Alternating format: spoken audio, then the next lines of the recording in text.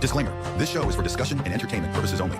The Finding Gnosis show is a platform for open discussion, exploration, and opinion sharing. The views expressed by hosts, guests, and participants are personal opinions and do not constitute professional, medical, legal, or financial advice. All topics discussed are only intended to spark curiosity, entertain, and encourage independent thought. If any subject interests you, we strongly advise conducting your own thorough research using reliable and professional sources. Critical thinking and due diligence is key. Stay curious, stay informed, be well, be lucky, and don't be an arsehole.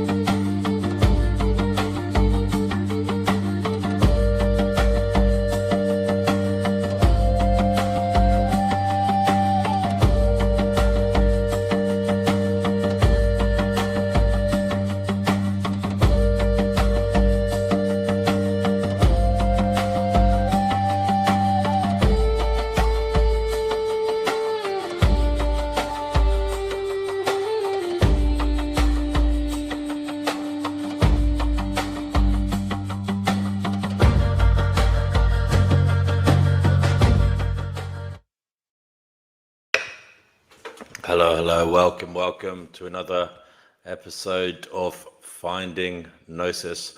I do hope you are exceedingly well. We have with us already Brother Vegan Equilibrium, who is here. Brother Vegan, how are you? Oh, getting over some kind of cold or flu thing. It's going around apparently this winter. Apparently, the flu intake in hospitals is up 50% in this part of the world anyway, compared to last year. I've managed to avoid it thus far, so I'm sorry to hear you're going through that. So you said you're coming down with it, or you're getting over it? Sorry. I'm getting over it. I think this is I think I'm kind of coming to the end of it. Well, Brother Marcus said he had a chest infection last time he was on, so yeah, it seems a lot of people are getting it. Was it a nasty one?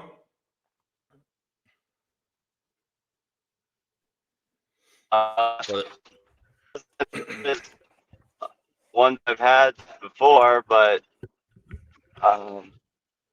it kept me out of work for a week. right. And what thoughts did you have when you were ill? Because I know that it's a time for reflection when we are incapacitated. How did it make you feel? Did you have any, dare I say it, gnosis? I just feel very mortal and very kind of just makes me reflect on, like, every time I'm sick, I always think, oh, is this what being old feels like? Right. But old people are not constantly sick, are they? All the time, right? For the most part. But like right before you die, like let's say you're gonna die of old age or natural causes or whatever they say. I mean, generally it's because things are starting to, you know, shut down or stop working as well. Like things aren't running, your body's not running efficiently. So, like when I'm sick, I have something called IgA deficiency, immunoglobulin antibody. So I'm immunosuppressed, or I'm immunocompromised. um, so when I get sick, I get very tired, and I just think, like, I wonder if this is what it's like, when you're on because, like, sometimes when you're sick, you just feel like, oh man, I feel like I'm dying. You know, you just think like, I don't know, that you're. I wonder if that's what it feels like. I wonder. Now, this immune problem that you mentioned, what are the symptoms of that for anybody listening who might be worried about it? And how do you deal with it? Um, Can you mention what it's called again, just for others? it's called selective immunoglobulin antibody deficiency.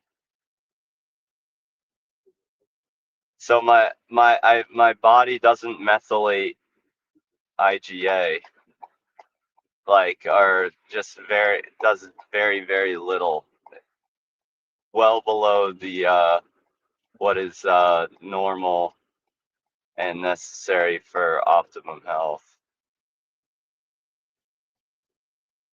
And how did you find out about this? Was it like a random blood test kind of thing? Or is it something that's you have to do a specialized test for? They do it through a blood. Yeah, it's a blood test.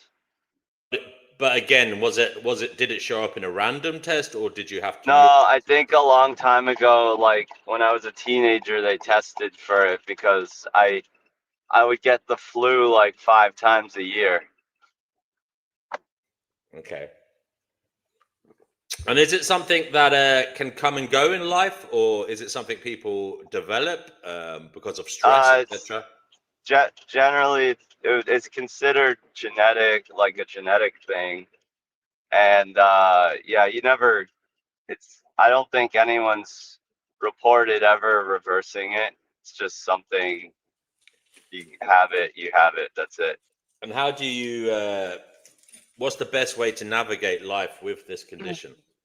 Well, I used at one point I thought I had found the best way, and I thought, and I it probably still is the best way, and that is to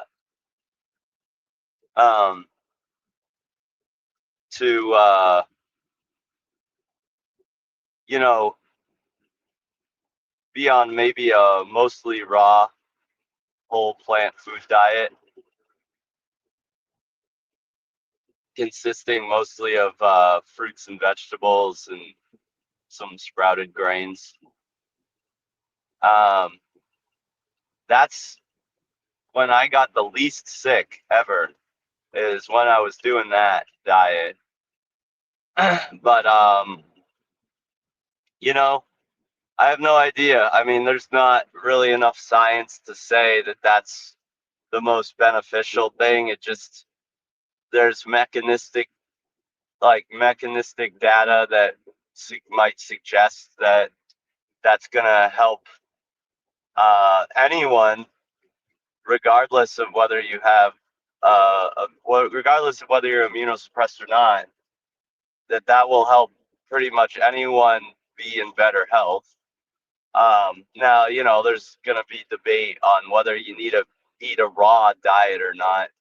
There's plenty there. It's, you know, the science is not out on that, but it just seems like that's what helps, because you're gonna get the most water, you're gonna get the most fiber, you're gonna get the most vitamins and minerals, um, and the most and mostly, I think what's the biggest benefit there is the antioxidants. Like, you're gonna get an unbelievable amount of antioxidants. Now, I have not been doing a raw diet for a long time now. I fell off that wagon.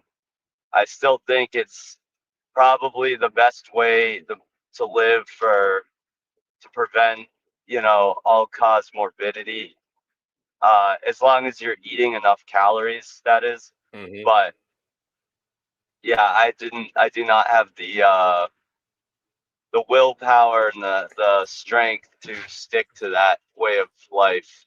And why is that? Is that because it's harder to, you like convenience, you like buying food out and stuff, and it's hard to get Yeah, the raw yeah, of foods? Is that it? course. Of Yeah. course, I like the convenience of and you know, just, yeah, I'm addicted to to cooked food, and I don't know. Yeah, so There's something to be said for cramming as much raw food into you as possible, and not going too hard on yourself when you have a day off or a few days. Like, even if you're doing it a day or two a week, isn't that something? yeah, sure it is. There's something interesting about the raw diet, though, is that the more you move toward it, like the more that you incorporate that into your life, the more sensitive you become to, like, the things that aren't good for you. Yes, and that's a problem, isn't it? In a way, it is. I Mm. mean, you know, for a long time, it kept me in line because I couldn't eat. I tried and go back to eating certain things that wouldn't feel good, but a lot of that has to do with the fact that when you stop eating certain things for a while, you lose some of the gut bacteria Ah, that helps with the digestion of those foods. okay. Um, And then they become a problem. yeah, Mm. so then you have to start eating them little, like slowly, little a bit at a time, to be able to reincorporate them fully. Mm. I see. I see. This is But very. definitely stay. I'd say definitely stay away from high fat foods. Stay away from fried foods. Um, Even if you're not vegan, stay away from dairy and red meat. Like, you know, all animal products are bad, both ethically and health wise. But red meat, processed meat, and dairy are like some of the worst uh, things you can put in your body, as far as animal products are concerned. But yeah, just in general, in general, like plant-based or not plant-based, stay away from high-fat foods and fried foods. Like, Have and you ever you'll be in thought a of much better being place. have you ever thought of being a nutritionist? I mean, there's so many things you could be. You could be a personal trainer, nutritionist. Have you ever thought of doing these things, like helping Well, people? I could not be a personal trainer. I Well, do you know not a lot have. about it. You've spoken to me Yeah, about it, that really. doesn't matter. If you want, it's a competitive field. If you want clients, you have to be a roided jacked dude.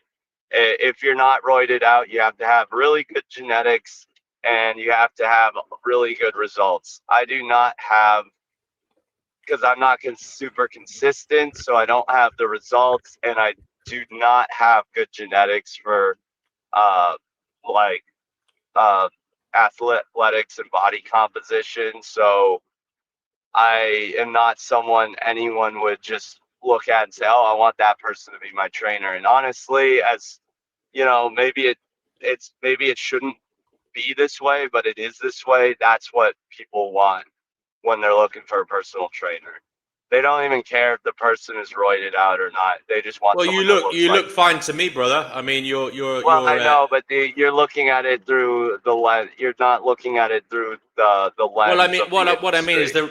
there may be a market for people who don't consider that they don't necessarily want to get jacked up. They want to be slender, healthy, Right. Well, and fit. it's a very small market, and it's not lucrative. So if you want to make money as a Okay. personal trainer, and you're not just like a I fit girl, because I then imagine there. you have to be an extremely fit guy Well, to get a lot of clients. yeah, I imagine that way of doing things would be more oriented towards like yoga and well-being, kind of that kind of like like Just say you if you want to know that you getting want to fit know your without the trainer has exercise equipment. you want to know your trainer can get results. If they haven't got results for themselves, why would you trust them to help you get results? Like You're doing if okay. there's if you have the option, if you're gonna pay 50, first of all, if someone's only charging $20 an hour, you're gonna think, okay, well, no trainer charges that little. This person must suck.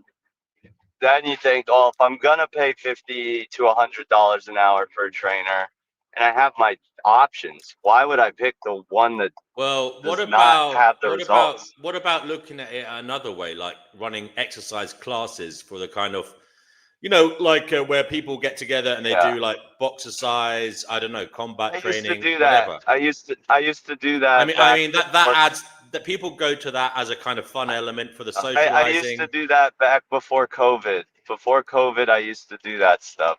Well, what's wrong with that? I They're don't have popular. a gym. I don't have access. I had access to a gym at that time that I was with no overhead, and I don't have that anymore. So, Okay. um, but yeah, no, one of the things though I was I did thinking say about. about nutrition though. You know a lot about nutrition. Were you never interested in being a nutritionist or Nah, it no? doesn't. Okay. I couldn't do that. But one of the interesting things about avoiding colds and flus, it's like we don't want to like spread them, right? We're like, oh, don't bring that to me, right? I don't, and you want to we try our best to evade colds and flus as much as we can. But one of the weird things about how all that works is, if I'm not an expert, so I might be wrong about this, but I think that possibly what happens is you avoid it long enough and you escape it long enough, and the cold or the flu, it keeps evolving. They Mm-hmm. evolve very quickly, and if you didn't catch the last season or the last several seasons, then your body is not, like when you catch a Mm. season, your body's more acclimated to deal with the next evolution of it, Right, right? right, right. If you didn't catch it and you go so long without without it, right? Yeah. When it finally does hit you, it's like a shock to your system, and Mm, mm, you mm, get it bad, right? I don't know if that's really how it works, but right, I right, right. think it might be. I think there's probably some truth in that. And the other side to this is I've noticed with myself when I was not socializing as much in the past, I would catch one and it would be pretty bad. You know what I mean?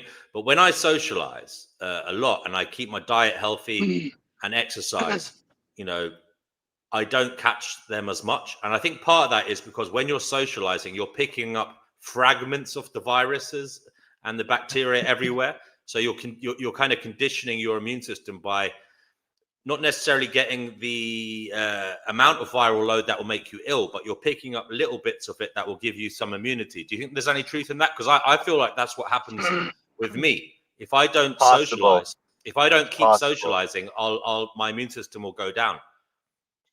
I have to go, but it was good talk, and Well, would you like I'll to be. call people onto the show, brother? Because it'll be a lonely show without anybody on it, and you are going, unfortunately. So you led the way. I have. Yeah. Please, anyone, come on the stream and let's have a conversation. Brother Marcus, evolution is a religion. Yeah, we need to get that guy on here. What was his name? Anyway, I gotta America's Life. run, but we'll talk. We'll talk soon. Okay, brother. Take care. Good to talk to you. So long. Guys, in the live chat, do come on. There is a link there for you to come on. It's going to be a nice chill stream, so we can just chat as we're doing things. I'm going to be doing a little bit on my computer behind the scenes while I'm talking here. So nothing overly taxing, just a relaxing stream for a few hours, perhaps. See how we get on. So if you are doing chores or you're doing something on your computer, come on, and you can have this on in the background, and you can interject, chime in whenever you feel like it. The link is in the live chat. Yeah, I was thinking, guys, I'm going to start doing some streams back like I used to, kind of like mini kind of lectures on different things. And I was thinking of looking at some of the self-help gurus out there. So like Don Miguel Ruiz, people like that. And maybe looking at their most famous works, their famous books, and kind of doing a synopsis of what these people say we should be doing with a critical lens, trying to deduce some sense out of them, but not to the degree that we, bow down to them, without asking, is this sensible? Is this sensible? Is this going to help? So, yeah, we might look at people like, as I said, Don Miguel Ruiz, the Mexican fella who's very popular in the self-help industry. We might even look at people like Alan Watts. And who else? I suppose Rhonda Byrne. Didn't she write The Secret? That law of attraction thing. I mean, I don't know much about that kind of thing, but I thought it would be interesting to delve into it because it is very popular. Some of it seems like quackery to me, if I'm honest. But there are people who swear by it. So perhaps it would be, something we should do if we're practicing due diligence on this channel, where we are trying to find out what the hell is going on in this strange existence and what we should be doing here. Perhaps we should be looking at some of the, big hitters in the self-help industry, It's funny, isn't it? Because we read self-help books trying to help ourselves, and the books are written by someone else. I mean, that's the old joke. It is quite funny, isn't it? It's quite a misnomer, isn't it? A self-help book, because really you're getting help of somebody else. But anyway, that's the old joke. Anyway, guys, the link is in the chat. Do come on if you want to. I know you might feel shy, but it would be good to have a first-time caller, as it were. Leader Laney, you've never been on this show, but you often like us on Facebook. We're live on Facebook, by the way. We're live on Facebook, Twitter, and YouTube. Do share the stream, guys. Share the stream, give it a like for the algorithm, but in particular, share it somewhere. Share it on your community posts, share it on your Facebook feed, share it on your Twitter feed, whatever. Reddit, Discord, bring in some newbies so that we can perhaps find somebody who might tell us something meaningful. That is the hope. And you know what? It's good to do it a little bit earlier, actually, for me. I popped on here because it's pissing rain actually outside. And it's even too wet to walk the dog at the moment. So I'll have to walk him later when there's a break in the rain. And my other half was here for a while, but she got bored and she's gone off doing something. So she's having a bit of me time. I'm having a bit of me time. And when I have a bit of me time, sometimes I like to talk to you guys. That's kind of one of my hobbies. I hope you don't mind me using you like that. But hey ho, it's that type of world. We're all using each other for this or that. Hopefully, you too find this show useful in some way. Hopefully, that is the hope. It's a win-win situation, perhaps. Perhaps that's the aim. An uptick in our well-being across the board. Hopefully. So, hello to Jean Francis. Hello, brother. Good to have you with us. John, are you ever going to come on here? You're a long-time commenter. It would be good to have you on the show talking to us, But yeah, let's just have a look at today's news whilst I'm waiting for anybody to come on and get the show going. I'm going to go to BBC News and see what the headlines are around the world. Okay. Man arrested after people sprayed with pepper spray at Heathrow Airport. Okay, I heard about this. So basically, somebody who had an argument with other people that apparently he knew sprayed a few people with, oh my God, more than a few. 21 people were treated for injuries, and 5 of them were taken to hospital. That's a lot of pepper spray. Holy shit. Did he have a fire extinguisher full of pepper spray? What the fuck? Anyway. Yeah. Condolences to anybody who suffered in that attack. More craziness in the world. Should we be surprised? Should we be surprised? Should we be shocked? Are we actually desensitized to the craziness of this world? Do we accept it? Do we just glaze over it, look the other way when we see the headlines because we're so used to craziness out there? You Americans, when you hear of a mass shooting in one of your schools over there, is it just par for the course? Is it something that, you just expect, like your morning coffee, your lunchtime banana? Is it just part of life that you don't question? You're used to it. You've been conditioned somehow or other to just accept it as acceptable. Is that the case? Hello to you. If you just joined, do say hello in the chat. We are live on YouTube, live on Facebook, live on X, formerly twitter.com. And yeah, I see Gary Lineker. Good old Gary. I like Gary. He got sacked he left the BBC, didn't he? But he's taken up a Netflix deal. Massive money.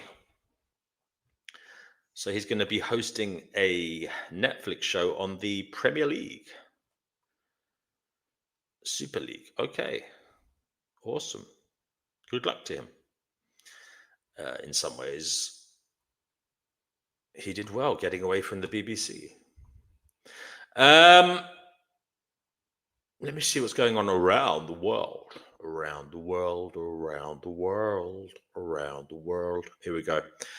Benin coup attempt foiled by loyalist troops, Interior Minister says. Okay.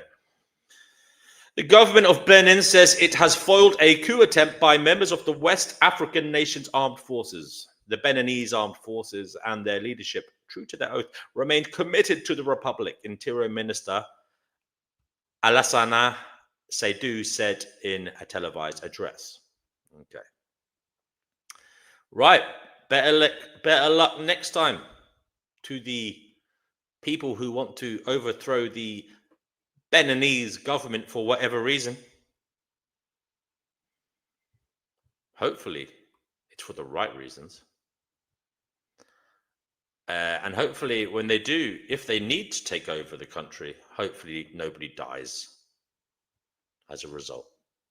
There was a nightclub fire in India's Goa. 25 people, including staff and tourists, were killed. That's very terrible news. Must be a horrific way to go, burning to death on a night out when you're meant to be having fun with your friends, living your best life. Police believe a gas cylinder exploded in the kitchen of the Birch nightclub located near a popular beach. The venue was packed with revelers who had come to hear a Bollywood DJ. My goodness me. 4 people from the same Delhi family and 21 staff were among the victims. My goodness me. So since mostly the staff got killed. And that poor family, 4 members of one family. Okay, sad news. Rest in peace to all the victims. And I do wish well to all those who will have to recuperate from the horrific injuries I'm sure they have had inflicted upon them by that terrible, terrible tragedy. D&W needs the Lord, says Mike Dunnigan. Yes, that is true. Mike Dunnigan says we have fallen away from Jesus.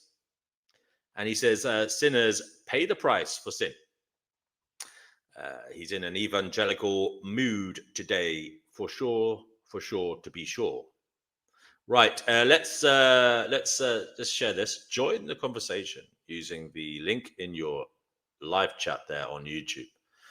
Brother Marcus says, Jesus loves me. This I know, for the Bible tells me so. There you go. Remember that. Carry that in your heart. Put that in your back pocket. It will get you through many a cold night, many a dark night of the soul. Mike Dunnigan says, godly women know that their purpose is to marry and bear many children, according to Mike Dunnigan there, I'm sure with his tongue firmly in his cheek. Emphasis on the sarcastic tone there, if he was speaking those words. Obviously, when they're written down and nobody knows the backstory, people might not understand that Mike is not being serious. He is actually writing the oppositional view of what he usually says, which is don't bring anybody into this world. That's his opinion. He has his reasons. Are they good enough? That is the question. The link is in the live chat, folks, if you want to come on. I'll keep reading the news. Okay, Hong Kong votes in election as city mourns deadly fire. Okay, there's a terrible fire there recently, wasn't there? In one of those high-rise buildings.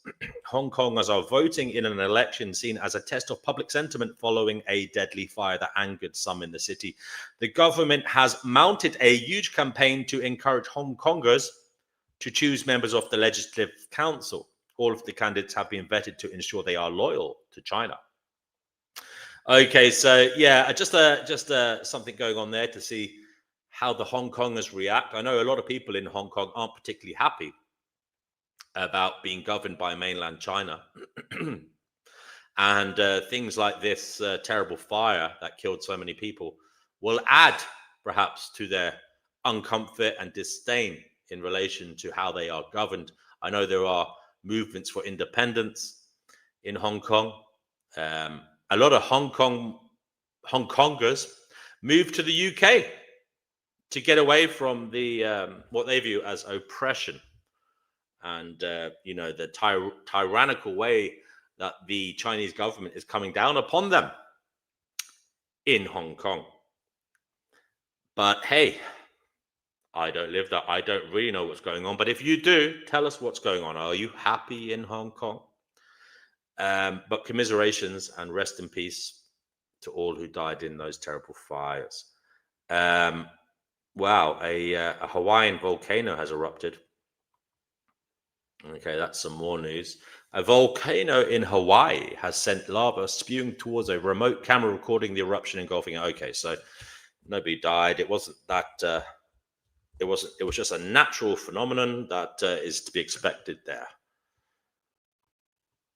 in that place where there does be volcanic eruptions. Hello to Sanctuary Seeker. He says, hello, good people. Yes. Do come on, guys. The link is in the chat. What are you sitting on your hands for? Click on the link and come on and save the show from a certain death otherwise. Yes, Chernobyl radiation shield lost. It has lost its safety function after drone strike, a UN watchdog says. Okay, a drone has hit the protective shield around the Chernobyl nuclear reactor. Yes. So this is as a result of Russian incoming drones attacking Ukraine. A protective shield covering the Chernobyl nuclear reactor in Ukraine can no longer provide its main containment function following a drone strike earlier this year, according to a UN watchdog, the International Atomic Energy Agency.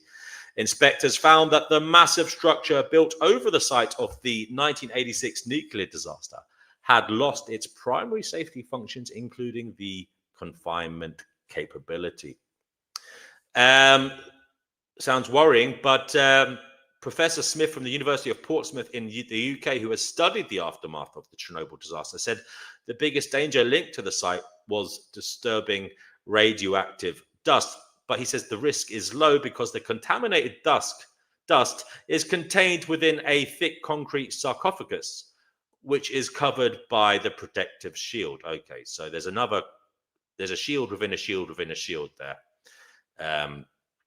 So it doesn't seem to be something to be overly worried about, but it is the first line of defense, and they're saying it should be repaired. It should be repaired. Save another drone hits the defense system below that. You know, worrying stuff. The sarcophagus was put in place by the Soviet Union all those years ago to provide 100 years of prevention of the radioactive material leaking out over the next, as I said, 100 years. But apparently the sarcophagus only had a 30-year lifespan, prompting the need for the protective shell that was put over it. So that doesn't read very well, does it? I mean, we're coming up to, we're over 30 years, aren't we? What's going on there? I don't know when it was built.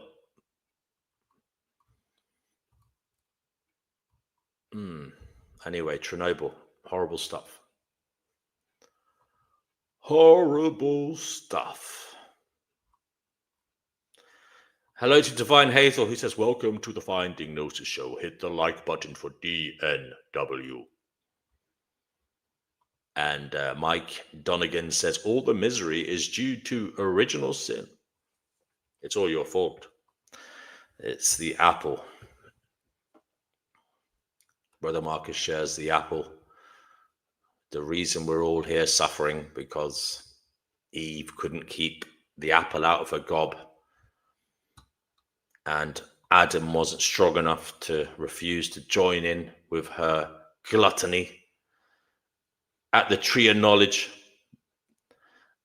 Oh, the tree that caused our ruination. Okay, so Katy Perry has gone Instagram official with Justin Trudeau. My goodness me, look at them both. You'd think they were like 20, 21, 22. They're so happy and smiley. But hey ho, I don't know what age he is. Is he in his 50s or something? I think she's about 40 now, something like that. Anyway, Katy Perry and former Canadian Prime Minister Justin Trudeau have gone Instagram official after the singer posted a string of photographs and videos of their trip to Japan.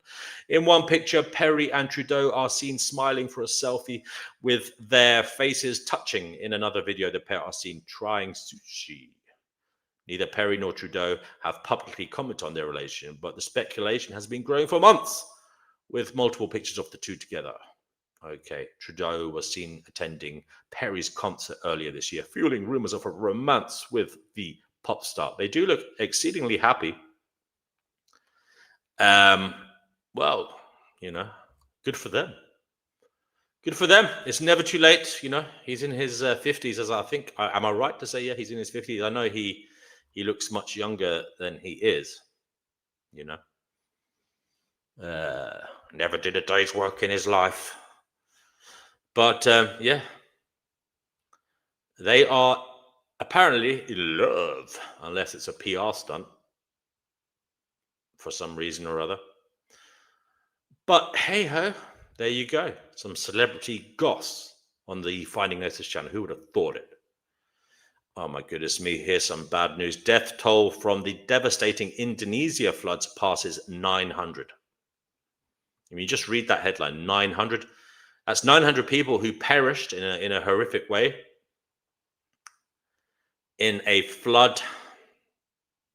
Maybe their building collapsed on them because the foundations were washed away. Maybe they panicked and died whilst drowning in their living room or in their car or on the street. Maybe they were an old person trying desperately to swim, but then lost out eventually as their energy zapped from their body and they succumbed to Mother Nature's horrific effect, the causation of all death. Anyway, the death toll in Indonesia from recent flooding has passed 900, with hundreds still missing. Imagine these are also people who, had people depending on them. Perhaps they were parents, perhaps they were loved, perhaps they were partners, friends, teachers, whatever. Children, people loved them, people cared about them. These were individuals with agency, had their lives ahead of them, and they have literally been washed away in the most horrible way imaginable. More than 100,000 homes were destroyed when a rare and powerful cyclone formed over the Malacca Strait last week, bringing torrential rain and landslides to parts of the Southeast Asian country. Well, I'm sure Cougar Duma will have something to say about that. He will say it is as a result of global heating, aka climate change. Maybe. Efforts to reach people in areas still cut off are ongoing, with aid having to be airdropped into some places. The Indonesia floods were one of several extreme weather events that hit Asia in recent weeks, with the cumulative death toll in Sri Lanka, Thailand, Malaysia, and Vietnam approaching 2,000. In Aceh Tamiang, one of the hardest hit areas of Indonesia, survivors describe villages being entirely swept away by fast-moving deluges. Yes. We have Brother Marcus has just joined us. Brother Marcus, welcome to Finding Gnosis. How are you doing in terms of your search for Gnosis? It's on pause right now. It's on pause right now. Sorry, how is your chest infection? You said you had a slight chest infection. Are you feeling any better, brother? It spread into my sinus, and I had a fever yesterday, and I'm dizzy, I have a headache, and can't sleep because I'm coughing all the time, and sore throat, and fatigued. And bloody hell. yeah. I'm sorry to hear that.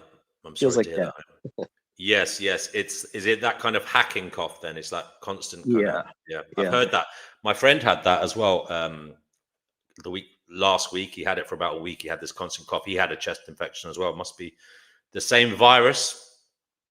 I don't know where I got it from because I don't go out that much. But obviously, the times that I do go out, all it takes is one touch somewhere. Yeah, all it takes is one little droplet, perhaps. It is amazing how something so tiny can like take down. I've always found that fascinating. There was that. I think it was like it's a book or like War of the Worlds, right? Was that at the end of it? Was it War of the Worlds? There was a story about aliens coming down to invade us, and at the end of it, they all got sick because they weren't acclimatized to our viruses and bacteria that they died. And it is amazing. Like we've evolved. Well, I don't know what Max would say. We adapted to these viruses and bacteria, and yeah, if you're not acclimatized to it, then you're kind of fucked. I think. Right. I think. I don't. Yeah, and it's not actually spoken about much. That is a good point that story raised. I mean, I know it's akin to like the conquistadors going to South America and calling the Yeah. death of the Aztecs because of all the different diseases they brought over. But it is probable that aliens, if they did come here, would bring some bugs that might kill us, and we might cause them problems Or as vice well. versa. Yeah. Mm, mm. But brother Marcus, it seems, as I said, these illnesses are doing the rounds at the moment. Vegan Equilibrium was a bit ill as well. He's just getting better.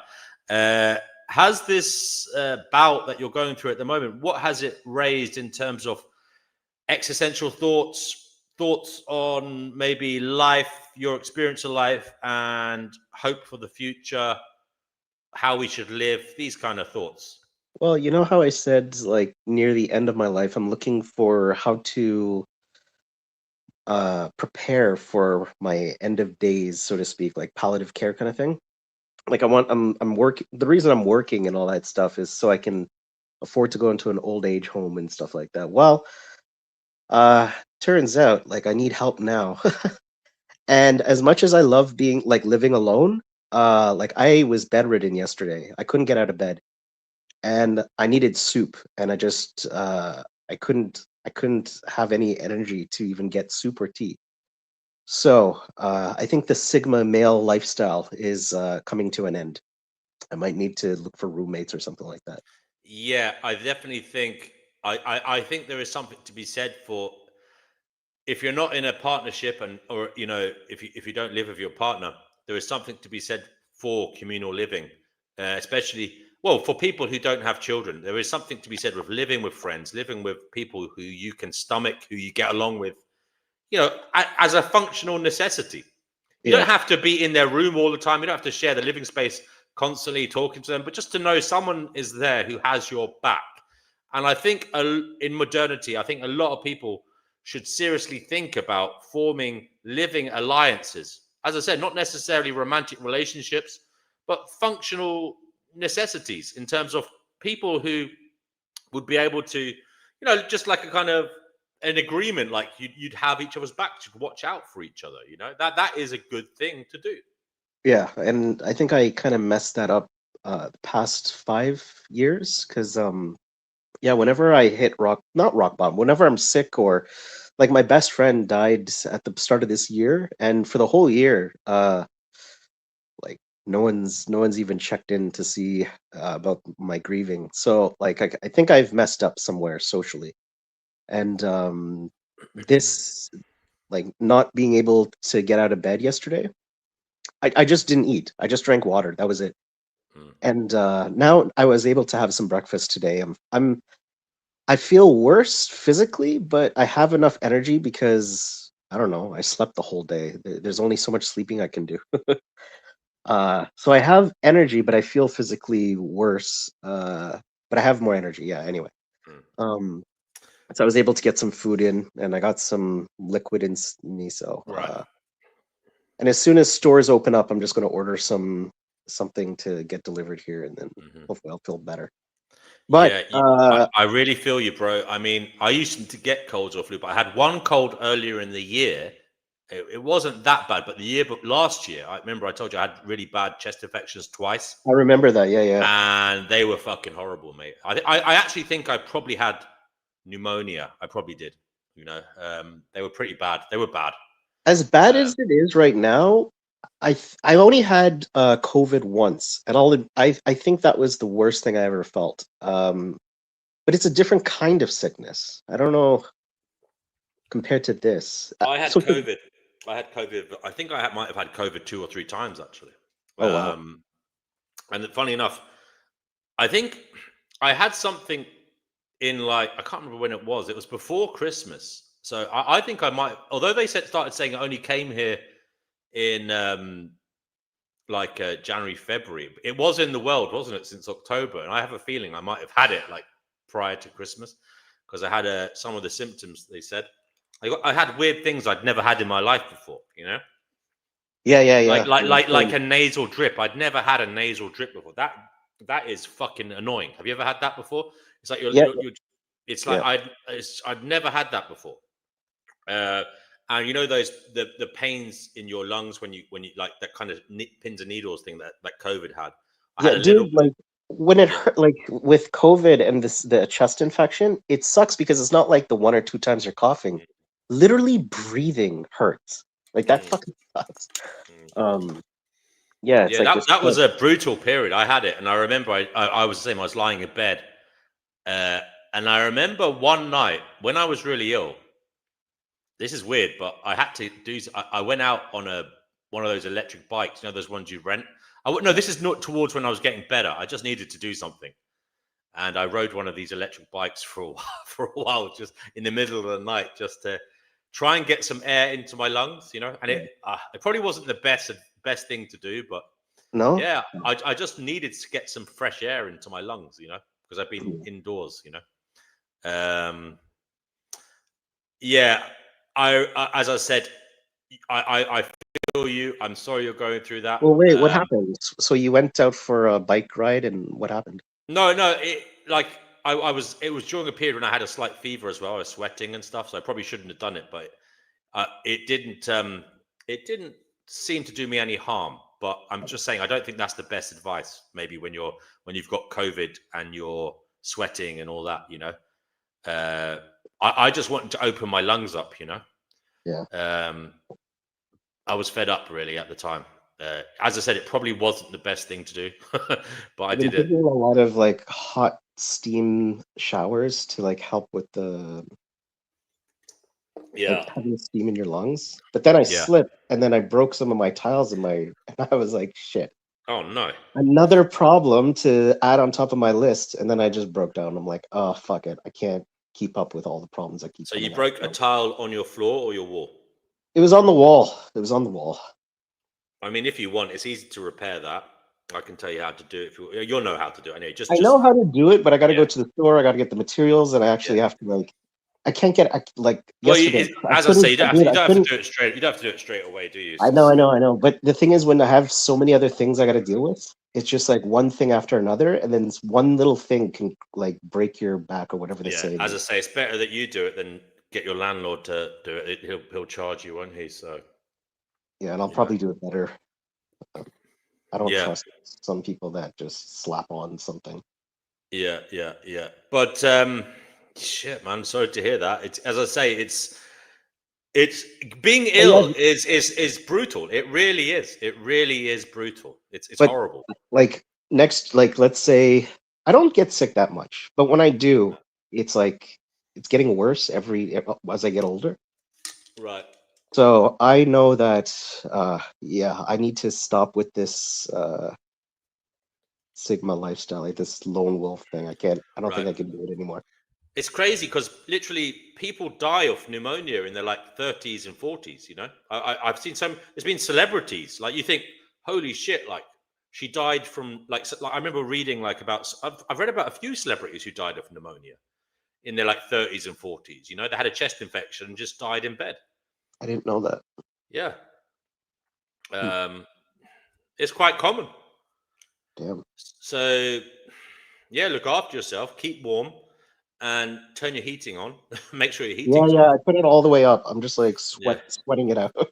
Yeah. I mean, this is the crazy thing. And they say to watch your spending, but it's not as easy as that. You do need heating at home, you know? You need to keep yourself warm, you know? Yeah. But yeah, isn't it like as much as people complain about life and feel depressed sometimes, when they're really ill, it's like, holy shit, I'd give anything just for feeling normal, you know? And it's not even to feel, you know, when you feel normal, you might want to feel like, I don't know, you might want to be rich or you might want to be, you know, this or that or successful.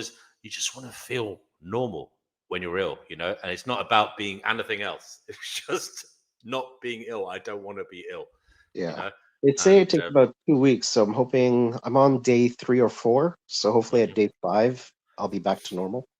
Right. Yeah. You'll be over the worst of it. Yeah. But I don't want to forget, because I think when I do recover from a sickness, the year goes by and you forget what happened, and then you don't really prepare. Like what I thought about, like I've been making a list of things that I wish I had before I got sick. Like I wish I stocked up on soup and like ginger ale or something like Yeah, that. you've hit the nail on the head there, because I was just about to say, you said before that you've got Trinidadian lineage. Now, a lot of the old people knew about herbs and remedies. And do you ever feel that sometimes your diet, in terms of like, you've gone more into modern ways of eating, that you've lost some of that vitality from the way they used to eat, you know? I don't know if that's the case for you, but What do you mean? certainly for me, like when I eat a lot more herbs now than I used to, and I think it does help, you know. Herbs? Like what? Like I Like eat spinach turmeric, and oh like chili powder, garlic, you know, granules, whatever. yeah, I don't really have that much in my diet. Actually, I don't think I have any of that. Yeah, I do, It's just very and plain. It's just like rice, beans, tofu, yeah, and frozen veg. I think it's something to look into, brother. It is. I think, you know, it's something to look into. Mhm. I'm not saying it's going to cure all ills, but it might be somewhat preventative, you know, sometimes, not all the time, you know. Uh, Look, and I think we must try it as much as we can to stave off the unwanted. And yeah, so you're not even having any kind of home brewed remedies like garlic and what do I No, have? I had one muffin left in Mm, my fridge and it was stale. I still ate it because that's all I have for food. And then I just yeah. drank a bunch of water. That's all I've had. Mm, But I have enough energy to order something in, so I'll do that. yeah, yeah, I yeah. I don't have a lot of money, but I don't care right now. I'll worry about that later. Hello Yeah. to retro. Yeah, yeah. Well, I hope that you get something that helps you recuperate, and is. I mean, the thing about being that ill is you don't even really enjoy eating because you can't taste much, or it doesn't. Well, Yeah. that's the thing. I can't taste any like yeah, I could barely taste anything, and so I'm not really going to enjoy anything. But oh well. I just need some fluid and some food. Yeah, Yeah. yeah. And yeah. So I that remember. event I just like remember when I had my first kind of fever. I think I was about 19. Yeah, I'd never had a fever before. You know, like when you're sweating. Like I thought Mhm. I was going to die. You know, I really did. And they are actually really scary when when you get a really bad fever, flu kind of, like especially the first time you get it. It's like, what the fuck is this? What's You know? happening? Yeah. Yeah. I don't get that many fevers, but yeah, when I do get them, it's pretty intense. Yeah. Hi, Yeah. Marcus. What are you doing here? Uh what did I do here? I don't know, he showed up early, so Yeah, I know. Mm. It's early, isn't she? Huh. Well, I'm going to go to the kitchen, and Is unfortunately, that, is this, I haven't got my Bluetooth headset, so I won't be able to listen to you because I left my Bluetooth. The one I used for this, I left at my friend's house. So you'll, I'm on a kind oh. of an old school analog fucking headset, but I won't be able to bring that to the kitchen, so I won't be able to hear what you're saying. But I'll be back in a bit, okay? okay. You know what, Marcus? Every time I come here, he does this. He Is this fine? does. I've just been watching Netflix. There's a fabulous series on there. What are you watching? Hold on, let me just go and see what it's called to get my The Beast in Me. Oh yeah, I've heard things It's about very that. good. What's It's it about? very basically it's about, I've forgotten his name of the actor. He's a very, very rich property developer, and he's committed a murder, and it's all to do with money and stuff. I'm up to the last episode, I think. But listen, I just like the guy that's actually in. He was also. Have you ever seen The Scapegoat on YouTube? No. Fabulous. He's in The Scapegoat, and he's a fabulous actor. Really lovely to watch. I find him quite mesmeric. Well, have you ever seen The Last Vermeer? The last what? Vermeer. You know the Dutch painter called Vermeer. No. There's a film called The Last Vermeer, and what's his name? I've forgotten the American actor that plays a part, but it's the most fantastic acting. It's one of those films you have to watch about 4 times. It's about basically he's the guy that faked Vermeer paintings to sell to the Nazis during the Second World War. Oh. Fabulous film. Really very good film to watch. Yeah. Is it on Netflix? Yes, on Netflix, yes. Yeah, very good. I do love Netflix. People give it a lot of bad criticism, but I think for £11 a month, it's not a bad deal. Well, there's not many options, right? It's just like Netflix, Amazon Prime. What else is there? Yeah, Apple, but I suppose, Apple TV, is it? Oh yeah, right, Apple TV. Yeah. I don't know. You Is know, there a Apple's Google the one as well richest- now? I don't know. Guys, I know there's you YouTube, know- but is there Do you Google know TV? Apple's the richest company in the world? I didn't know that. Yes, Apple? it is. The Really? richest. I know. I think Tesla's richer than Apple, isn't it? I thought, No. yeah, Tesla. No? No, it isn't. I was watching a video the other night of it, and Apple's the richest country in the world. Richest I have country in the world. I have nothing from Apple. It's weird. I don't. Mate, I went to the Apple store. I've been to the Apple store twice in the last few weeks. It's such a pile of crap. Yeah. my partner is obsessed with Apple, right? Oh. See? And they're looking to get they've ordered this iPhone 17 Pro Max, the best one. God. And I'm like, why the fuck do you need that? You know what I mean? Yes, I know very well.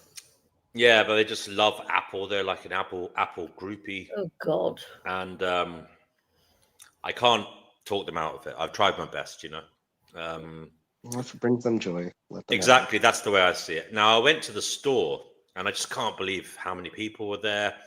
I went to the one, Chickpea. I went to a few of them. I went to one in White City. Yeah. Mm-hmm. I went to one in, do you know Battersea Power Station? The new shopping centre there? Yes. Well, I don't know. That shopping centre is opulent, to say the least. It's got all the top. Okay. Yeah, it's got Cartier, Tag. It's got all these, like, basically, you go there, it's probably like millionaires everywhere because it's the shops are insane. Yeah, I know there's a lot of rich folks down there, yeah.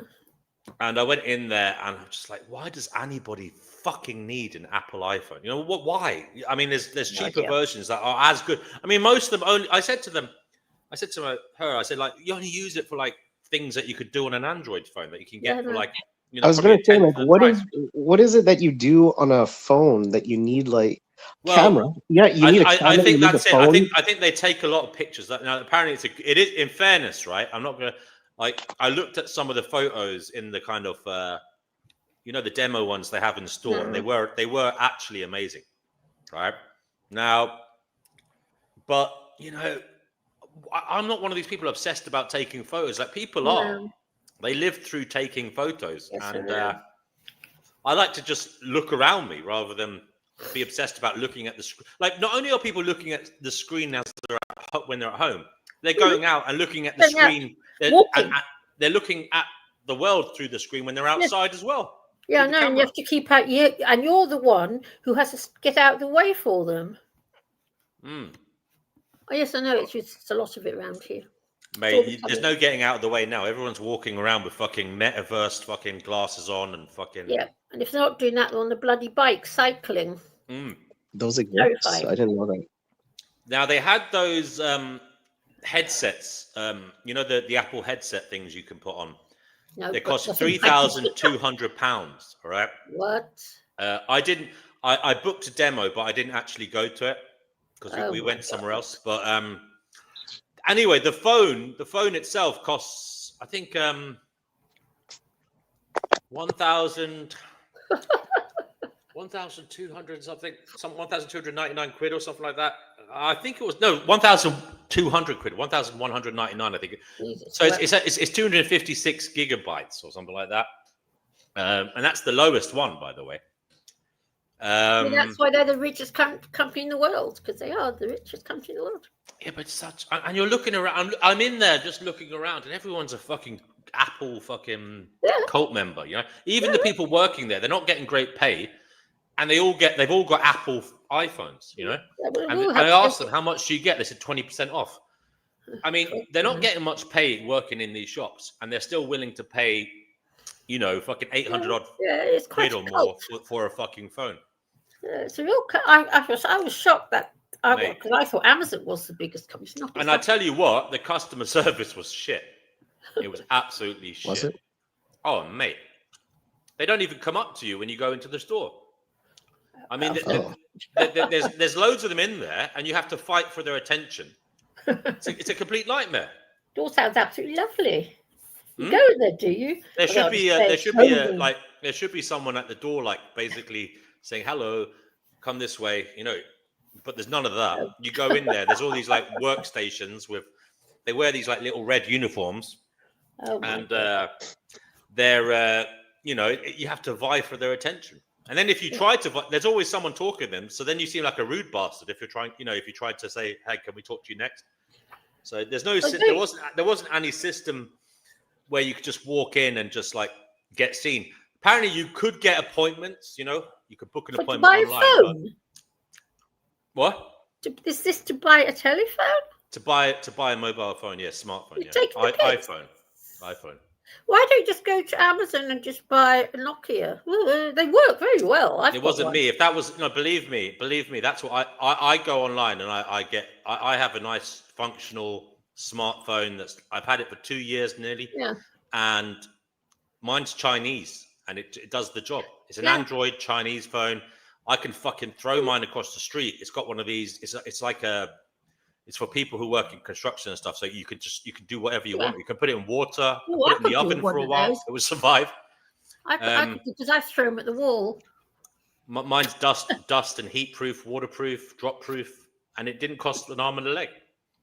And it's got all the Android apps.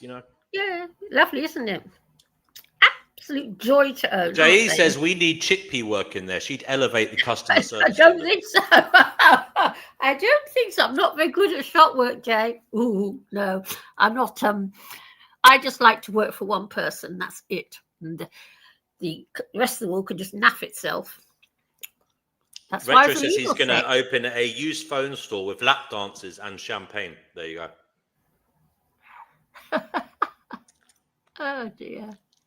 Richard says Linux is the best operating system, free and open source freedom. I mean, I don't know if there are Linux phones. Can you get a Linux? Can you run Linux on a phone? I don't know. I just use Nokia. Good Lord. It's also complicated. But now Amazon. You get it on Amazon, DW. All right. When I was young, we just had one phone plugged into the wall, and that was it. And you know what? It was a lot easier than what we have now. It's an ULE phone.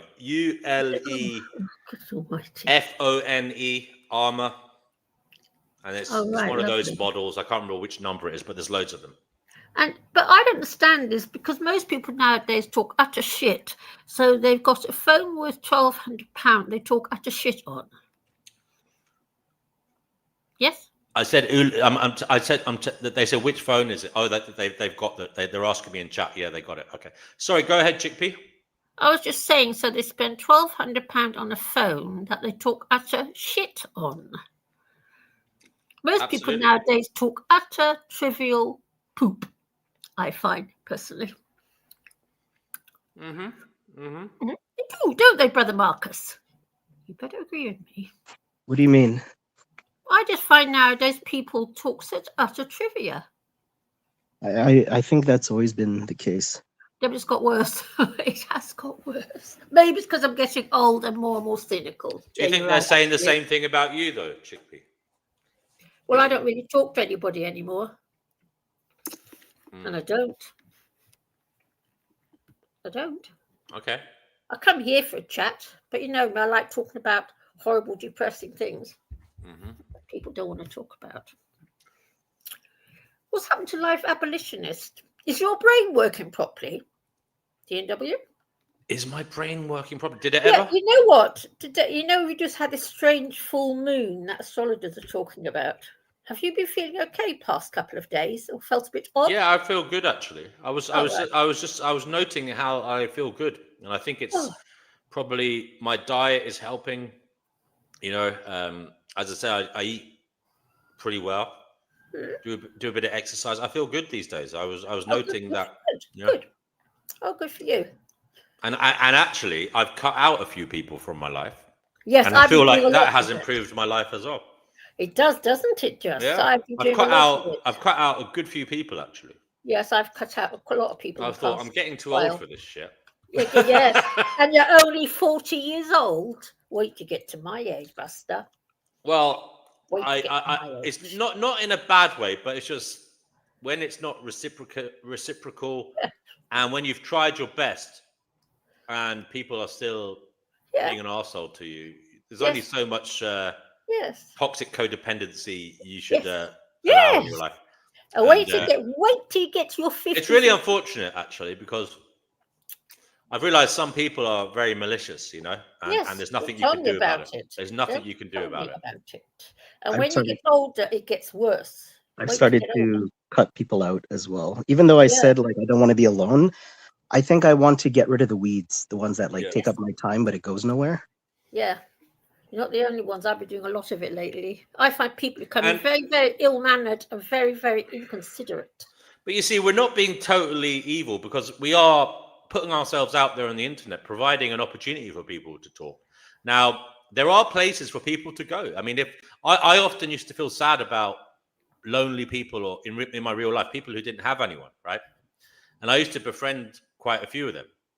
But I often found they were quite spiteful and manipulative and malicious towards me, you know?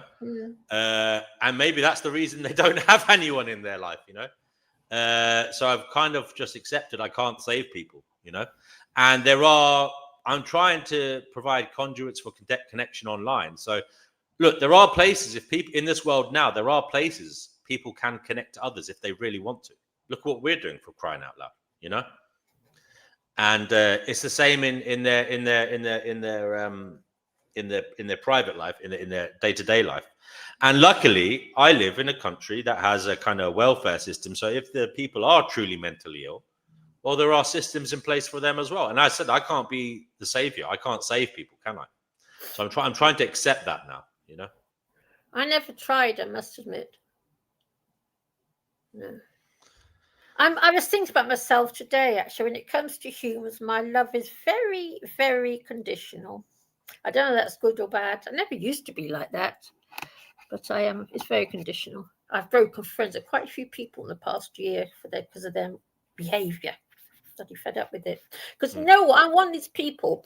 I believe in you should always help your neighbours. So if anyone needs help, like they want to take in parcels for them, do a bit of decorating or whatever, I'll always help out because I believe you should help your neighbours. But no one ever helps me, I've noticed. And when my hands are sore and I can't do some work for them, like a bit of potting up, you know, I'm very good at potting up things. They give me a hard time. So just saying, okay, Liz, fair enough. No, give me a hard time. Why do you think that's the case? I've got no idea. But it happened to me a while back because, you know, I've got RA in my hands. And there are times when I can't use my hands. And if that's not respected by people, you could, well, you know, arthritis is very painful. But they never, you know, somebody said to me recently, you should try a bit harder with your hands then. And I thought, yeah, and maybe you should ask someone else to do your potting up for you. And she wonders why I'm not friends with her anymore. But I will say someone online did offer to help like a little bit. And so I'm not going to knock. No. They just said like if you need something, like I can help you out. And nice then. But that, and I appreciate my online friends. I really do. But that also like highlights sometimes the problem in my life is that I'm able to find people that are willing to help me out online, but not in my real life. And yeah, but how could somebody do your potting up for you if they're living in another country? I don't understand. Well, no, just with my sickness. But like if you need you're depressed. Well, I'm always here for you, Marcus. If you want to talk about depression, feel free. Okay. No. I have a chest cold, right? And I have no food. So they're like, if you need help, that was the thing. All right. Oh, sorry, you're ill. Yes, I told you that. Yeah, sorry, yeah.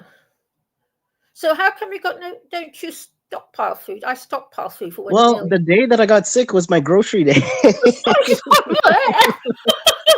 It That day I was supposed to go grocery shopping. Oh, sorry, Oh, sorry. that's Right, a okay, fair fucking enough. irony. I got you. Because I stopped Yeah, it was halfway the. when I my was hands like, are bad. And I can't go out or anything. yeah, no, I was like, I usually wait till the end of the week to go grocery shopping, and then All right. that's when I got sick, and I'm like, fuck. Have you taken lots of vitamin C? Sure, yeah. Have you?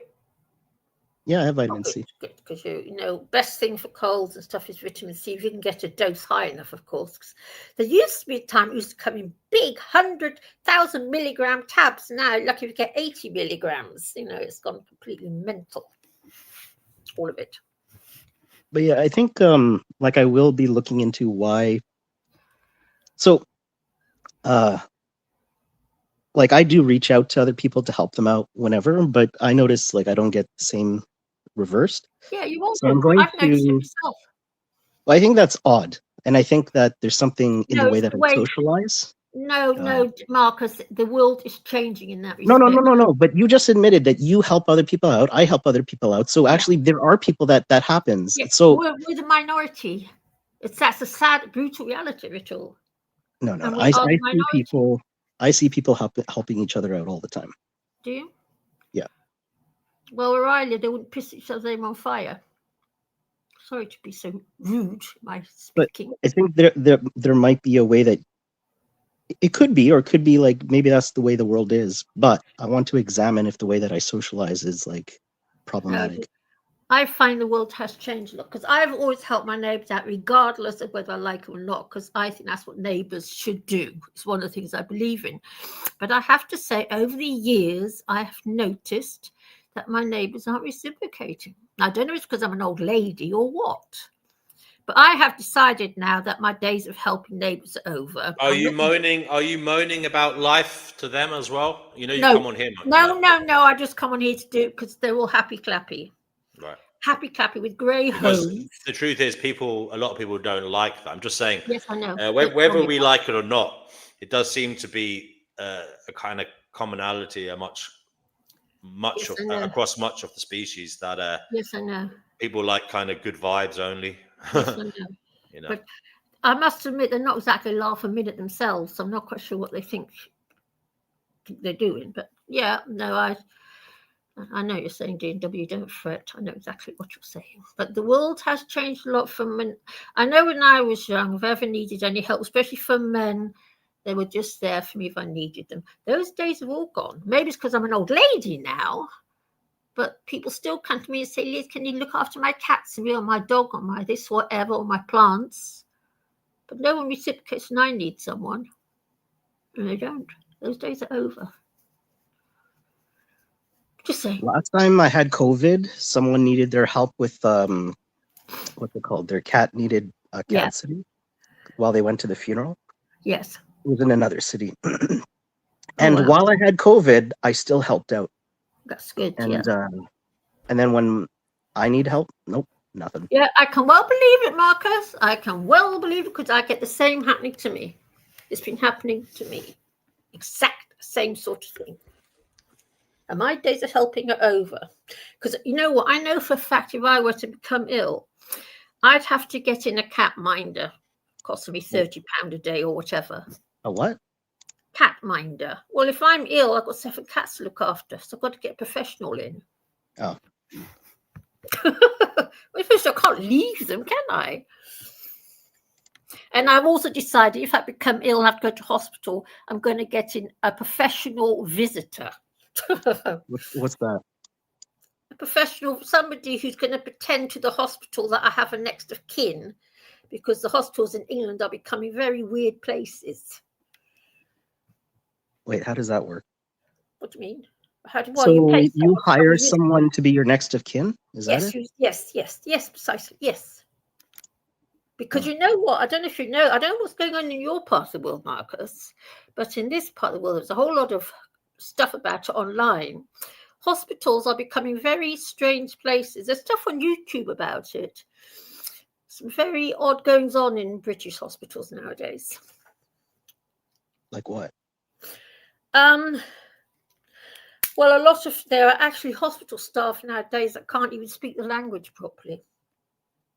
Yeah, I Should can't get any soup right now. But What? nothing. Just go ahead.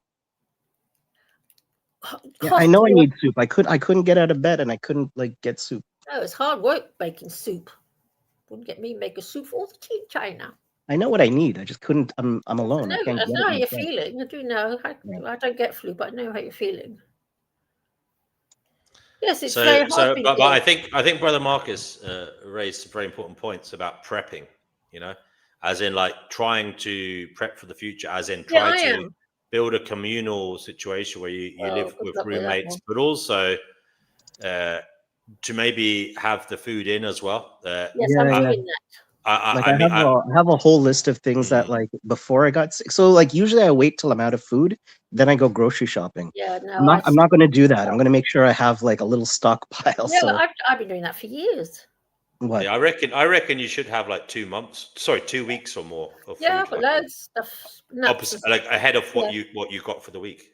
Yeah, I've been doing. You know, like in my place, I've got rice and I've got the dried soya chunks. You know, the ones you just add the Yes. boiling water. I've got them. You get them in the kind of ethnic aisles in the supermarket, and they're really good because that's pure protein. And you need lots of salted nuts. DNW, it's another good one. Right. I have almonds. Yeah. Salted nuts and dried fruit and nut combos. Well, the protein powder is good as well. You can get. Don't forget that. You need fruit as well. Dried fruit. Yes. Do you eat dried cherries? Not dried cherries. I have cranberry. I have dried cranberries. I have frozen blueberries. I have mixed fruit and nut. Yeah, I do like frozen blueberries. Yeah. Do you? I don't like them. No, but I eat a lot of dried. I put them on my oats in the morning. Right. No, I have lots of dried cherries. I love dried cherries. They're so expensive. They're £19 for a kilogram. Yeah. I love. When I was a little girl living in Germany, there used to be cherry trees that people could pick cherries from. That's how different the world was years ago. I can remember doing it, picking cherries from the trees. That's how much the world has changed. Have any of you ever read a self-help book? Because I was thinking of looking at some of the major self-help writers out there. Anthony Robbins. Okay. Yeah. What did you think? There was this guy. Oh shoot, I forgot his name. There's that military guy that. Goggins. Yeah, David Goggins. I read The Law of Attraction. With him, did he write a book about the law of attraction? I know there's several. No. I read in addition to Goggins, I read Law of Attraction. I've read. I don't think is that Rhonda Byrne or is that like which one? Who's that? Yeah. I think so. Yeah. I still actually have some of them on the bottom of my library. I'm looking at them now. They can be motivational, but they're all like you can't falsify any of it. I mean, it's good to know about what was popular at the time. Like this was really popular during the Oprah phase when she used to highlight these things. And there was a movie called The Law of Attraction. That was yeah. Yeah. Isn't the movie The Secret? Isn't that? Oh yeah, you're right. Yeah, it's called The Secret. But I like Chickpea. I think I heard her say one time, it's like, well, if you can manifest things, like why don't people manifest food for themselves? Exactly. Why can't we manifest food for ourselves with this manifestation thing? Why can't the starving children manifest food for themselves if that is so possible? Yeah. But you know me, I'm a pessimist, so manifesting anything, I'm too much of a pessimist to even think along those lines. But if it helps a person cope, then so be it. Too much of an old grump. And I am. I know my worldview doesn't offer any comfort. I know that much. Yeah, it's the way. Grumpy old bag. Do you not get little bits of comfort sometimes where you feel a sense of satisfaction that you see things the way you do for some reason or other? No. I mean, the only thing is, the only lesson is that we have to help each other. There's no hope for like Mm-hmm. I think a lot of people abdicate responsibility to other beings that don't even exist, in my view. And no, we can't do that. We really like this is, yeah, we have each other, and that's it. Yeah. Yeah, love your neighbour. Literally. But I've noticed there's not much that around nowadays. Like when I was young, it's true what you read sometimes in books. I really People- get on well with my neighbours at the moment. You're very, very lucky then, I tell you. I mean, I mean, it is no. I've lived in places where I didn't. I had the psycho neighbour from hell a few years ago, few years ago, before I moved to this one. No, And the thing is, my neighbours now are very pleasant people. We go out sometimes together and stuff. And you're very lucky. so what? Yeah, I know, Chippy. I'm just saying to you, sometimes, Yes. as a friend, I'm telling you, Yes. you do generalize sometimes and say, "Oh, Yes. but sometimes you have to understand it. It's luck of the draw, and it Yes, I isn't know. always terrible." I used to have that here, but they died. Stuart and the guy upstairs and the other guy, they all, Dominic upstairs, there was a guy, Dominic, Stuart and Andy, who lived above me. We used to be friends. And then I've had a couple of female friends move out, die on me. I used to have it here, but things have changed and changed and changed, and now all that is gone. It's gone. Well, since you had it before, like that's good to remember. Yeah, but I do miss them. It was nice having a door I could knock if I was feeling down the dumps and say, "Hello, Stuart, can I have a hug, please?" Chippy, there's loads of like community things around, isn't there? Like, But like, yeah, D&W, I'll be quite honest. one second, I've got a phone call. Sorry, I'll be right back. I'll tell you, Brother Marcus, I'm afraid because London's become such a weird place. I'm not very happy about walking outside on my own for any length of time. It's the way London has become. It never used to be like this. And so if something isn't on the doorstep, I tend to just keep my distance. It's how London has become. And I don't have a car, so that's the way things are. And I'm not allowed to drive a car because I'm blind in one eye and half blind in the other. So I'm not allowed to drive even if I wanted to. So I'm stuck. Do you want to hear I lost my sight? Sure. Yeah. I got RA, and many years ago, it all started. The doctors put me on a drug called Voltarol, which is an NSAID. I'm allergic to NSAIDs, but I still took them. And then one day I banged my head just very slightly. And all of a sudden I started seeing white flashing lights everywhere, and all my retina had come apart from my eyes, blah, blah, blah, from these tablets. Yes. It's weird what can happen to you with the simplest little bang on the head. It wasn't even sore. Now I lost the sight of my right eye and damaged the sight of my left. Yeah. But that's life, I guess. Yeah, so you have to be very careful with painkillers. And nowadays, the painkillers, they may be very effective, but they are very heavy duty, I've noticed. Have you noticed that yet? No. Oh, you haven't noticed yet? Yeah, wait till you get a bit older. God almighty. Yeah. Yeah, I lost the sight of my right eye completely. It's strange being blind as well, because I know now how it feels to be blind. And everybody says when you're blind, you just see black, but you don't. You actually see dark grey. So you're blind in one eye? Yeah, blind in one eye and very short-sighted in the other. Which eye? My right eye's blind, and my left eye's very short-sighted now. Yeah.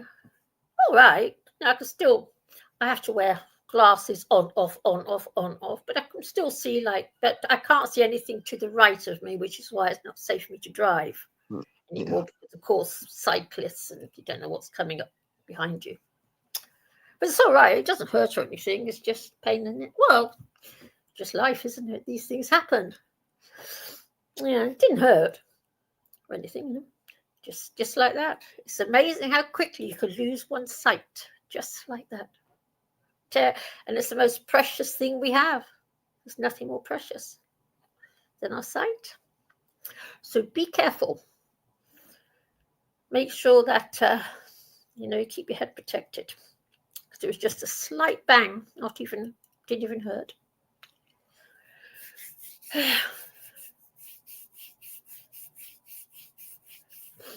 Cats are all with me, all surrounded by cats. Beautiful babies. Hey, you're such beautiful babies. If I didn't have the Marcus, I don't know what I would do. I don't, you know. See? So how long have you had the flu for? I think I'm on either day 3 or 4. Oh, wow. Yeah, I don't get the flu. It's really weird. I've got a very strong immune system. It's really strong, which is why I've got RA. But when the plague comes to town, I will be the last one standing. And I will be, because nothing gets me. I don't catch anything. Nothing. Hello. Hello. Hello. Hello. Let's try to liven up the conversation. Well, what's wrong with it? It's too miserable for you. We need more customers. Thing is with this channel doesn't get thingied out on YouTube. I've noticed, because I've got the bell on the thingy, but the only time I know I have to come in, always have a quick thingy onto DAW's channel. Yeah, I don't think I got to update this time. I just randomly found the show because I turned off Formula One racing and checked. I always check all my top links, and there was a live on, and I'm like, hey. Yeah, I have to check in on this one to see if he's he's out broadcasting, because I enjoy having a grim chat. It's my favorite. Yeah. I'm a miserable old bag, I'm afraid. So, are you a grumpy guts? I don't know what that is. I'm okay. I'm not grumpy. No, I've had a lot of pain recently and some issues, but I'm fine. I'm happy about life. It's great. If he dies, he dies. But yeah, okay. We're here to enjoy the cats and life. Yeah. And you got cats? All good things. Yeah, we've talked before. I just had a different screen name, but yeah, I have the light gray tabby male and the 2 calico females. Yeah. And then the short-tailed all-black cat, which is the upstairs one. But the rest hang out with me. I have 3 cats down here with me. Yeah, good. You should have. A man should have cats, my opinion. Yeah. Yeah, it attracts so women. So I was just going to talk about like being near the bases and stuff. So I grew up and had access kind of to like military base stuff growing up. Yeah. I don't know if everybody has that experience or if they wanted to. Yes, I'm an army brat. I was dragged up in the British Armed Forces. Well, the base I'm talking about is a semi-secret base, and then there was the other one where my father worked, which was the NASA Langley place that did a lot of the military spy stuff in space. Oh, right. And then you have the base that I live next to was a different one where they train the ops for the special stuff, where the things you hear about on the news, well, all those things come from that place pretty much. They train for them about 2 weeks before they happen on the news, and then you get the news story. All right. I don't know if anybody had any questions about that I could answer loosely without getting in too much trouble. I'll tell you something, actually. When I was back in 1968, I was living in the Middle East, in Bahrain, on a place called Jufair, which was an American base. And one night I was out lurking about on the base with a young boy I was going out with, and we saw holograms of military vehicles coming and going on the parade ground. And I think the guys, whoever messed around with these vehicles, had also been having a bit of fun with the holograms or something, I don't know. Yeah, and that was back in 1968 or 69. Yeah. Yeah, I love it. Like, yeah, I've never watched Stranger Things. I've heard a lot of stuff about it, and it triggered, a friend of mine or more so about stuff that's happened or things and some things that happened on my property. And I've never seen it, but I watched this show the other day that was talking about Stranger Things, and I'm like, I see how this could have triggered my friend, because it was stuff that was echoing things that had happened on the property, and it wasn't something I can say I can definitely explain, but I can say this happened and it was like this, and this is what we saw, but I don't know exactly what was happening, what was it that was causing these things. But to me, it was all weird experiments, and it wasn't aliens, but they had some weird stuff and things in the sky. and other bizarre things that, like I said, as I grew up and I ended up buying a motorcycle, they used to drive the black choppers around my neighborhood. And if I saw them on my way home, I would see them in a field near my house, like a few miles away. And I would gun it, and they would like race me to the property because they knew where I lived and I knew where they were going, Yeah. Mm. Because I don't know if anybody heard my story the other day about racing black helicopters, but it was definitely a No, thing. never got that far. But And yeah, they I like to weren't the see a police. hologram. These things don't arrest you. They're the government. They're the military government. They're gonna have to come down with a ladder or either just annihilate me. So it's just like they're different than the police. These are black ops trainee people that are just scurrying around my area all Yes, the there's something time. very being weird. ops. Yes, yeah, yep. Yeah, what we saw in Bahrain that night was very strange indeed. I never told anybody till I came on So, here. yeah, you were in Bahrain. You said it was in the 70s? It's 1968 and 1969, 2 years I lived in Bahrain for. My stepfather was in the British Army. They've been working with decoys for a long time, and that's what a lot of people appeared. Like some of the UFO sightings are the weird decoy things. They want things to find on radar or be, to be mistaken as the plane when there's some kind of orb or There's something they've got plasma weird. decoy-like thing. And they experiment with it, meaning they don't have them perfected sometimes. They're experimenting a new one.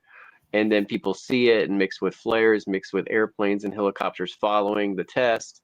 People think a bunch of weird stuff's going on. Of course, it's weird, but usually it's not alien. No, it's not. It's them doing it. Yeah, it's all a bit. Yes, it is a bit strange. Yeah, Bahrain. It was a lovely place. I had a really nice time there. I really enjoyed myself. Beautiful weather. I see in the chat, Jay says, show me how to manifest 50 G's. I do the Brian Scott meditations. He has a channel, Brian Scott guy, and I think they work. So it's just like, just let him play in the background while you're doing something else and kind of like say the little mantras. And, the best I can say is, let me know what works for you. And, it doesn't cost any money to try. Yeah. But the whole thing with spaceships is rather weird because in the Egyptian, in the Valley of the Kings, the inscriptions on some of the walls show strange spaceships and things, really quite strange. And where else was it I saw? There are some paintings from the Middle Ages have got pictures of little spaceships in them as well. It's all very odd. There's a lot of hoopla right now about what they're discovering in Egypt under the pyramid and under some this other area is away from the pyramid, and it's the labyrinth. You know about that, right? The big 1,500 room labyrinth they found. No, I don't know so much about that, but they're finding stuff under Euphrates at the moment, really weird things.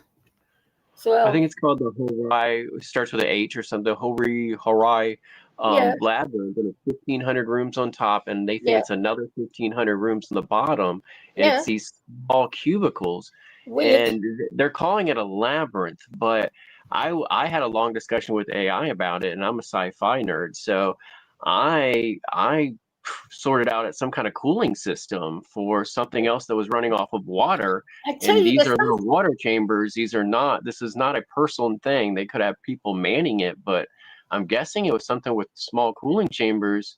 If they're all like cubicle like that, this was probably not a prison or something. This was some kind of strange, it might have been a nuclear cooling unit. But go on. Yeah. Have you ever flown over Egypt and Africa and places? Have you flown over? No. No, I've flown over the Grand Canyon, and some cool stuff, but I've never flown over the ocean, and I've never been to Egypt. If you if you fly over Africa towards Egypt and everything, and you look down on this desert that's there, it looks like waves have been there in the past. It's really, really bizarre, ever so strange when you look down. And apparently the sphinxes and the lions at the pyramids in Cairo, you can actually see where water has been and water has settled there. You can actually see it on these thingies of the lions and stuff. But when you fly over the deserts, of Egypt and Africa, you can see that there was water there once. You can actually see it. It was strange. And when I lived in Aden, because I travelled a lot when I was young, I was living quite a way in towards the coast. And where we lived, the ground, this sandy ground, was covered in little tiny shells. So there was a time when the sea covered it all. And this was several miles in from the coast. It wasn't just on the coast. We were living quite a long way from the coast initially. And there was all these shells there that had just been there for, I don't know how long. It's all very strange. And it is. But they're finding a lot of buildings now under the ground, aren't they? Everywhere. It's not just... Well, it's the size of them that is interesting. So to me, it kind of points to something. So, okay, like the way they pilot, they had to think of when they found the Germans rockets and all that stuff. They call it a gimbal is what they put in there, which is a form of a gyroscope, which it moves in 3 directions simultaneously to target the thing or help drive the thing because it's spinning, moving, going thousands of miles an hour. How do you steer it? It's called a gimbal. So they actually modified and kept modifying the gimbal until more modern days before, in the last 20 years, it turned into a laser, and it's like actually small. It's smaller than a small paper plate. And before, the gimbals would be like almost the size of a large person kneeling down or a large chair, so they were pretty big, and they were inside these rockets to help steer them. Prior to Right. people, as So we know. what I was thinking is this cooling mechanism, like they didn't use energy like we use energy. We always mess up like, oh, they were lighting light bulbs and powering their emojis. It's just like, no. Whatever they were doing was probably not the same things we were doing. It was what was important to them. Weird. So very, very electroplating stuff, it's copper and gold back and forth. They were doing something with that. But the other stuff is maybe they had some kind of technology that was a little beyond them or ourselves in a way that was some kind of gimbal that was a laser, a rotary laser that could somehow steer a planet or a moon. And that's how they parked it here. And that's what I'm starting to think is Earth or the moon was parked here with a system and a machine. And this is the leftover stuff of the machine is what's under the pyramid and out there in the desert is how they parked the damn thing. Well, you've seen the pyramid. You have to see it to believe it. And there's these temples in Aswan. Oh yeah, the base is really neat. You mentioned earlier about buildings underground. Have you ever heard of Derinkuyu? Yeah, that's the place in Turkey. There's 2 of them where they that's right. It's an underground city that could accommodate over 20,000 people. Weird, right, there's 2 of and it was built in the 8th to the 7th century BC. Weird, isn't it weird? Now it was built for pragmatic reasons. It was built to protect the inhabitants from, I believe, the Ottomans. I believe it used to be. No, it wouldn't have been the Ottomans because it was that long ago. But it was. I think it was radiation. It was built by a people to protect themselves from other peoples. Okay. Now it was used after that by, I believe, Christians in the 14th century or something to protect themselves from the Ottomans.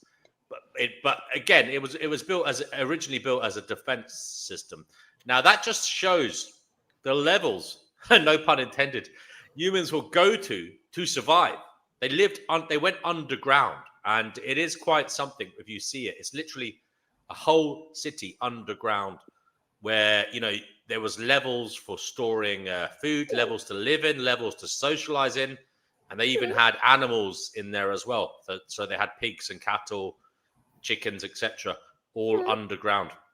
I think there was radiation issues from something going on with our sun or atmosphere at the time, and that because it lines up at the same time. You said 7th, 8th century BC. So what was going on in Malta? Maybe that would have been like 6,000 BC, but they were also living underground, or that's where their temple complexes were all built underground, or were they built above ground and then covered purposely to help shield them from radiation? Covering. But you know what? Even in Europe, it has been discovered that buildings have been buried somehow underground. Blah blah blah. It's all very strange. It's very. I'm going to make sure. Yes, dear W. I'm sure. Hello to J.E. Hey, what's up? Jay, feel free to interject as and when you feel the need to say something. Oh no, you guys can go ahead. I have We're nothing cooked. to add right now. Is that we're cooked? Is that Jay? Yep. Well, you guys can go ahead. I don't have anything to add at the moment. Yeah, we're just all AI. You know, we just have to go on what you say. Unless you pose us a question, we have to stay in our genie lamps. I don't think so. Oh, we got a little rubbing. I see someone's rubbing my side. You can't tell me Wait, what do to you- do.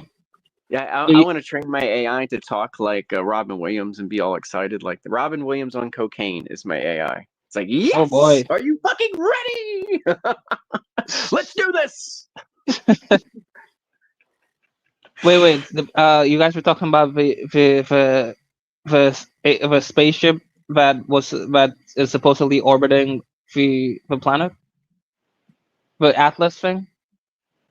No, I was actually talking about the ancients reparked the moon or Earth with whatever's hidden in the desert out there and near Egypt.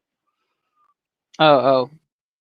I was saying it was something to do with cooling of a reactor or a massive steering device that's like they put on spaceships called a gimbal, where they had to build something like that to steer a whole planet or the moon, and they ditched it or forgot what they used it for after being parked long enough. Wait, you're saying they can move a whole planet?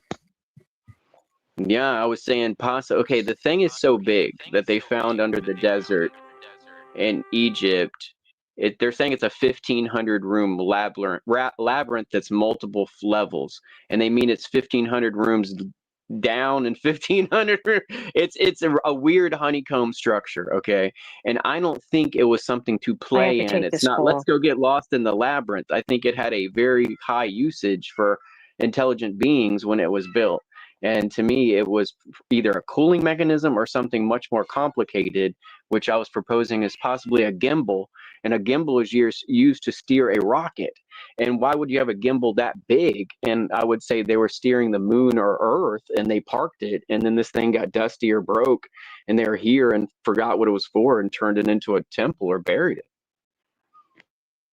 it. Interesting.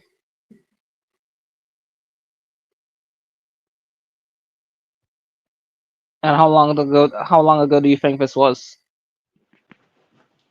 I mean, I would say history, since it's all altered, is, you know, it's probably under 1,000,000 years ago, I would think, Whoa. because history is kind of bizarre, don't y'all think? They found stuff more and Yeah. more recent that's getting bizarre. So it's like the leftovers of under 2,000,000 years ago. They said a supernova hit close enough nearby that it did something to our planet. That is really close in larger galactic time. 2,000,000 years is close, Can I and hear a that means cat meowing somewhere?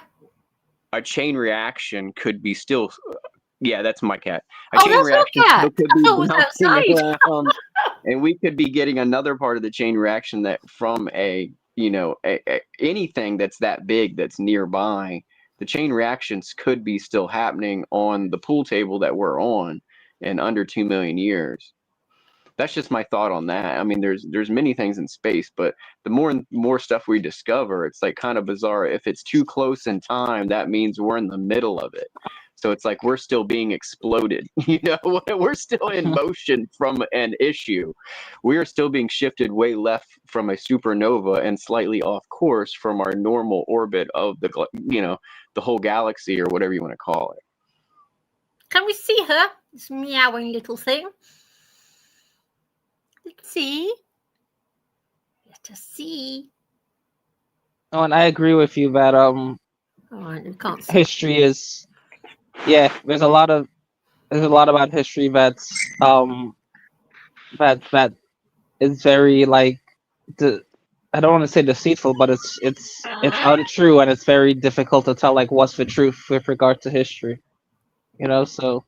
Well, I think for the Where is Romans she? catalog things pretty well, and then you have the on and off during medieval times with the religious wars and the plague that kind of screwed things up again. And then now we're Yeah. stuck with what we have since the wars, where they lie about that too, just to have more war. Let's see. Yeah. Let's see the kitten. Lockheed. Oh. You gotta give him a little bit of time. A chickpea. Yes. Because I thought it was a cat meowing outside. Because I get cats coming outside meowing. Or one of mine's meowing. And that's the thing too, right? Is that how do you know what is true historically and what's propaganda? There's a lot of weird stuff about because there's been a lot of stuff on YouTube about this whole thing that. Jay, when you ask this, can I ask you to also Google? Because are you not able to Google? You said to me before you're not able to do searching because. Although we talk a lot on this stream, it's also good to perhaps look for answers to your questions and bring that into the conversation. So you're saying to me, how do you know what's true? Maybe look up critical thinking. Tell us about that, as part of our conversation, because we shouldn't just be, swirling around the same points without trying to break out of them, and find out ways to think in a clearer and, more constructive fashion. So I just think that we should be more proactive on this stream. Sometimes we should actually bring in real-time searches for information as well, guys. And if JE can't do that, I'll do it sometimes. Now I am running a stream, so I can't do everything. So I would appreciate if people in general maybe became a bit more proactive. And as I said, that way we'll have a more constructive conversation and learn more. Well, the Earth was hit by lots of comets and debris the further you go back. So I was saying that we were in a different debris field altogether. That's why I think Earth was moved as a moon or something else into the orbit. And now we're much more safer. There's nothing running into us anymore. So where were we at when the stuff was running into us? That's why I was saying that we reparked the planet. Pamela, come on for a moan. Come on, I like to hear you moaning. What? What? But yeah, DNW, you're right. But then again, someone could ask you, like, how can we trust what Google has to say, He's a little girl. But what I mean is, it's good to stir the echo chamber and bring in outside thoughts, Jay. That's kind of what I'm getting. We don't have to necessarily agree with it, but it's good to kind of reach outside the echo chamber. Let's see. Yeah, you're right. She looks like Daisy. Oh, you've just gone outside. She looks like my little Daisy. I'll show you my Daisy. She wanted to go out. That's where she went. Yeah, I must show you Daisy. This is my little Daisy girl, and you can see her. And that was pure speculation on me. I don't know what the hell those things buried out in the desert are. I'm just guessing it's right under 1 million years old, and somehow we've moved around a bit, and that's why climates have changed. That's why the dinosaurs are gone, and that's why we got hit by big stuff a long time ago, because we've moved. Lockheed, look. Could be true. You see it? My little Daisy girl. Hello, Daisy. Hello. Hi. A little sweetie. It was me. Ugh. Right, camera off. I'm getting old. I've got no makeup on. Ooh. Thanks for sharing. Thanks for sharing, Daisy. She's gorgeous. Daisy is the sweetest little girl. And when I talk to her, she always goes, meow, meow, Daisy. Meow. She's the sweetest. Yeah, I've got 7 of them, as you know. 7 cats. I wouldn't be without them for 1 second. Yeah. You know, sorry, excuse me. You know what I mean? So it's like, it makes it very difficult to trust what, a lot of institutions, tell you about history. Yeah, because I don't know if you know, have you ever seen the stuff about Tartaria? Yeah, I've heard about that, yeah. Yes. Well, I'll tell you something really, really weird here, because they never talk about all those those children that appeared from nowhere, these little orphans. The Cabbage Patch Kids. I remember my grandmother's dead now, but my grandmother lived 104. She died a few years ago. But my grandmother talked about these because my grandmother lived on a Dutch farm. This all happened in Europe, and my grandmother talked about that there'd been orphans just literally dumped on the land for people to use as they saw fit. What? What? Wow, no, I was just reacting to what you They said. I had was just orphan trains of disabled kids. They have in the United States too, where they took them out to work. They got them out of the big Yeah. cities, and they're moving them into like Kansas and some stuff. Like, No, and the because further this- you lived out, the less choice people that you got getting off the train for some reason. There's this real stories about this, No, but and a lot of them are this- mentally ill this people happened as back- well. Yeah, this happened. My grandmother. This happened in Holland. That these children, all these orphans, but somebody has written on YouTube that these orphans were created somewhere or other and just dumped on the people to use. wow. And I That's can remember crazy. I remember my gran talking about it years and years ago. She knew about it. I don't know how she knew, but she knew. Wow, And it's all that's to do with crazy. Tartaria and all that weird stuff because they found a lot of, especially in Europe, found buildings that are underground, but buildings that have got windows and doors, even though they're underground. Now, who builds cellars with windows and doors when you can't open the windows and can't open the doors because they're blocked up with land? That's the weird bit. It's very strange. Yeah. But don't forget, this all goes back There's to loads days. of information on how that happens. Sedimentary deposits, Yeah, rubbish, but it etc., wasn't. etc. Over thousands of years, The Yes, city but it raised was- street and levels that were rebuilding never known properties here. on top of other properties. I mean, there's so many reasons why that happens. I GP. It's not mystical. I know, but this is yards. After a But you, major you, fire, no, they you raised know, street but levels. you want to believe the After phantasmagorical. big fires, they raise street levels because the debris is thick. This debris, it's really quite strange, JW, because these aren't buildings that were built hundreds of thousands of years ago. They're buildings that were 400 or 500 years old. That's the weird part. Just saying. I'm only saying what's on YouTube, and I know my mother, Granny did, my Oma did talk about it. Till these orphans that appeared everywhere. I don't know. Hello to Pamela. You're welcome to come on here, as is anybody in the live chat. Richard as well. Well, I do. Whoever else is there? Global. Wait, I do believe that there's a lot more like land and even countries that exist that the world map doesn't show and that beliefs are hiding from us for sure. Yeah. Yes. There's stuff being found under Euphrates right now.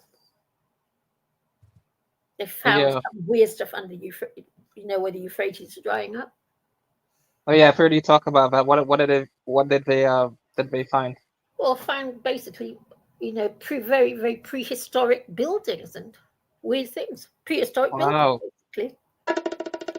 Interesting. Yeah, and even I think even if you like if you dive deep into the ocean, right, you'll see that there's a lot of like underground civilized like buildings and stuff that suggested that people were living down there. Yeah. Well, it was land, so obviously something's happened. I reckon that every now and again, the Earth tips over and blah blah. Yeah, when did the glacier melt into Lake Titicaca? There's stuff under Lake Titicaca. To me, that's the one that doesn't make sense. Yeah, it's all very strange, isn't it? It's all weird. There's also a lot of stuff on YouTube now about the Anunnaki, and because I personally think that we've been invented to dig for gold by those people that inhabit what's that planet called? Nibiru, is it called? Nibiru? Yeah, Nibiru or something. So you subscribe to the theory that Earth and humans are meant to be like a slave race for these higher beings? I do believe we are. I get that feeling. I've always felt that I'm not free, I'm a slave, and I bloody well know I'm a slave. And I know it because, you're born into a meat bag, and the minute you're born, you're a slave because you have to be a slave because you're born. We are such stupid, needy creatures. No, there's something weird, but I believe what Zachariah Sitchin had to say. I've read his book, Zachariah Stitchin. I reached out to him before his death and wished him a happy birthday, and we actually had an exchange. I believe it. I don't think. I don't know. I think that we're some sort of weird slave race. I think we're here to dig for gold and other minerals. Personally, slaves, and that the more we carry on breeding. I think everything's simpler than we think. So it's just like the United States, the continent of the whatever you call it, the American continents are Atlantis because they weren't listed before they talked about it. And then we want to make up all these stories about what Atlantis was when obviously it was the east coast of the either US or South America or something, Cuba was a bigger island and it got completely wasted and devastated. And then we want to make up all these other stories. It's got to be this. It's got to be that. We already found it. It's just like we're living on it again, waiting for the next devastation. Yeah. Maybe, yeah. But I do believe that all the while we carry on breeding, we are contributing to our own enslavement. Because you know what I reckon? We've been genetically modified, and they use the DNA from monkeys and gorillas because we don't half look like them, and we do. Yeah, they look like we us. do. Yeah, we do. We do resemble them a lot. Yeah. Yeah, we do. Because you know what? Excuse me? Yeah, Chippy, go ahead. What do you say? I think we resemble them, or they resemble us. Yeah. That's probably why I don't like them very much. I don't like monkeys and chimps, especially these gorilla type things. I think I could see. I think that's where we come from. I do. Mm-hmm. Yeah, that's one thing that too bad like Maxed Out isn't here, like with the whole evolution thing. Yeah, that's one way in which I could see evolution being true. Yeah. Huh? No, Pamela just said something really grim about this existence. I love anything grim about our existence. I would exist existing. It's putrid and rotten shit. Well said, dear. It is putrid and it's rotten shit. I agree with you 1,000,000%. I really do. I think the point of our lives is pretty simple here. I mean, we're here and it's a cycle. We'll do it again. We get too all amped up about it. We want to get political about it. We want to get angry about it. We want to cause harm to others about it. And that's obviously not why we're here. And if we can't get that right, we're definitely going to keep repeating. So why do you think we're here? Oh, sorry. What do you say? To get it right? So I think some kind of ancient battle was lost, and we lost our good management if we ever had any. And we're here to figure out what good management means. As far as like getting people unified again, where we're not all indifferent, like the Tower of Babel story. All these things are allegories to what happened to humanity. They're not. There is no God to blame. These are just things that happen along the way to humanity, whether it's a flood or whether it's the Tower of Babel. These stories were made to explain things that happen to humanity, regardless of the source. So it's like it's kind of told backwards too. So in the wrong way. So the Garden of Eden, meaning, we didn't really leave the Garden of Eden. We got put into a source of government that didn't work for us. So that's what it's trying to say. Like we outsourced government. And when we did that and gave directorial control to somebody to control what people ate, drank, looked like, wore, it started causing issues for ourselves. And then each time we branched out, we tried it again. And we haven't perfected it since we started writing books. Well said, Pamela. Because grim is very therapeutic. I find so true. It helps me when people around me say grim things. It makes me feel better. So interesting. So who was a battle between these? What do you think the battle was? There was some kind of what we would call holy or angelic battle of some sort, but obviously the good guys lost. That's why we have no leadership and we're all confused, is because the good guys we lost, and we're the so angels losing their wings and fallen angels, that's us. We are the ones condemned to be here without our wings anymore. We are the ones that have to figure it out by eating a fruit on a tree. So somehow we lost. We were a higher form of being before all this, and then we got downgraded a couple steps. We got no wings, and then we got no knowledge. So we're trying to get our wings and knowledge back, so we can be the thing that we think left us here, or whatever you want to call it, divinely purposed us, where I don't really believe in it that way. I believe there's an all-knowing God that's not really a form. It's never going to be what form you want it to be. It is just the way things are written, the way things are. And then you have other stuff which pretends to be gods and puts itself in hierarchies. And I think that's what we're dealing with here. There was some war where we had things almost right, and something got majorly screwed up. It could have been a cosmic shift, but I think it was more likely a species on species war, where we were all mad at each other over something political, and we actually ended our utopia, and we caused our own fall. But can you argue and say that we actually do have leaders and rulers? If you think about the elites and like the Rothschilds, for example, the people that run the world. Oh, all that stuff exists, but they're not the kind of leaders we had before the fall. So before the fall, we had we were it was more like what we think of the ancient democracies, where everybody had a hear ye, hear ye, we all agree or not, and then we all sing in unison, and then things are good. That's why there's always choirs and choruses and all these religious books. We all sung together, and we stopped singing together. We now we have war songs and chants and drums where we try to go after each other instead of sing together. I think that was what the Tower of Babel was about, you know. Is your puss meowing again? Yeah, she is. She's demanding. She's demanding. It's This really is a talk cold show. out there, and it If keeps you would like to raining, join the and they still conversation, want to go please outside. feel welcome But to come on and she's talk out there right for 5 now. minutes. She comes back. The link is available in the live chat on YouTube. Ooh. Wait, so yeah, so wait, so do you also think that wait, I sorry. Wait.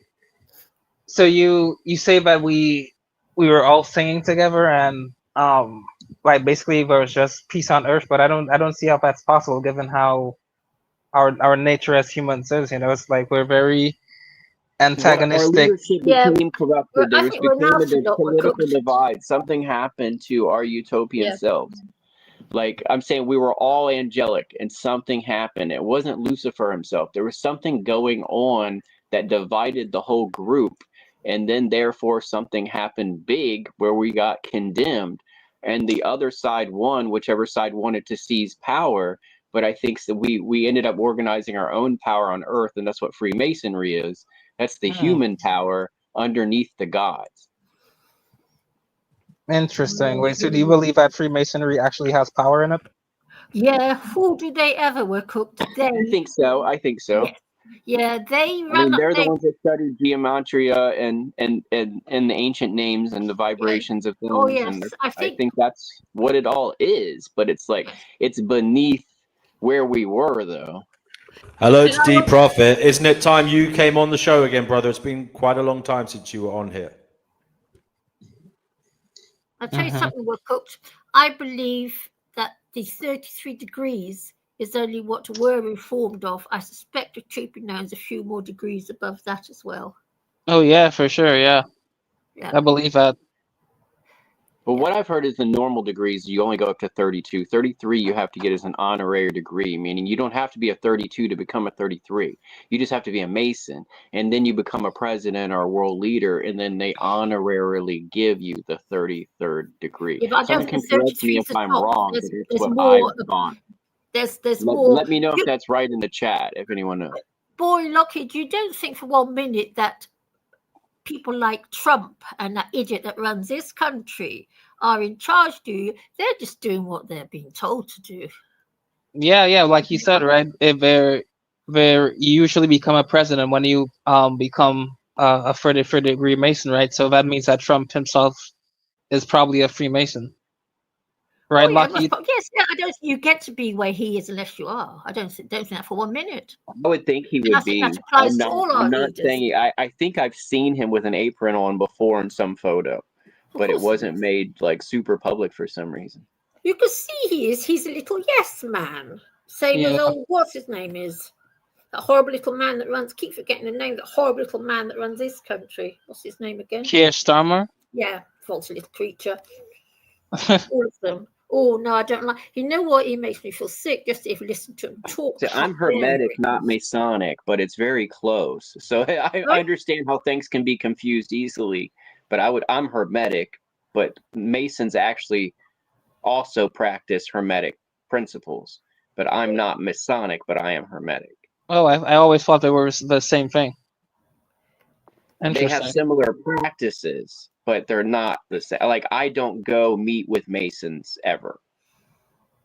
Does that make sense? So I don't go to the Mason Lodge, and I am not a member of the Masons, but I practice Hermetics. Good. But I truly do believe that if you're not a member of the Masons, the chance of you getting truly anywhere in the world are pretty remote. Yeah, it seems that way. Yeah.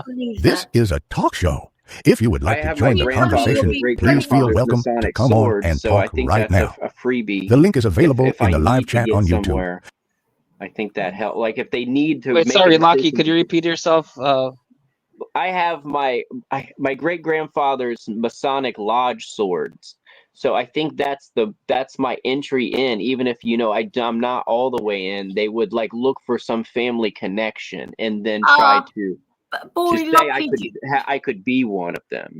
Boy, Lockheed, you Interesting. do know you can't go up any level above the level you're in without performing a certain act in front of everyone. You know that, don't you? Oh yeah, I definitely. don't know But what I you have said to at least perform, obviously. I might get an invitation if they understand. Like No. I have 2 or more or something relatives that are great grandparents that no. were. According to David Icke, you have to every level you have to perform a certain act in front of the rest of the mob, the rest of the what they call the lodge, and Well, these things have recruitment, so it's like they still, if you're doing what they want you to do, they could recruit you that you're not in the same level, just like Tom Cruise with Scientology. You Tom have Cruise to. doesn't have to kneel There's to a the very rest of them. No, there's a very, very strict hierarchy, and you have to perform a certain act to get up to the next level. I do know that because David Icke talked about this a lot, this whole thing. And I suspect when you get to the top levels, you probably, I dread to think what they're asking you to do. But, I do know there has been stuff in the press about the elites killing children for different reasons and going hunting children for all sorts of weird things. Child There's sacrifice. some pretty grim stuff involved, stuff that we can't even begin to imagine. And Yeah, I do know that what they do. Oh yeah, one of our wasn't it Bush and one of our prime ministers apparently had sex with pigs or something. What? That was leaked somewhere. Yeah, one of the presidents or one of the prime ministers had sex with a pig, and something that leaked out somewhere. It was some initiation. Gordon or whatever his name was. Yeah, and it was made into an episode of Dark, whatever that thing is, the Netflix sci-fi thing. Apparently it was true that this is sort of Dark Black Mirror episode. Wow. Even in the armed forces, you have little strange initiation ceremonies to go through before to get through onto the next officer rank. Wow. Disgusting. Well, yeah, but that's how life is. Yeah, and I heard, they have a very sick obsession with sacrificing children. That's why so many children go missing. Yes, every year, even in this silly little country. I mean, how can that be? How can that be? I think it's a thing for youth and something else if they're actually doing it. If it's not like almost a fantasy crime, just like the whole satanic panic was in the 80s. Like, I believe that some children are missing and stuff, but I think the media, there's 2 sides of it. They want the society to panic and some sides trying to calm it down. So there's 2 feeds of lobby going on there. And I think a lot of it is like, parents taking the child from the other or claiming abuse or disappearing because they don't want the other parent involved in the kid's life. And it still becomes a missing kid. And there is a lot of other, issues with that as far as more people missing, but I don't, know what the real truth of it is because of how they publish numbers. Yeah, but well, I think a lot do Masonry because don't forget, okay, the police are in the Masons, and if the lodge says blah blah blah, then that is what the whole outcome is going to be because they're My milk cartons judges. don't have people They're on right it no at more. the top of society. Do y'all's milk cartons have people on it? They used to, like 10 years ago, 20 years ago, everybody's milk carton had missing people on it. Are they even looking for these people anymore? Yeah. Catholic propaganda. Oh, Catholic propaganda. Bloody hell. I expect it's not propaganda what goes on in Freemasons. It's not. Far from it. I think a lot of this stuff was created to do things to the public until they got caught. I think they got caught with the Manson thing. They brainwashed those people to do that. They were the ones trying to ignite a race war. The government was, not Charles Manson. Those people were brainwashed to do that. And no one figured it out that they were supposed to do that until they got caught. They were supposed to blame that on the Black Panthers. It was just like, it was all nuts because they blamed it on some crazy people. You get what I'm like? Those people couldn't have organized a trip to the store without stealing. Okay. So what the hell were they organizing? Okay. Sorry, I missed that. What did you say? I took a bathroom break. That back then, so each thing, like people were hitchhiking across our country doing what they wanted as a free society when the hippie movement was in its strength. To end it, Nixon, he made marijuana a felony to take away your voting rights, so you could not vote. So besides that, they created the Manson family to apparently start a race war and blame it on the Black Panthers at the time. It went horribly wrong. They got caught and they blamed it on crazy people when those people were obviously brainwashed to do that. Yeah, it's all propaganda. Yeah. It's like they got caught and they got thrown under the rug, and maybe that's why they didn't execute any of them, because they knew they were brainwashed. What the heck? What was really going on there? It's just like the excuses for it are enough to make several movies out of it because they don't make sense and they're so full of fiction. So it's just like so. Boring Lockheed. During the Second World War, do you know that this grubby little country, okay, England, the UK, had a German admiral of the fleet and a German field marshal, whilst at the same time fighting against the Germans? Did you know that? Yeah, I'm not the expert on that, but I know the royal family and a lot of shareholder people in our country, the United States, did side with the Germans until later. No, when they had no, trading not with the till enemy. later. Not till later. It carried on right at the end. Also, do you know that 1,600 ex-Nazi employees went to work in America for NASA and other medical institutions? All these blokes that have been working. That's where I'm at. Of course I know. So that's how bent it all is. That's how bent it all is. And our German family. I was raised at the NASA facility, and I'm over here at the the other big facility, like nearby some other one. And I was staying near the secret one. Like, if y'all want to see the movie called, what was the movie called with Colin Farrell years ago? No, Colin Farrell and Al Pacino were in it many years ago, and it was like, it's a 20-year-old movie or more. Oh no, I don't remember. The Recruit. It's called The Recruit. I don't want to give away a lot of the information about it. Well, as if you read about that movie, then you'll understand what I'm talking about.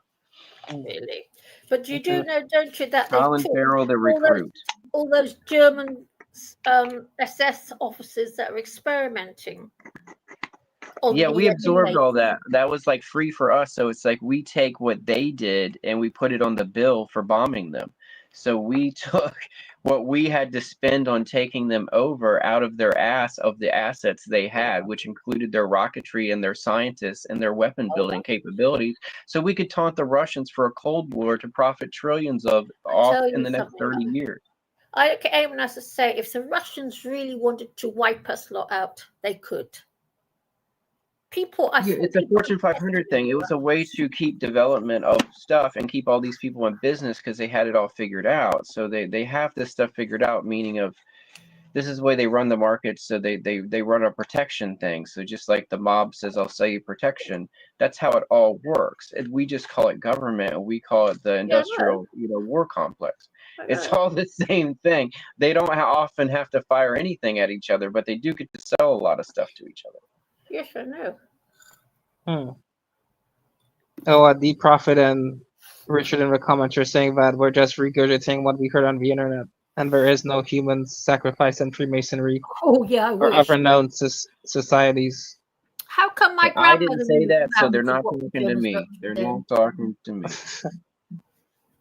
No, but it makes sense. So, like, if you look throughout human history, right, many religions, a lot of them used child sacrifice as something to appease the gods, right? So Yeah. I think it Yeah, would the make sense Moloch that humans thing. today Yeah, would I've heard about the Moloch and the human ovens, and that's where it all comes from with Hansel and Gretel and all that stuff.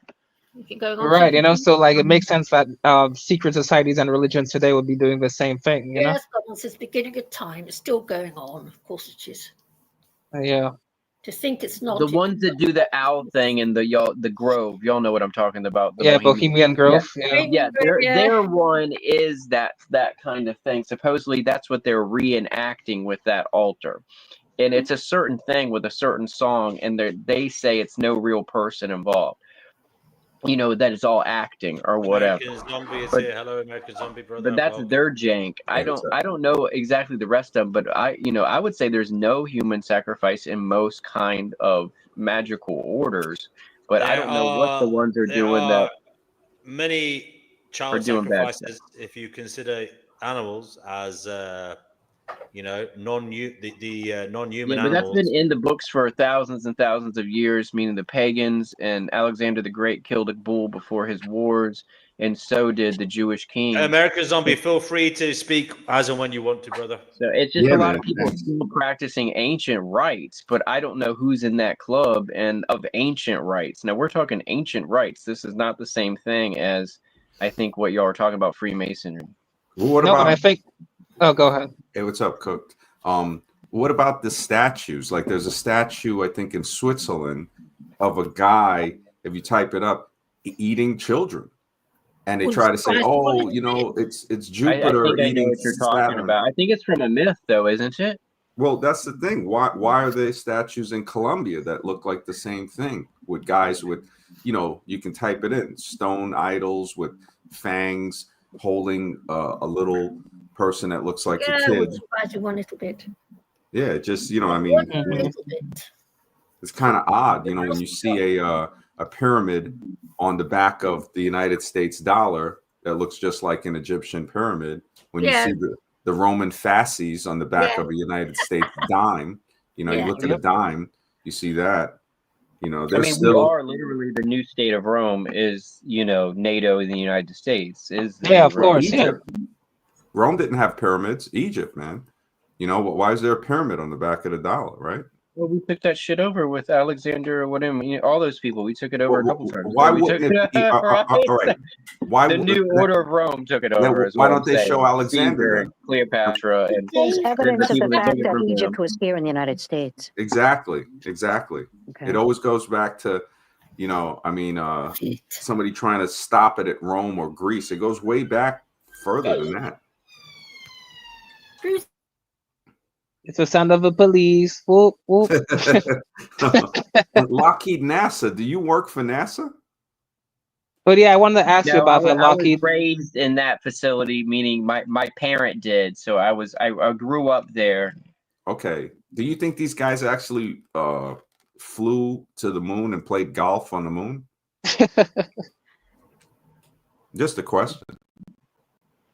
Yes, I think they did. They had the world's largest wind tunnels pretty much here the whole time I grew up. They have actually since bulldozed them, but that's where they would have put the life-sized or biggest models of things to play with them besides some other hangar or whatnot. And they practice different parts of the space mission between Houston and Florida and Virginia. So I only, was part of the Virginia part, and I'm not old enough to be part of the moon stuff, but they had the technology to do it.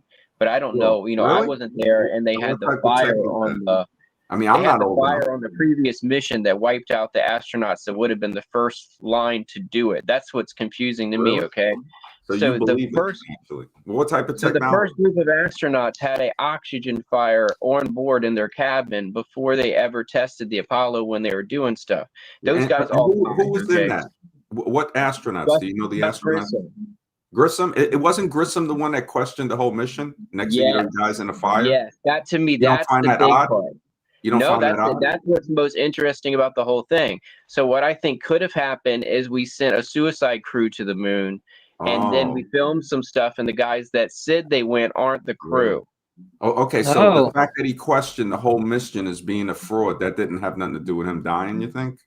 But they sent him on a suicide mission, and he didn't die on And I the walked launch up pad. to the television and kept So I'm telling saying they people, this is filmed the fake. crew out Well, there hey, that never that's why I returned. call my channel That's the lie. American.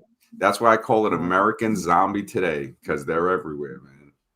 Well, They I'm had a not trying to say dream. this did or didn't happen, but from the clues I have, it could be. Yeah. And that scenario is the first we lost a group of astronauts that we sent that made it to the moon, but we had no return Really? mission How do you know they made it to the moon?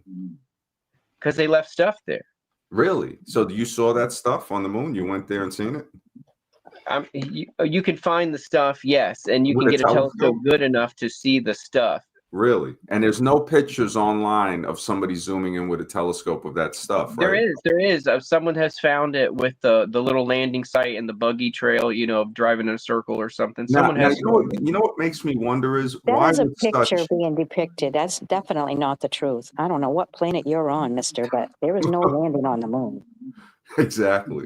I was 8 years old, standing in a room full of adults and telling them this was fake, and everybody looked at me like I was a crazy woman or I was a crazy kid. And I kept saying, this is fake. And you know what? It is fake. Everything they've ever done has been fake. NASA itself is fake. Yeah, man. Yeah, it's The true. government is fucking fake. Yep. How much longer do we have to tolerate people who keep thinking all this shit's real? They're insulting our intelligence. We're more than who we think we are. Look into Well, that the for a next change. generation that needs to do things in space that will help us, or actually, Really? dodge How does it something help or us? make something happen to help How does it humanity. help Nothing us? in space helps the Earth, dude. I don't know what planet you're on. Yeah, how does it I mean, help they us, NASA? they How does already it do help us? things without gravity they cannot do here. There's some kind of special medications and other stuff they are working on in outer Oh yeah, space. more That the way they chemicals for the bond. physical body. That'll Really? work. So what are they working on, NASA? I mean, they work on all kinds of stuff. So they work on zoological experiments, pharmaceutical experiments. Really? And how does that help us?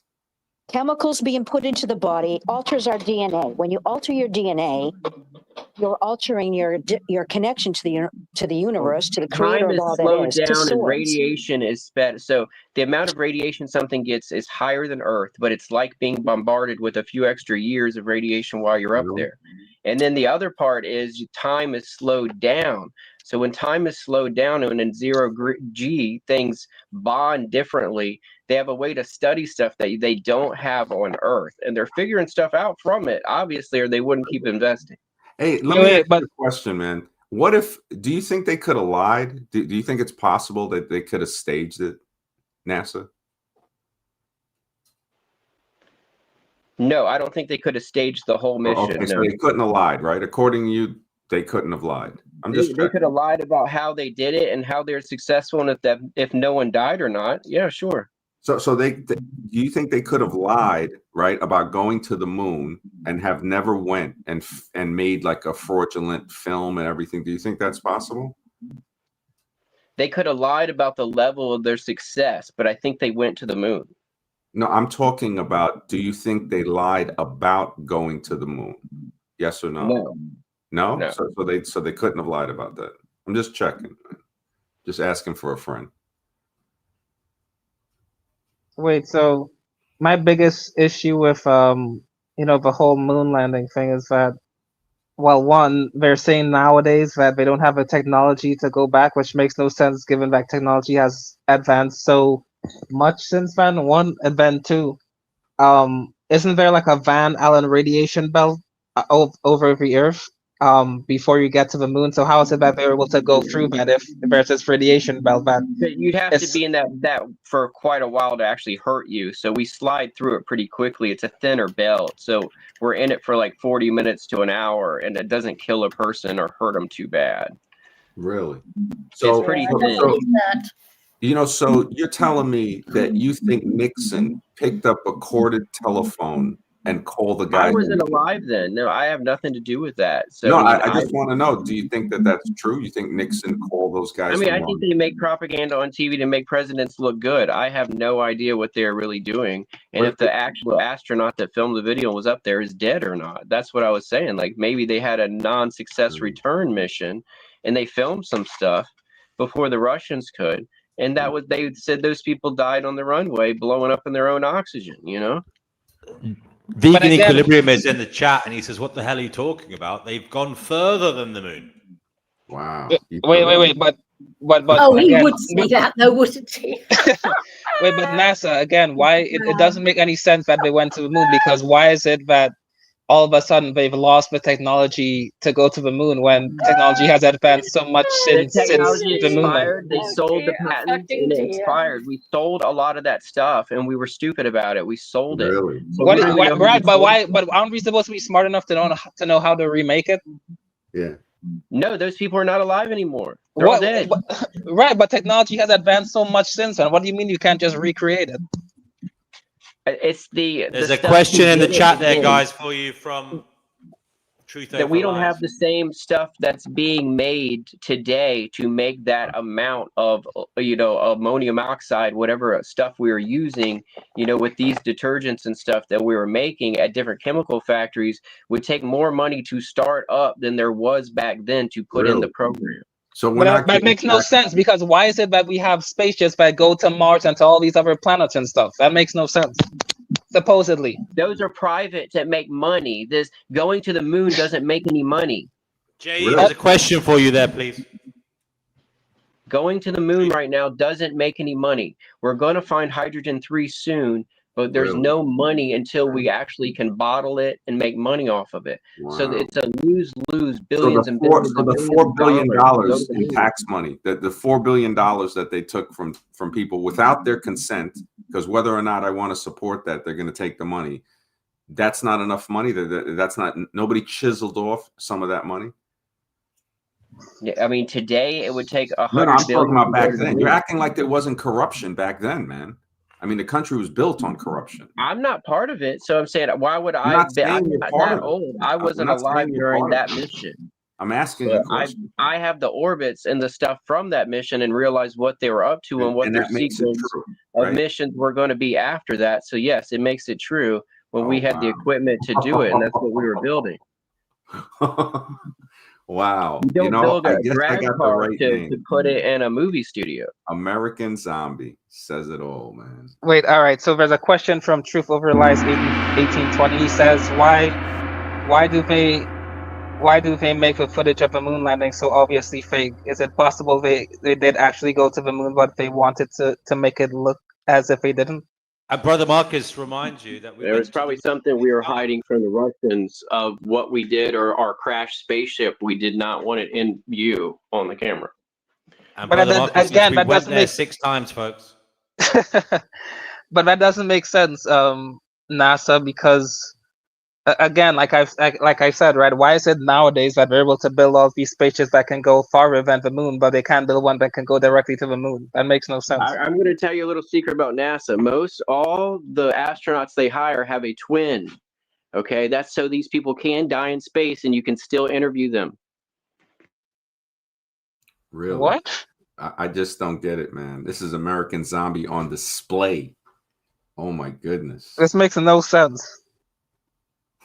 I think I lost a few IQ points, man. This is brutal. It, Whoa. it literally doesn't make any sense what you're saying on NASA. It You doesn't make didn't any. lose any IQ How does points. that He not did. make sense? I'm not stuttering. I speak plain English. No, again, I'm not what's saying not I'm not saying that you're an idiot or that you're stupid. What I'm saying is that the stuff that you're saying just doesn't make any sense to me. It just doesn't match up with critical thinking. Exactly. And if we don't have our critical thinking shields, which is what they've been trying to get rid of since we've been going to school, then a person like yourself, nothing against you, will be able to zombify us with this rhetoric that you're speaking. Like if we didn't think critically, we would say, oh my goodness, so you have the orbits? I guess we did go. But the fact that we do think shows that we are the last few survivors in the zombie apocalypse of the mentally dead, because people are walking around on autopilot, repeating things that just don't make sense. And if we're not smart enough to shield our mind when we talk to you, it can zombify us. It can. I mean, I've seen people on the fence. Wait, you're shielding your mind from physics, geometry, astrophysics, rhetoric. space. All right, can physics? No. So what do you know about the orbits of the Why planets? why would such a scientific? You just called me. I didn't try to teach you anything. All I did was you all asked me questions. I I'm not answered. saying So I'm not saying you tried to physics. teach me. I'm saying what you're saying. If I was gullible or somebody's do you gullible understand enough, Aristophanes and they're like 210, 220 BC? Do you understand curvature of the Earth? Do you believe the Earth has a curve? Let's start there. Well, I don't know. I'm not gonna. I honestly think that the flat earthers might actually be onto something. I'm not gonna lie. I'm not saying the Earth is flat, but what I am saying is that it doesn't. A lot of things within the globe model don't make a lot of sense. You know what I mean? Like for example, right? Why is it that in Australia, for example, right, isn't everyone supposed to be standing upside down if we're on a globe, but we're obviously not standing upside down? You know what I mean? You guys understand what I'm trying to say? It's gravity. Are you taking the piss? It's gravity. No. Again, no. All right. If we're on a globe, wait. If we're on a globe, right? Up and down is a construct in terms of the universe, perhaps. No. But if you think about it, right, if we're on a globe, right, we're on Australia is supposed to be on the bottom of the globe, right? Why isn't everyone in Australia standing upside down? But you know what I mean? We're supposed to be standing up. Oh my god. Well, no, we are just a bit of bacteria on this planet.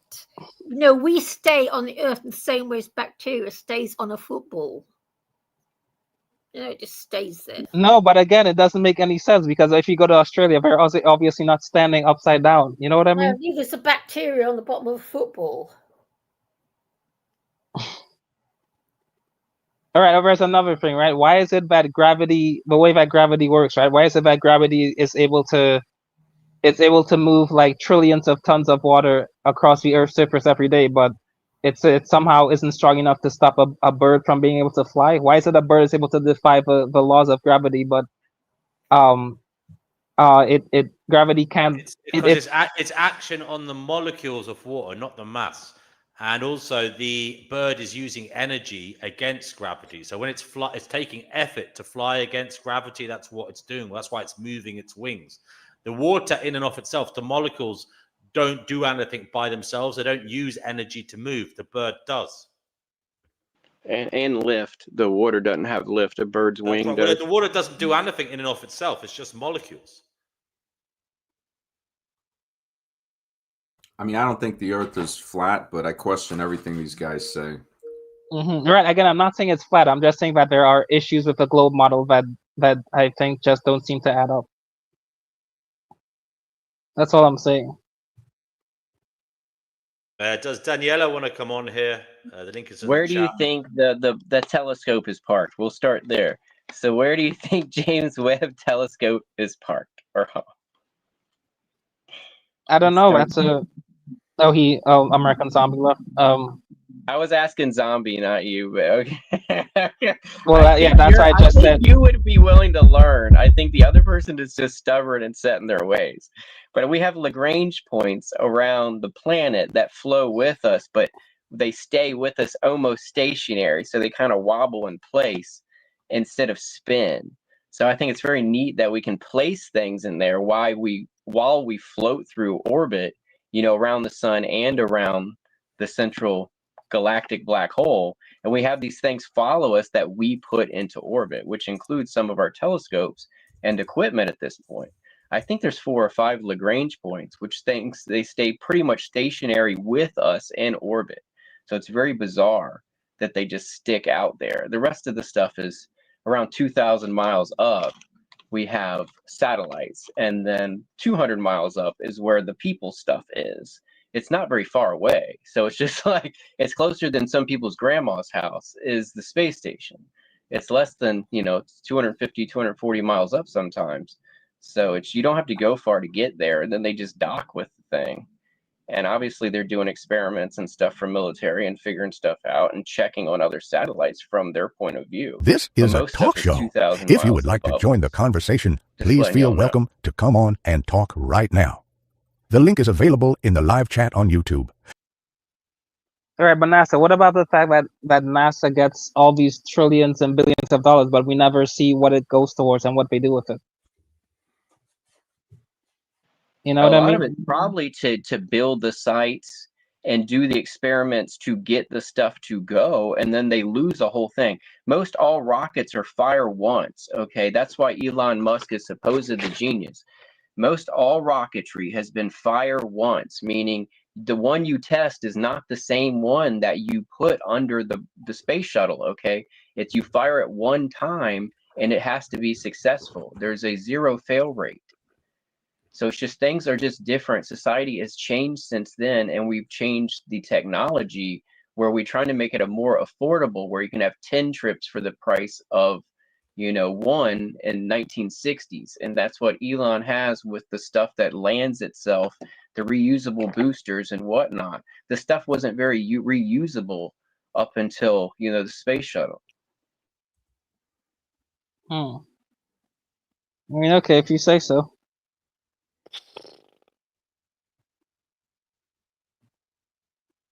But yeah, I don't know. I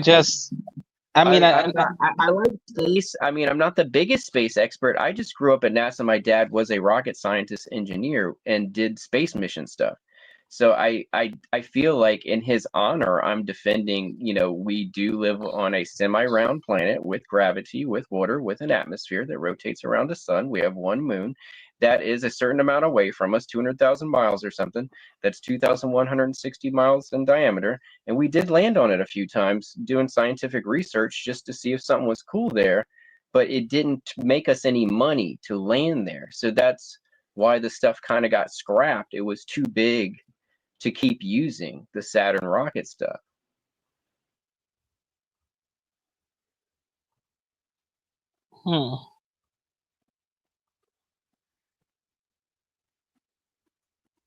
But again, okay, another thing with NASA too, right, is that the fact that NASA translates to this deceive, I think, in Hebrew. That's another thing about it that's a bit sketchy to me. And not only that, I think a lot of astronauts are actually like high up Freemasons. Actually, weren't they? Because wasn't Buzz Aldrin? I think he's a Freemason. I think. I think a lot of them are, and obviously NASA named all their rockets and their missions after ancient gods, and I think a lot of that has to do with not we or me and you, but some of this stuff predates written history as far as you go back. So obviously they're using, just like we talked about earlier, about a half hour ago, that this stuff predates the Romans. So maybe they're putting all these ancient things together in case something does greet us out there, that this is what it vibes with. I don't know. We're just sending a shout out. Some oceanfront property in Arizona. So what do you say? The gods. Wait, what do you say? Hey, Divine. I said I have some oceanfront property in Arizona. My dad got to name one of the rockets called the Alcyon, which is one of the, the sisters up there, the Pleiades. It's one of the Pleiades.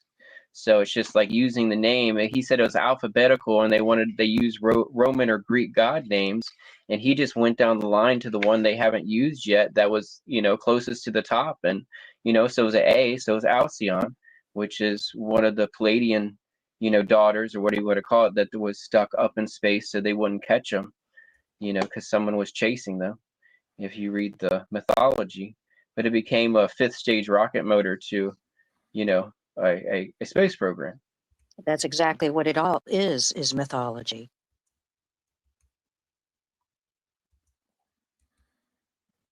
My father also worked for the Air Force and the space stations, and he doesn't say any of the stuff that you're saying.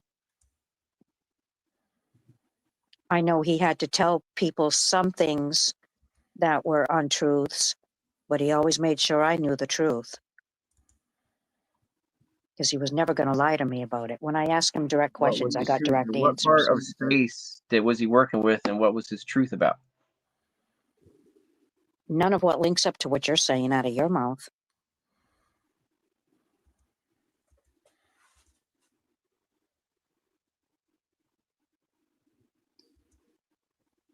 I don't know if your father made it a habit to lie to you on a consistent basis, but my father did not lie to me. He wouldn't dream of it.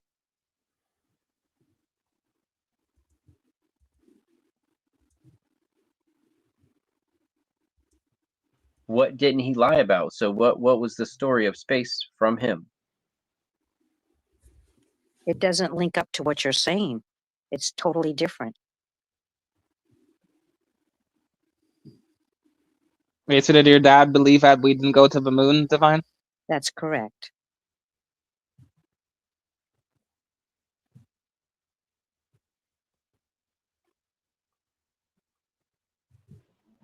And I wish he was here today, because he would tell you the rest of the story. What's the rest of the story? You have to remember, I was young when he passed away, so I don't have a lot of the things. But I do know I asked him directly. I says, did they go to the moon? He said, no, we did not go to the moon.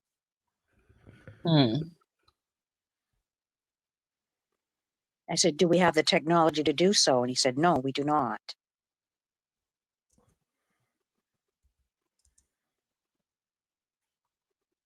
Yeah. Huh.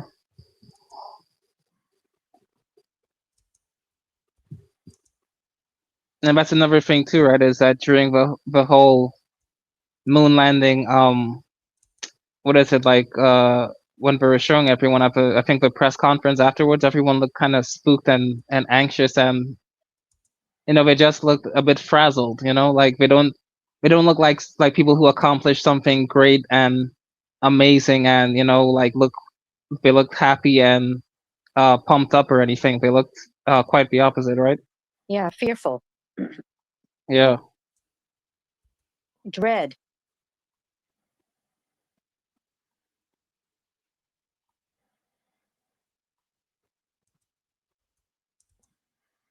I mean, I know people right now that could probably connect in with my father and he'll tell you the rest of the story. When I get that accomplished, I'd more than love to share the story with you guys. I can't tap into my father because I'm too close to it, and I don't want to get anything misconstrued. But that is definitely my plan, is to actually tap into him so I can hear more of what he would say based upon what he knows for fact, and get the answers, because some of the things that are being said now are incorrect on every level.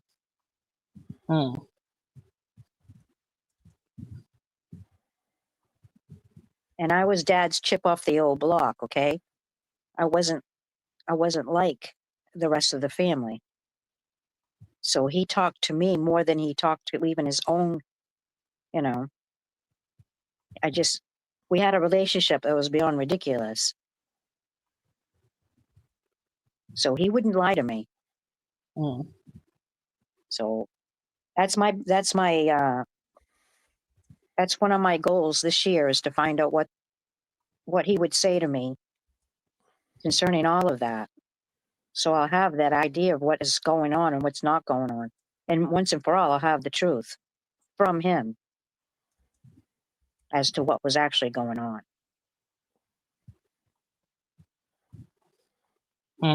Yeah.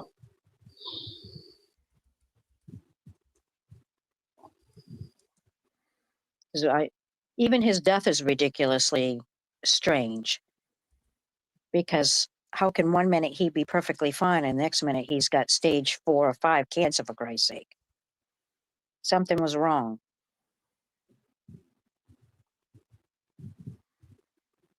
And at one point I wasn't allowed to see him anymore. I'm sorry to hear that. So there's something else going on. And you don't necessarily question any of those things when you're a child, because you don't have the understanding of such to be able to question. But as you start getting older and you start putting pieces together, then you realize there's more to the story than this. It's like I am able to tap into Paul Harvey, and anytime I want the rest of the story, I tell him I want the rest of the story.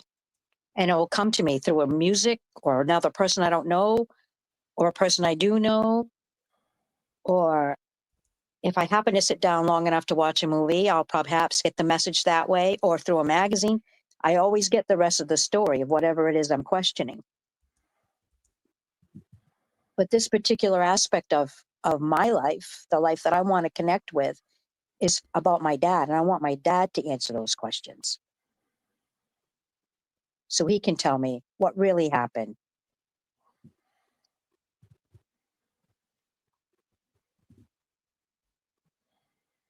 Because he wouldn't have anything ventured, anything gained to lie to me. He's been gone too long.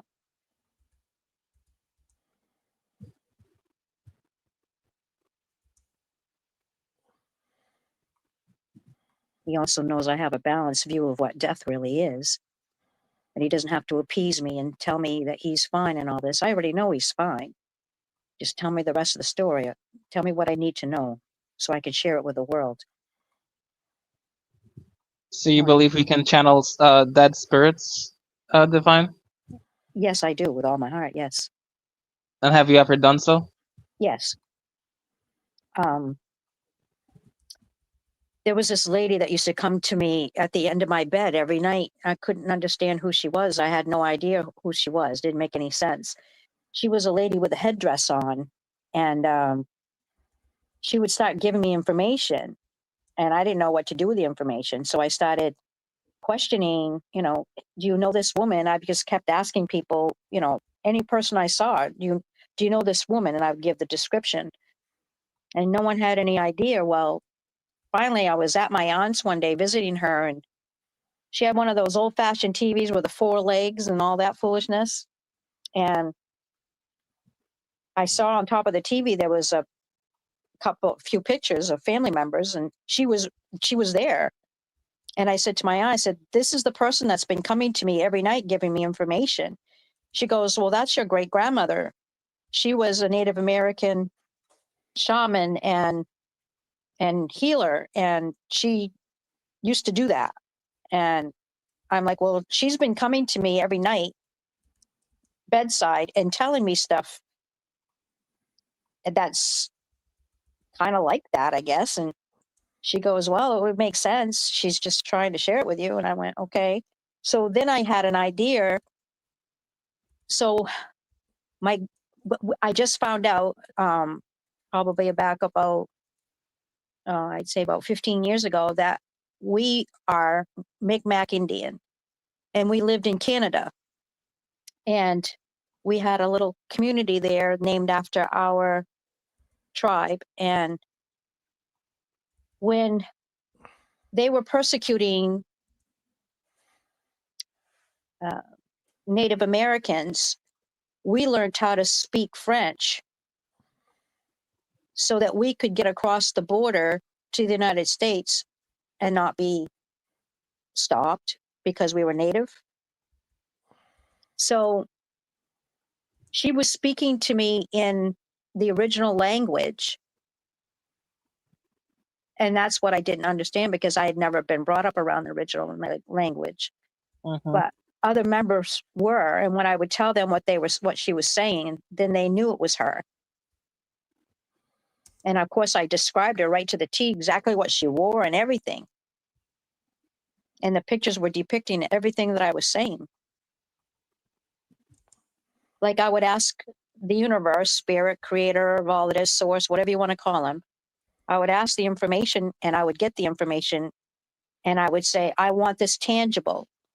Tangible means you have to have something in your hand to prove what it is the point that you're asking for. And I always got a tangible answer. It was not made up. Hmm. And anyone can do it. It's not anything that I have a gift and no one else has. Everyone can do this. But do you hone those skills? Probably not. Why? Because you're not told about them.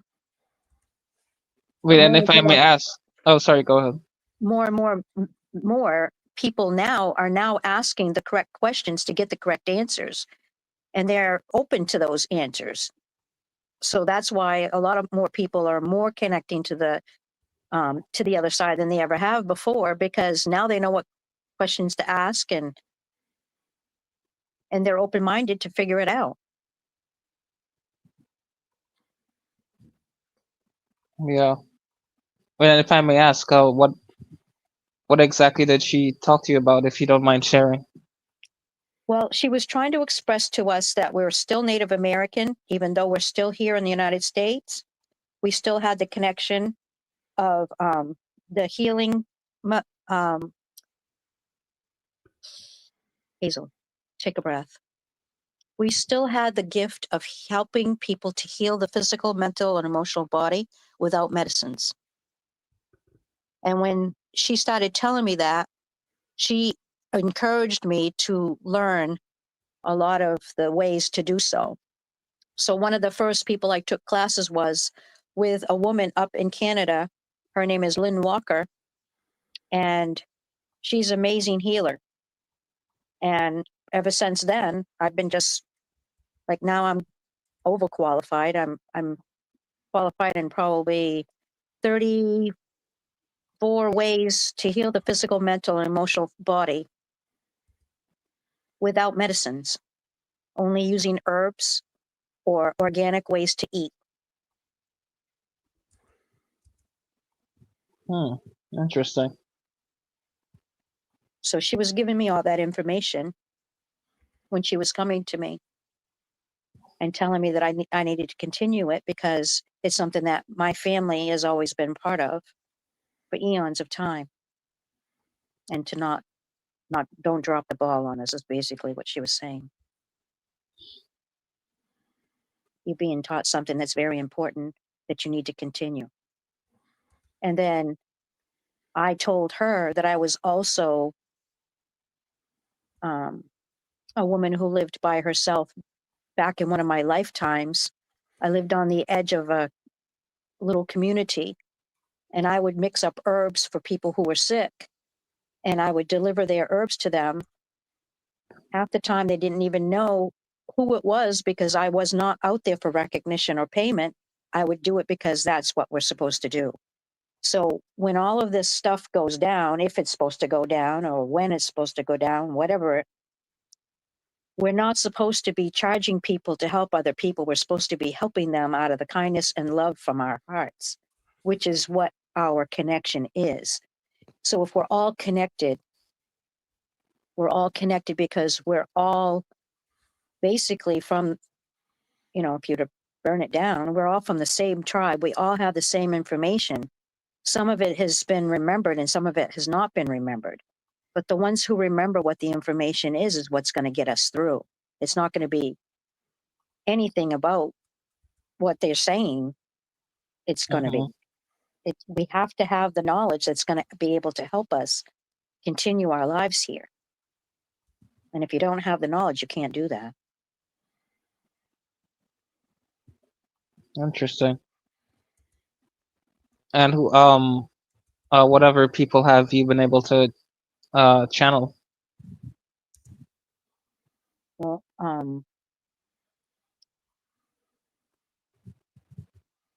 go ahead. All right. I'm just gonna speak my truth, because if I don't speak it, then there's no point in being here. I have connections to off-planet beings, as I've mentioned before, but I don't think it was acknowledged. We're multidimensional. We don't come from just one source there. We're connected to all of the different dimensions and all the people that are there.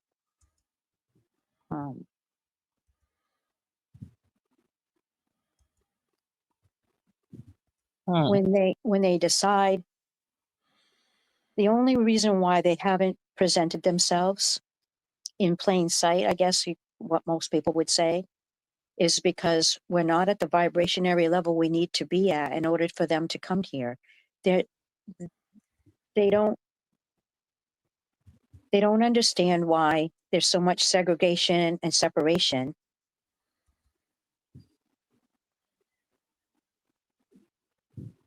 And why we can't get along.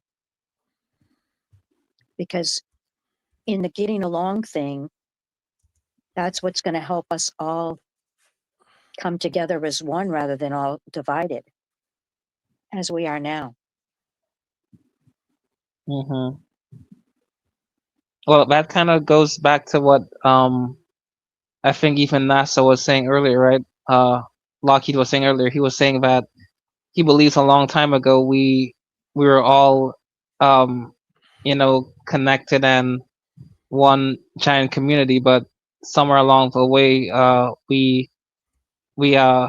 well, what is it, Lockheed? You said that we lost our proper management or whatever, and we became divided or something. Singing together, yeah. We used to have one song, and they broke it up somehow. And that's why I think the Tower of Babel was a allegory story about. Yeah, they purposely made us all talk differently so we couldn't make it and keep connection going. Also, COVID also provided that same modern day connection too, because you have to think we had a lot more smaller businesses. We were all more, we were a little bit more about community, and all of a sudden COVID came and they conquered and divided us again. So that was just a reaffirmation of what they wanted to create, which was, we are not going to be on the same page. Well, we can't be on the same page if we're going to listen to people tell us we're not supposed to be on the same page. We have to there are a lot more of us than there is of them. Let's just be real. Mm-hmm. And we have to stay connected. We have to get together. We have to have this common thread. It doesn't matter what our skin color is. The common thread is we all come from the same source. Get over your religions, get over your gods, get over your Jesus freaking shit, and realize the common denominator is love. We come all from the same source. And if we're from the source who provided the love that made us, and we all stay connected, then that's the only thing that's the truth. Everything else is just cake icing.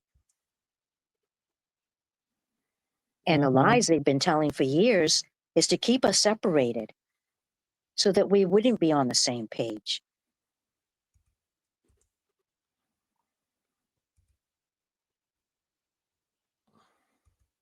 Yeah. I just grew up with science and stuff, and I had to know it and learn it. So we don't all have that experience. So I understand that different people had different math and science teachers and either liked geometry or did not like geography. So I had to excel in all those, or I was punished severely. So I had to figure it all out and get good grades and enjoy the learning, and even wanted to learn more. So I've learned more and more and more, and it's taught me things.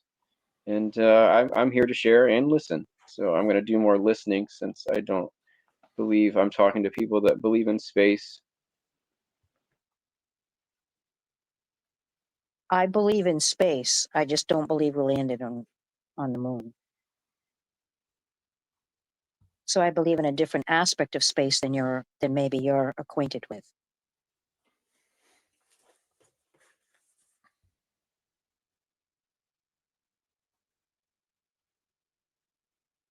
We also have to remember too that each and every one of us are here for our own divine and sacred contracts. Yeah, I mean, I only talk about things I know about. So I mean, everyone's an expert on what they know about, so that's fine. I just think people should study You're correct in that. if they don't know about it before they say they're an expert of that. That's all. So I'm saying, if you didn't, if that's not your field of study, then that's not, if you didn't study mushrooms, I wouldn't listen to you on which mushroom to eat. You know, so I grew up at NASA, and my father worked as a rocket scientist, and he died at 90, and I learned a lot from him, and I have a lot of his books, and I picked up a lot along the way, and I'm a witness to the space program, therefore I understand it. But not everybody has that understanding.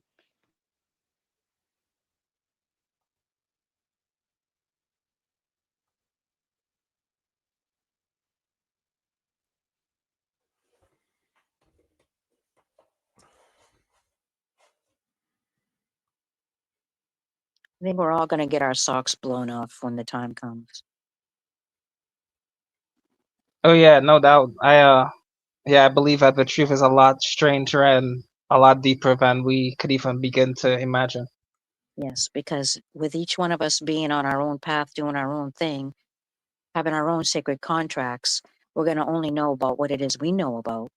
When we start getting pieces of the puzzle or the rest of the story, we're going to find out that, yeah, a portion of what we know does fit the total puzzle piece, the whole picture we're putting together, but we never had the whole story. We only had an aspect of what the whole story was. Because even I'll admit that. I mean, I would be wrong if I sat here and said I know it all, because I don't. Some of these things don't matter. Like, you know, if calculus doesn't matter, don't use it in your life, don't learn it. But I'm saying if there's something you're using this stuff for, then it's good. Otherwise, it's just fodder. It's all in the way. Unless there's something you need it for, you know, just take the slimmest, you know, amount of knowledge that you want to know, and then how you want to understand the universe, and do what's best for you and everybody, you know? So it's like, I don't, you know, a lot of the stuff, like the media tries to distract us with things that don't involve us at all, to give your, you know, makes your emotional opinion of the day be about the media story, when I don't give a hoot what's happening with Kanye West right now, you know, I'm whatever totally it is. disconnected from all of that. I don't have a television. I don't listen to the radio. If I'm going to listen to music, it's music that I desire, which is usually organic. It's not anything that is played on a CD. So no, I'm not connected to the world. It's like most I mean, the whole right wing people are all divided over the Epi case, and then they're all argued over the Kirky thing, and then it's this like all the little these small channels versus each other versus themselves, and Candace Owens talking about what she's all of them are talking about the same things, get the same amount of clicks.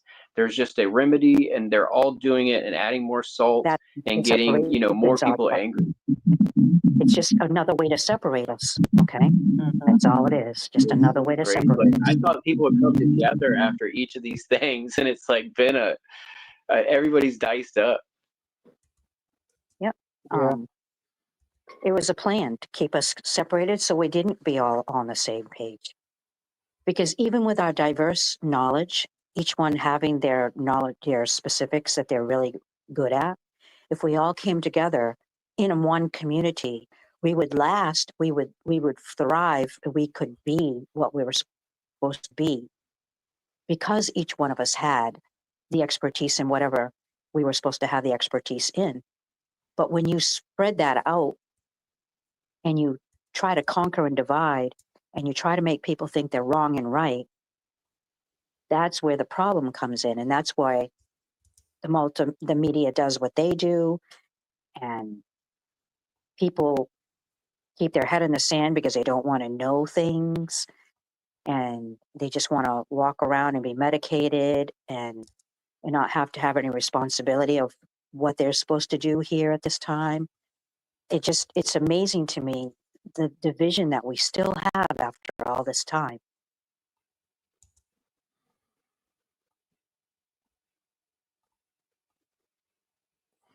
Yeah.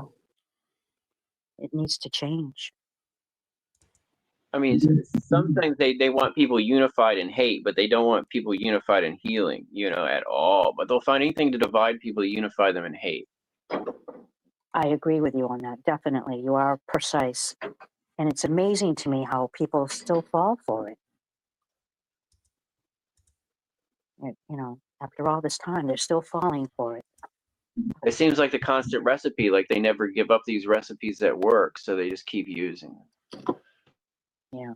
We have to come together to realize it's just a recipe too, you know? Mm-hmm.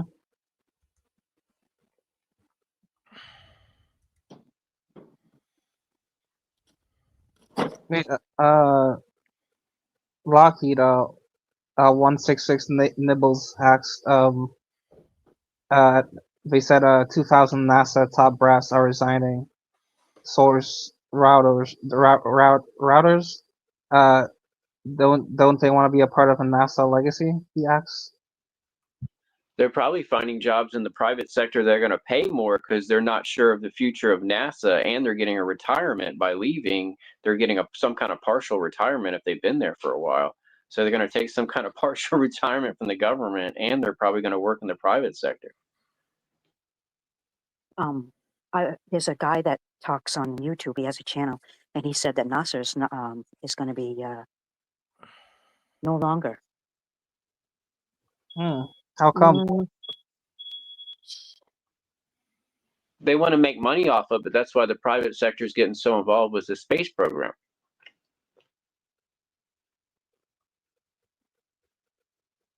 Yeah, that's definitely the truth.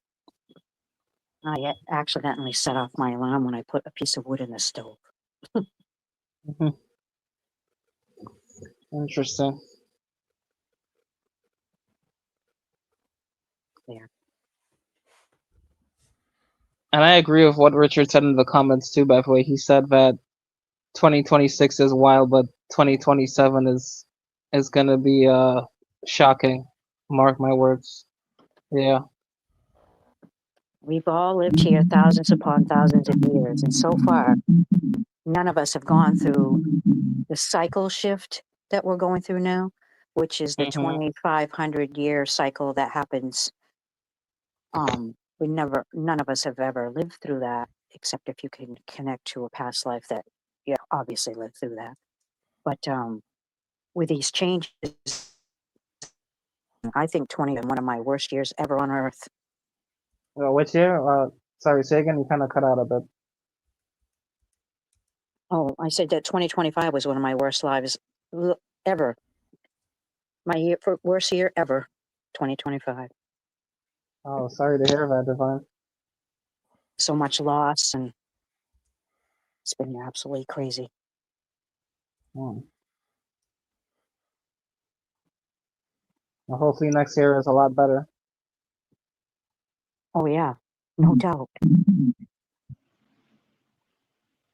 Yeah, soon this year in the history books, and we'll be moved on from it and have survived it. Hopefully, we only have a few more weeks, and we'll all survive this year. Yeah. One also has to remember that if we're going by the correct calendar, the first of the new year starts in April. It does not start in January. Oh, so the new year is actually supposed to start on April 1st? Correct. Interesting. Maybe that's why they call it April Fool's Day, because we're being fooled into thinking that it's January 1st when it's supposed to be April 1st. That's correct. Nice life, huh? Huh. You know what? You could do a whole hell of a lot of things to me and it would hurt my feelings and really crush my heart. But I think if I were to tell you the worst thing that's ever happened to me in my life is lies. And it's not lies from people around me, because you can see through that. It's the lies that the government told, the lies the schools told, the lies the teachers said, the lies that people that you were supposed to be able to trust, all the lies that they've ever told. That's what hurts the most. Yeah. Because now it gets you to that point where when someone speaks to you, you question it. Geez, are they telling me the truth? Yep. Yeah, that's how I feel nowadays. I feel very, very paranoid these days, because I feel like it's I can't really unnecessary trust. vulnerability. Yeah. Yeah. Lockheed, there's a lot of feedback coming from your mic. Still? Okay, now it's better. Oh no, it's gone back again. It's probably because I'm plugged into the wall. Let's see. Unplug, dude. Oh, still going on. So they must be shooting me with some kind of EMF. EMP robot. So is everyone else being monitored, or am I the only one? I look at my phone and I see I'm being monitored. Hello? Yeah, yeah, we can hear you. Yeah, it's gone now, Lockheed. Yeah. But yeah, you say you're being monitored, Divine? Yes. But how do you know you're being monitored? The top right-hand corner of your phone, if you look at it, if there's a green dot there that's lit up, that means they're monitoring you. Oh, right. Oh, lovely. Do I have feedback? I cycled through my options. No, there isn't any feedback. You're good. Yep, you did well. But yeah, there's a green dot on my camera right now. You're Divine, also yeah. being monitored. Wow. My bank account's being monitored. I've told you that, haven't I, by the government? We're all being monitored, Yeah, I honey. don't You're not trust the the only government. one I here. trust people that know math and understand how telescopes work and make their own YouTube channels around that trustworthy logic. Exactly. And then I listen to them because I know they're commendable and viable and other facts maybe. But you still have to do a certain amount of research in order for you to realize that that's someone that you can connect with.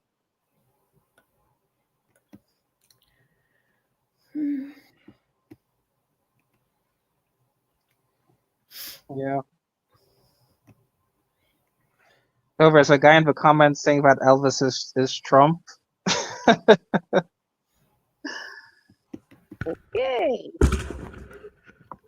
He said, "Go watch old Elvis on stage and see for yourself." Why do I have a feeling that this is just someone who was in the chat earlier creating a backup account to just try and troll everyone? Yeah, we got trolls of all kinds out there. I sure hope so. I need the fame. So if you want to troll me, double click, double troll, double share, double comment, triple comment. Make sure to complain. Love it. Thanks. Yeah, delete us many, many times. Exactly. Yeah. Because, But yeah, Divine, like, oh, go ahead. No, you go ahead.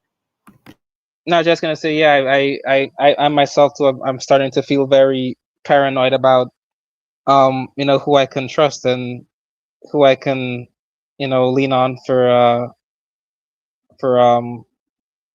just for advice and, and who I can confide in and stuff. But this is probably like the most paranoid I've ever been in my life these last few weeks or so. Yeah. Not being paranoid, it's everywhere. It's in the UK. Same over here. I was talking about today to GNW.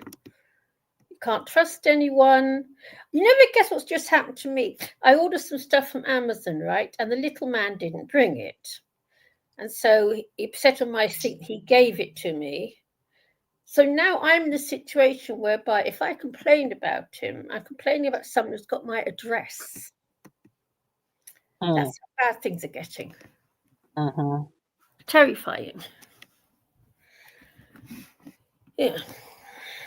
And that just happened to me just recently, a couple of days. Well, I complained to Amazon today, but yeah, that's the end of my, I don't know what to do anymore. You can't trust anyone nowadays. No, you can't. No.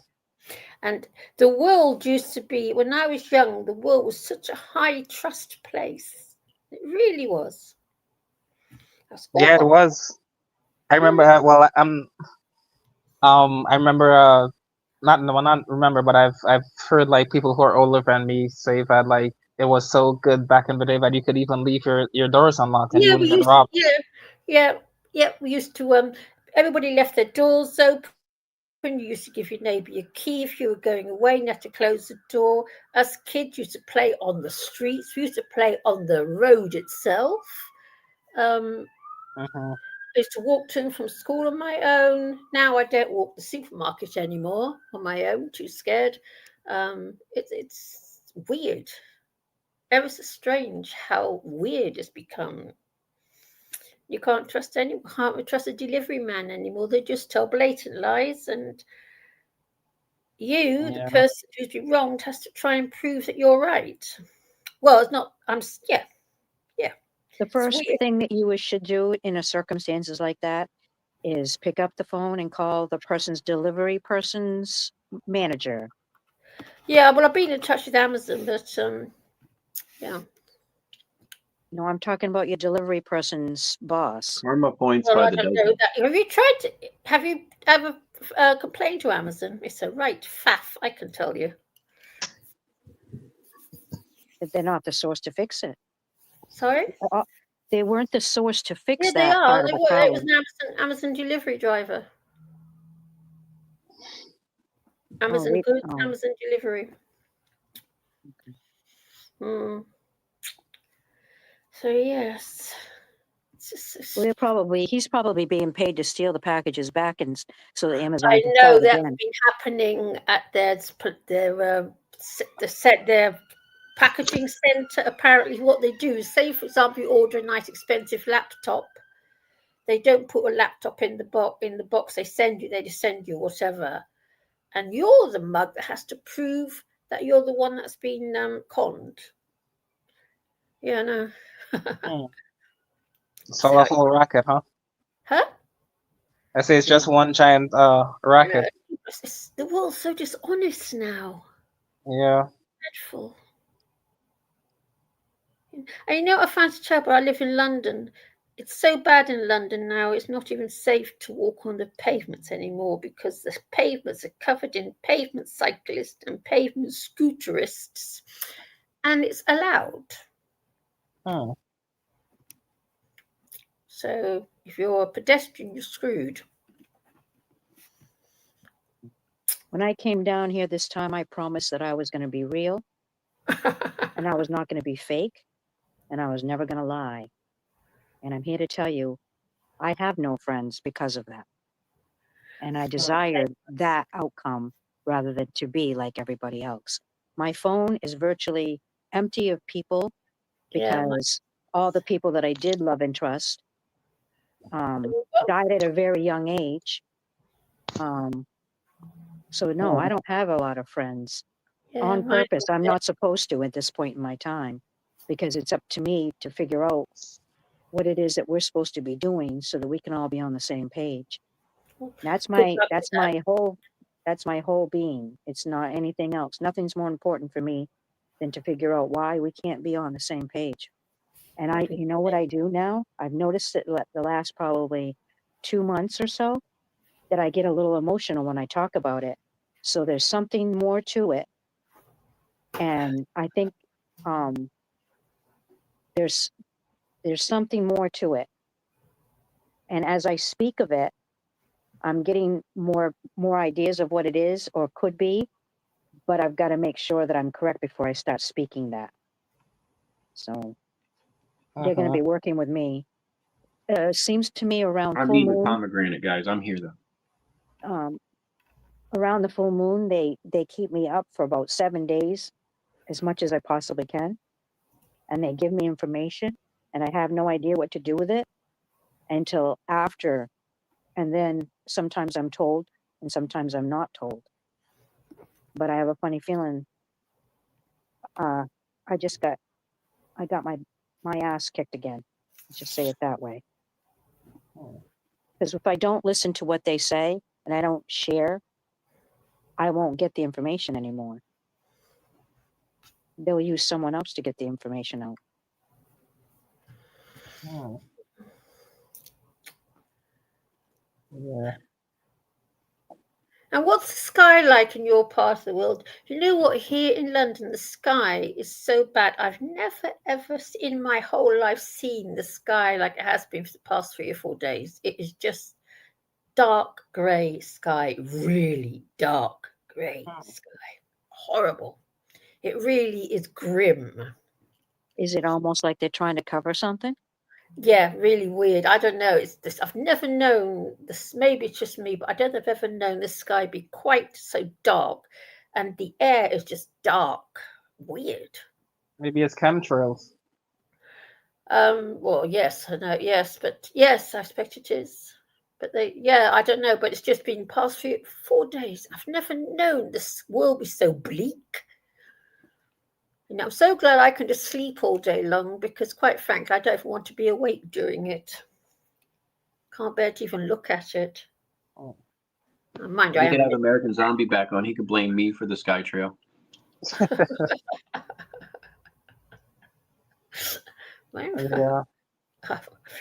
The chemtrails. Yeah. It amazes Yeah. me that people don't see them.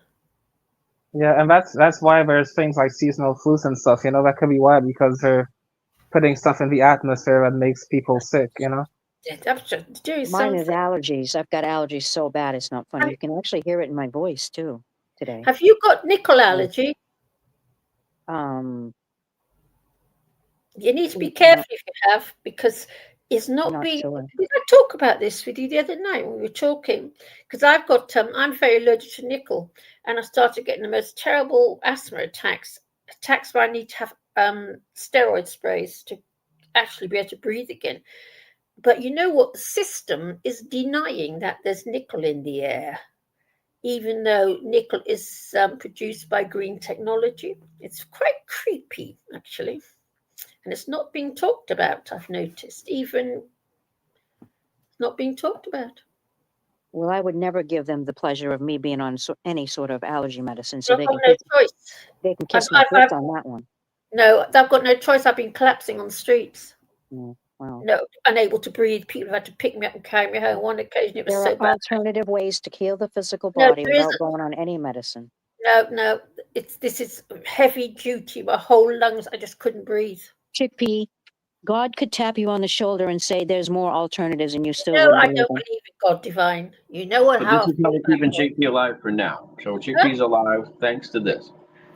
No, divine, I'll tell you something. Allergies, I've got a terrible nickel allergy. Years back, I used to, there used to be nickel in things and zips and stuff like that. I used to have terrible flare-ups of my skin. Now I'm getting the flare-ups in my lungs. It's pretty grim, actually. Stay away from the chemicals. They're in the air, divine. They're coming from the cars. Then you have to do more heavy metal detoxes in your body so that you're not having that. That's all. If I divine, stop talking rubbish. If I'm breathing it in, there's not much I can do about it. It's in the air. If there's poison in the air, there's not much somebody can do about it. And there isn't. I guess we all got to move to the countryside. If your body is holding all the toxins that are in the air, you release the toxins from the physical body. I don't understand what you're saying then. I'm not going to argue about it because unfortunately, if I can't breathe, I can't breathe, and I'm just going to have to take whatever's available to me there and then, which is steroid sprays. I'm not happy about it, and I'm just asking. Steroids? Yes, it's steroid sprays I've got to take. I'm very unhappy about it. Very unhappy. You see, this is what they do. They create the problem through guys. I poisoning. want to invite Marky on the channel. And then Marky, you've got all the people who believe that what they're saying I'm is talking the truth. just 1 second. I'm inviting Marky onto the channel. Marky, you're in the comments. Do come on to the channel and tell us what's going on. You've got an interesting YouTube channel there, Marky. It seems you have a lot. We can get you to space, Marky. Do come on, Marky, and let us know what is going on. Anyway, we'll cook before we finish. Like I was saying, yes, it's produced by green technology. The green technology from these electric batteries that are in cars now, and that's what's causing it. They release nickel, and the system is not talking about it. So we're going to have lots. No, I'm not surprised the asthma rates are so high now. People are dying from it, and it just isn't being talked about. Yeah, that's what I'm saying, right? It's a problem reaction solution. They create a problem and then they something, aren't they? Yeah, they offer you the solution, which is very disgusting, drugs that only help to mask the symptoms instead of actually helping to cure the person. Yeah. Yeah, don't tell me about it. I do know. But yes, I don't know what to make of anything. I think the whole universe is a shit tip. And when I find out who's responsible, we're cooked. I'm going to kill him 1 million times over. I'm going to stab him in his eyes. Oh my gosh. No, I hate him. I tell you, we're cooked. I've been here for 71 years and I'm so sick to death of it. I'm sick of it.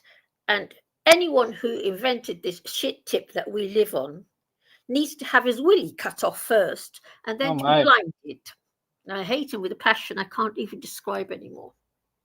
Wait, how do you know it's a him, Chickpea? It could be an AI. It could be a woman. You don't know what it could be. Well, and that is the furthest thing from love that I've ever heard. In the chat. Any fans of Lorena Bobbitt? Well, like I was saying, I don't know. Well, this entity then, well, the Bible, we're told it's this entity. Okay. We're Yeah. told it's a he, so fair enough, I call it a he. But something must be responsible for it when I find out. Most things that have happened nefariously on this earth plane has been man-created. Yeah, Yeah, that's true. Because that's just the sad part about us as a species is that we try to, like, since everything is based around money now, we just try to profit off of each other instead of trying to help each other. Yes, but that's how we're designed, isn't it? This planet is all dog eat a dog till the bitter, brutal end. Animals all eating each other. Most of us are eating the animals, and it's all kill till the bitter, bloody end, and we're all at it. And that's how this earth has been designed. It's all killing and eating the corpse. Yeah, it's a very sick, disgusting system. It's really sick. And It is, know how yeah. anyone could have invented something so sick. This place is a psychopath's playground. Yes, it is. It is completely. There's a lot of us that don't belong here. Yeah, I definitely don't belong here. I've always kind of known that for a while now. Yeah. Yeah. Well, I hate the place. I think it makes me sick.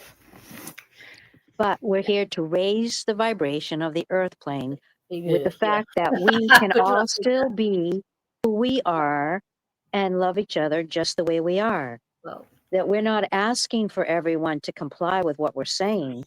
We're just being who we are, and just being who we are is why we've all come together. Because if we weren't meant to be here all speaking to each other and talking to each other, none of us are screaming and hollering. We're all just respecting each other's opinions. That's a vibration of love. I don't care what anyone says. You can analyze it any other way you want to. But with the fact that we are treating each other with honor and respect, that's a loving vibration right there. Yes, Richard, you're so very right. You must come on and talk about this, because I tell you something, Richard, I am terrified for what the future holds of this, because I, for one, will not be going along with this AI thing. And you believe it's a mark of a beast, right? Yes. Was that you? Yeah, me, yeah. Yeah, yes, I do. I believe it just as it's written in the Bible. I believe they will start. I think, we've got it now coming in UK. They're going to start putting our ID and everything on a phone. Lovely. What a beautiful idea that is. And I can't see that being very successful for long. And I certainly will not be going outside ever again. I'm not going outside carrying a phone with all my bank details on it, no matter what the government want me to do. And I suspect I won't be the only one. So the next thing will be a little chip on your hand.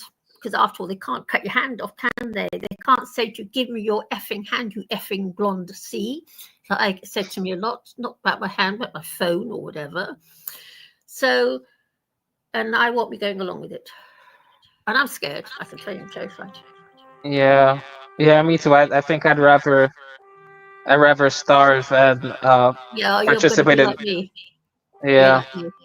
Yeah, I'm petrified because I've got 7 cats, and I've got these 7 cats to look after, and I'm so worried about my 7 cats. You're being very, very naughty. Close the door. Close the door. It's vegan equilibrium. He's already here. Chickpea, why do you believe? Do you believe it because it's in the Bible, or do you just believe? Turtle pip, everyone. No, chickpea. Uh-oh. Wow. Oh, Divine left too. Wow. Oh dear.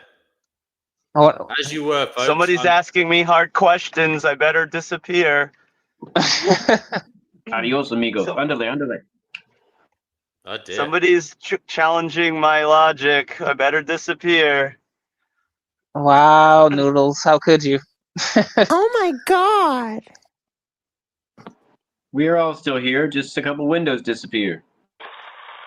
No, I just wanted to know if she mentions the Bible.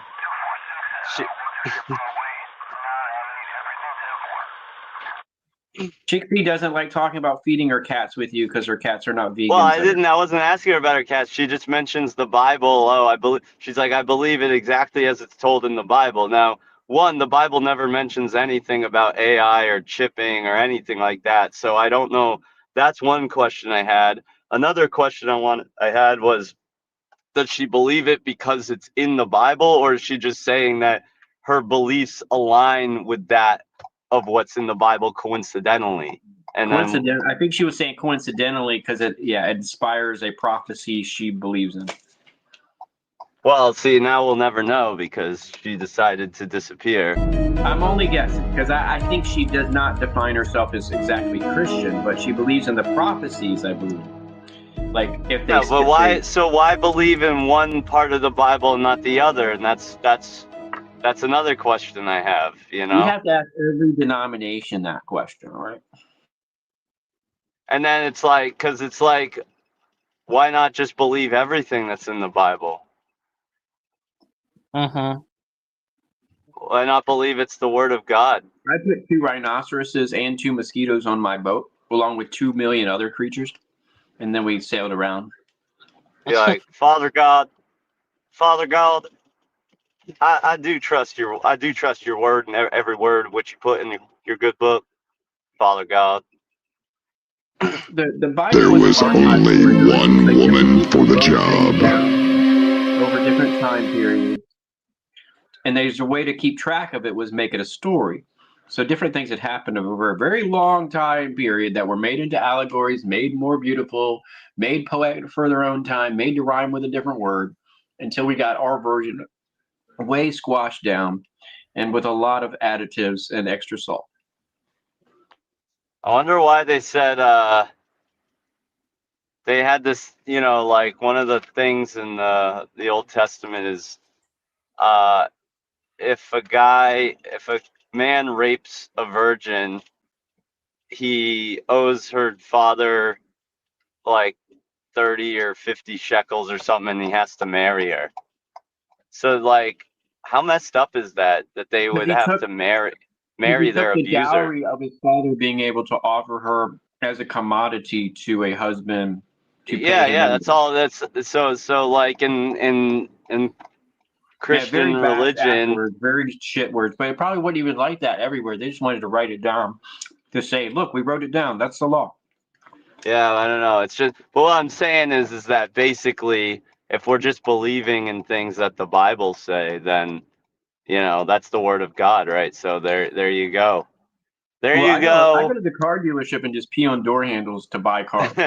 They don't really like when I do that, but I tell them that's the way I learned. Victims should have to marry their abusers, their attackers. There you go. Word of God. Yeah, that is terrible. But they're saying it's lost money for the family. That's why you have to pay. No, I understand, but it's the word of God. Yeah, it's terrible. Yeah, I agree. It's terrible. Father God said it. Terrible. And I trust my Father God. Father God loves us very much. I would not want that to happen to anyone and be paid for it no. That is terrible. Terrible rules. Yeah, there's a lot of terrible rules in the Bible. But it's a conglomerate book, though. It's a mixture of things, and we think it's mainly Judaic, but there's a mixture of things in that Bible. Bible. But we always end up talking about a lot of the same things in here. So what differently do we want to talk about today?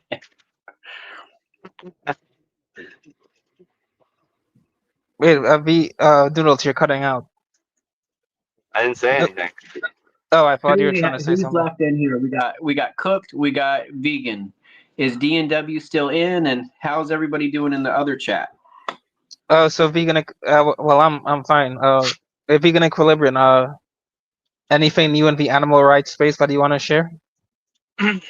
Just more drama and bullshit, Like?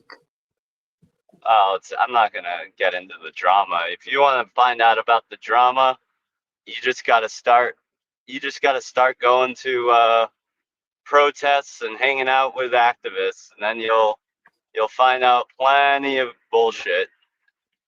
Oh well, there have been some wins. There was a number of recently, okay. Well, there's always stores and restaurants that are dropping fur and foie gras because of activism.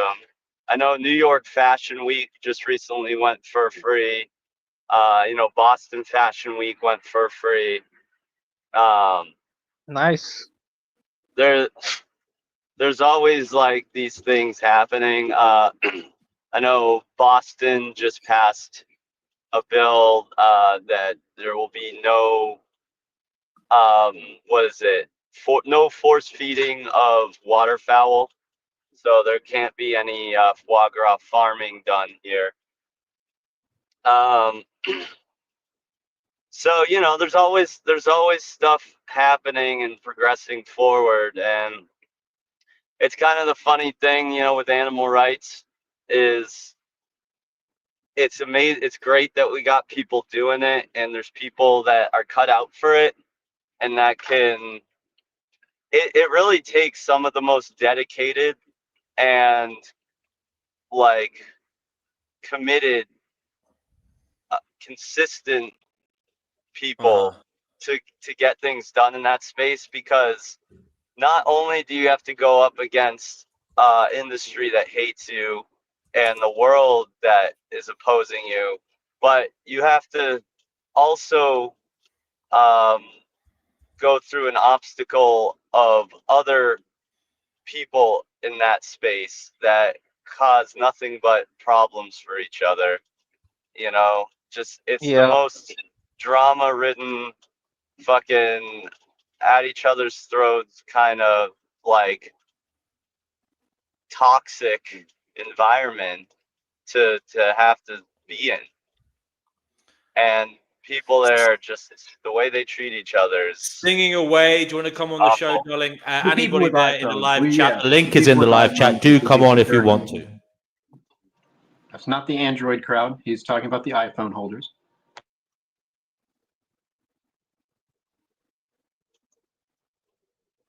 She said she's arriving from Environmental Coffee House live stream. Yeah, so she's welcome to come on here if she wants to. Same goes for anybody there. 166 We are partnering with coffee houses and iPhones today. We're hoping to get all our sponsors on board. That's right. But yeah. Wait, so do you but at least there's progress being made in the space of veganism, right? Noodles? Well, there's always progress being made there. It's just that, well, like people suck, right? And veganism is it's such a minority right now that when you have it's less than 1% of the world is vegan, right? It's probably like Yeah. A it's few million probably people. like Yeah. So if the majority of people suck, and that means that majority of whatever minority group you're part of sucks. It's just like to find the people that you can click with as a vegan. I don't know. I feel like I'm doing it. I don't want to deter people from moving towards veganism, but it's at the same time, it's like, I'm not gonna say it isn't hard to find a healthy community. But isn't everything? And That's what I'm saying. That's what I'm saying. It's not because they're vegan. It's just they're a minority. So there's less of them. Mm-hmm. If people don't eat animals but only the 3D printed human meat, when they make that, the organically cloned human meat, or what do they consider? Just a cannibal that likes, a pepper every now, that likes some rice on the side, or what? I don't know, man. As long as it's 3D printed, it's fine. I don't know what they would be considered. Wait, wasn't there an ethical thing with that? That we're still gonna be taking DNA from animals, and isn't that a rights violation? Yeah, like there might be They're definitely a already rights doing what we're violation. talking about. It's just not fully public. But yes, 3D printed meat is happening with every flavor. There may be a rights violation, but a rights violation compared to what was it? 56 There is a newcomer. like billion, like trillion, 3 trillion There rights is a violations. newcomer. You know, that's Yeah. I'll take that. I'll take the Yeah. Mm-hmm. Welcome, newcomer. I don't see you. I think They Yeah. left. They left before I could bring them on. Who was that? What was her name? No idea. No. But yeah. No, I only asked about the rights violation thing. Oh, wait, I'll pay back. Oh. Yeah, Tone Judah, you're on the show. Now they're disconnected. I don't know boy. what's going on with Tone Judah, but anyway, there you go. Wait, I don't recall seeing a Remember Tone to Judah be in the polite. comments. Don't scare away the newcomers. Let them talk. Let them see what Well, they're they're talking gone. about. They're not here now. So as you were, gentlemen. Yeah, she'll be back on. Welcome. Come on over. Yip yap with the best of us. Yeah, guys, come on up.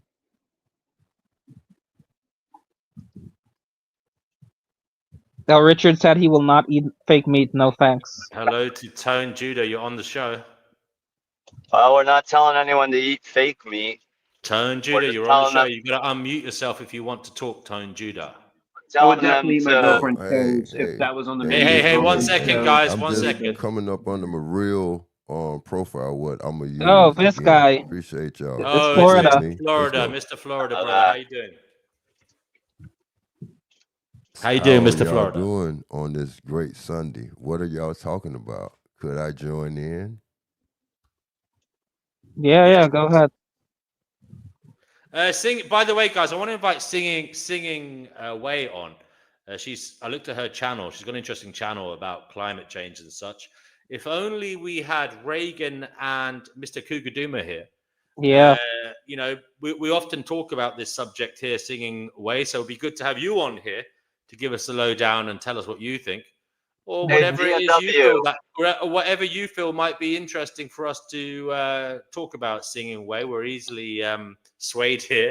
We do meander between topics, so do feel welcome. You are new here. It is good to get over the new anxiety thing and just come on here and become part of the team. So do come on and say hello to us. Yeah. Sorry, Vegan Eclipse, you were saying? DNW, have you heard anything more about the drought in Tehran? Tehran? No, I haven't actually. I haven't looked today. Actually, I did think of it earlier. I'm going to look at it now. Yeah, I thought of it earlier. Let me have a look. That's what Doom Cougar was talking about the other day. Was the drought in Iran? That's what Cougar Doom. It's still the same news as yesterday. Oh, seems to be the same. Drought meaning like real raining drought. It ain't raining there. Drought. No water, thing. no Where water, is no this drinking located? water, Which area no of the rain. world? Exactly. Let's go.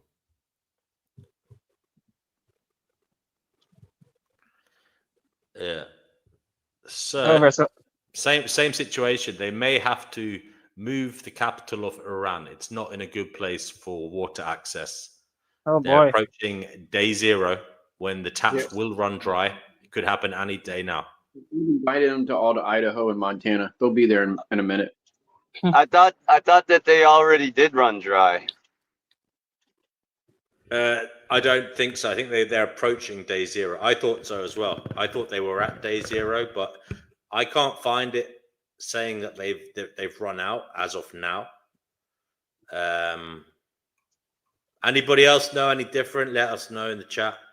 Well, someone planned that bad because like most capitals are strategically planned. They are in the middle of the country, state, or whatever. So that was planned bad. Let's go. Yeah, it's been there for a long time though. There used to be water there. They're saying that it's because of climate change, global heating, that the situation has changed. If that is the case, that's fair enough. Look. Okay, so global heating. So that means that it got so hot that it boiled the water table and water aquifer from under the ground, huh? Well, it may be caused the water to flow elsewhere. That happens, doesn't it? Mm. Noodles, there's been a lot of pushback in the comments against you. And veganism. 166 Nibble says, let's see what have you got going for you. You're vegan, laterally anarchist, direct realist, and your hobby is dancing with the crones in the woods. What? I don't know what the We've hell had to turn down all the Uber Eats. Y'all keep sending us chicken wings. We're not going to eat them, okay? For the real smoke. Uh, Do you know that vegan come from a constellation or something like that? But do vegan come from vegetables? Huh? What? What Oh, are you I'm trying to dead that say? serious. Look, because even with Las Vegas, Vegas got Vega in it. So did the original vegans and vegetarians reside in Las Vegas? Because what goes on in Yes, Vegas yes, stays in Vegas, huh? dude, you nailed it, man. Nailed it. You're a genius. Wait, he also I'm said. dead. Come on, man. Don't make, Wait, man. Nibbles also Don't said, troll me imagine. today now. Come on, man. Don't make me feel like I'm Einstein or Tesla or something. Come on. Don't do me like that now. Come on. Wait, There is a Noodles, newcomer. There is a newcomer. Brace Hello. yourself. Hello. Hello? Yeah. Hello. Hi, is that you singing away? Yes, hello. You got me with the climate questions. Hi, welcome to the Yes. stream. Nice to meet you. We're all actually in the same room in our bathrobes, just staring at each other, except for you. Hi. I'm experiencing an audio delay. Echo. Oh, sorry about that. Now, is it any better? No, but does it sound okay on your end? It does. Do you have a Bluetooth on or No, something it's like way that, baby delayed. girl? Weird. well, maybe you might have to leave and come back.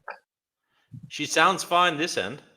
Yeah, you sound fine to me, but I think she's saying on her end she's getting an audio delay. Strange. Yeah. Maybe close your YouTube tab and make sure you're listening through StreamYard. Cougar Doom, that's if you what it hear us, we is. have climate questions. I think you're qualified to answer climate There it questions. goes. Cougar Doom. Did you close your YouTube tab? Yeah, that worked. Yeah, because you were listening via the YouTube. That's why there was the Oh, delay. that Yeah, happened. that's what So I it closed the is. YouTube. Let's go.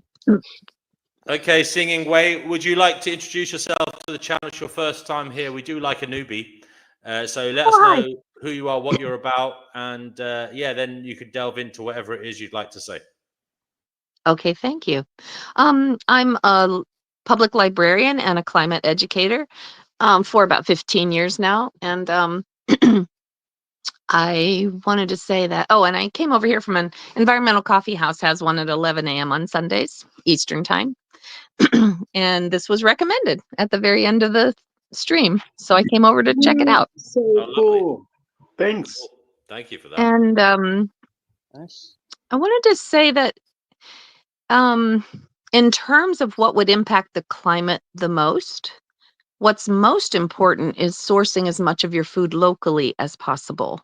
So not as much, making everybody be vegan, although showing and teaching people those options is good. And lessening the amount of subsidies that are going to the meat industry, the dairy industry, because then they use those those subsidies to lobby. We have a lot bigger lobby for those than we do for veganism, that's for sure. But it's most important to think about local foods. So yes, you might be paying more if you're getting local beef that's, grown organically near you. And of course, humanely. But because you're paying more for it, you're probably not wasting it, and you're probably using it more carefully and as an addition to your nutrition, not as your main source. Okay. So it's So waste not, want not. I get what you're saying. yeah, it changes the way you look at your plate and the way you look at your food. And also having a relationship with where you get your food. It's really important. So as far as helping the planet the most, helping with climate change the most, think about creating a local foods network for yourself, finding out where to source as much local food as possible. And that takes time, and it's not as easy as just running into the grocery store and filling your cart with stuff that's been shipped 2,000 miles up from Guatemala. I just But want to it's hit fresher. the chicken wing button on a 3D printer and get me a chicken wing. Right. There is a newcomer. Yeah. Well, the I second try thing I to wanted have to a address was rounded diet, but I'm climate change. probably all in There all is a not as healthy newcomer. as I could There be, is a but I eat newcomer. way healthier There than is a people that newcomer. eat at There fast is a food. newcomer. There I'm is a fine with having newcomer. fast food. There is All a right, wait a sec. newcomer. There is a newcomer. There is Hello? a newcomer. There is a newcomer. You have arrived. Welcome. Have a seat. Finding Prospect, you're on the show. Sorry, we'll go back to Singing Way in a moment. Just Finding Prospect, you're on the show, okay? Okay. Cool. Thanks. Who are you? Would you like to say who you are? Well, I found this channel, the Finding Gnosis channel, in the past week, and I'm just observing. I don't know. I've been on a few lives before of people in the community, I guess, but I didn't really have much to say. I was just checking it out, seeing what's up. It's pretty All right, cool. brother. Okay, Singing Way. Sorry, go ahead, darling. And by the way, Singing Away, we do have somebody who comes on a Cougar Duma, and he says we are cooked. There is no hope. Can you elaborate on what you think in relation to climate change, global heating, as he calls it, and let us know: are we screwed, or do you believe humanity can survive? And by surviving, I mean the 99.999% of us, or do you think, as he thinks, 99.999% of us are going to be, let's just say, pushing the daisies up, if the daisies can grow in the heat that's coming? Well, what we're looking at right now is a 3 to 5 year window, which is right now. Right now, we have the opportunity to set conditions in place which will be permanent for the next several thousand years. So, human agency does have an impact on emissions. If you look at a graph of emissions, you'll see a little divot where it goes down during the COVID pandemic. That's because people were traveling less, buying less, or shopping less, and actually a lot of the global shipping and stuff dropped. So there was a appreciable difference in emissions by human activity changes. That shows us that human activity does have an impact, and a very quick one. So, we created these governmental and economic systems, and we can change them because those are what are keeping us stuck. That's an extremely optimistic and positive outlook there. And you are right. We have done remarkable things. Like we caused damage to the ozone, and then we fixed it, didn't we? With international agreements. And industry. So you're hopeful. I would love him to come on because he is the opposite of what you're saying. He really does think we're cooked, as he puts it. Do you get a lot of people in the because you hang out in these circles? What's the kind of general kind of outlook amongst your people, if I can put it that way? People who think there is such a thing as climate change. Do most of them think that there's something we can do, or is it the case that many of them think it's too late? I think that's too big a category. People who think that there is something that's climate change. They're out of that group. Then there's a subgroup of people who actually understand the science. And the people who understand the climate science then do know that there are certain things that are already baked into the pipeline that we have no power to change, such as sea level rise. That's going to happen no matter, even if we stopped emissions today, all of them, we would still have sea level rise for the next 1,000 years. Because, and also we would continue to have melting glaciers. But everything we do has a positive effect. Everything we can do right now. And also this little window of opportunity is unique. We're alive at this time on this earth at this moment. You are alive at this time at this moment because you have a unique opportunity no other human in history has ever had. And that is to change the conditions that are going to be in place in the future. There you go. The Besides, weather machine. We're trying besides to make a buying, weather machine. We got to fix it. besides buying local, besides buying local produced food, what else Reduce can? emissions. Yeah, we need to reduce energy use. Not just the fossil fuel emissions, of course, those are the most important, but all energy use. Figure out how to live with less energy. How do you reduce your energy consumption? Because what's happened so far is as we add solar and wind, they just add to the energy mix so that we're using more and more and more energy. And that is pushing us into ecological overshoot. So what we need to do is really think about changing our lives to live with less energy. Fair enough. What evidence of things going awry have you seen in your locality, Singing Way, or around the world on your travels, or anecdotally, have you heard from others that you mix with, or even in the news? Oh, well, it's everywhere. I mean, our gardening zone has changed here in the Midwest of the United States, and everywhere you see fires, floods. It's become it's not a matter of habitable regions just moving north. So you're not going to just move north and be okay. And plants and animals are not just going to migrate north and be okay. It's this climate chaos, the complete change in the ocean and atmospheric systems and how they interact with each other. So climate chaos means that anything can rain down on you anywhere you are. Asheville, North Carolina was hit by a hurricane 300 miles from the coast.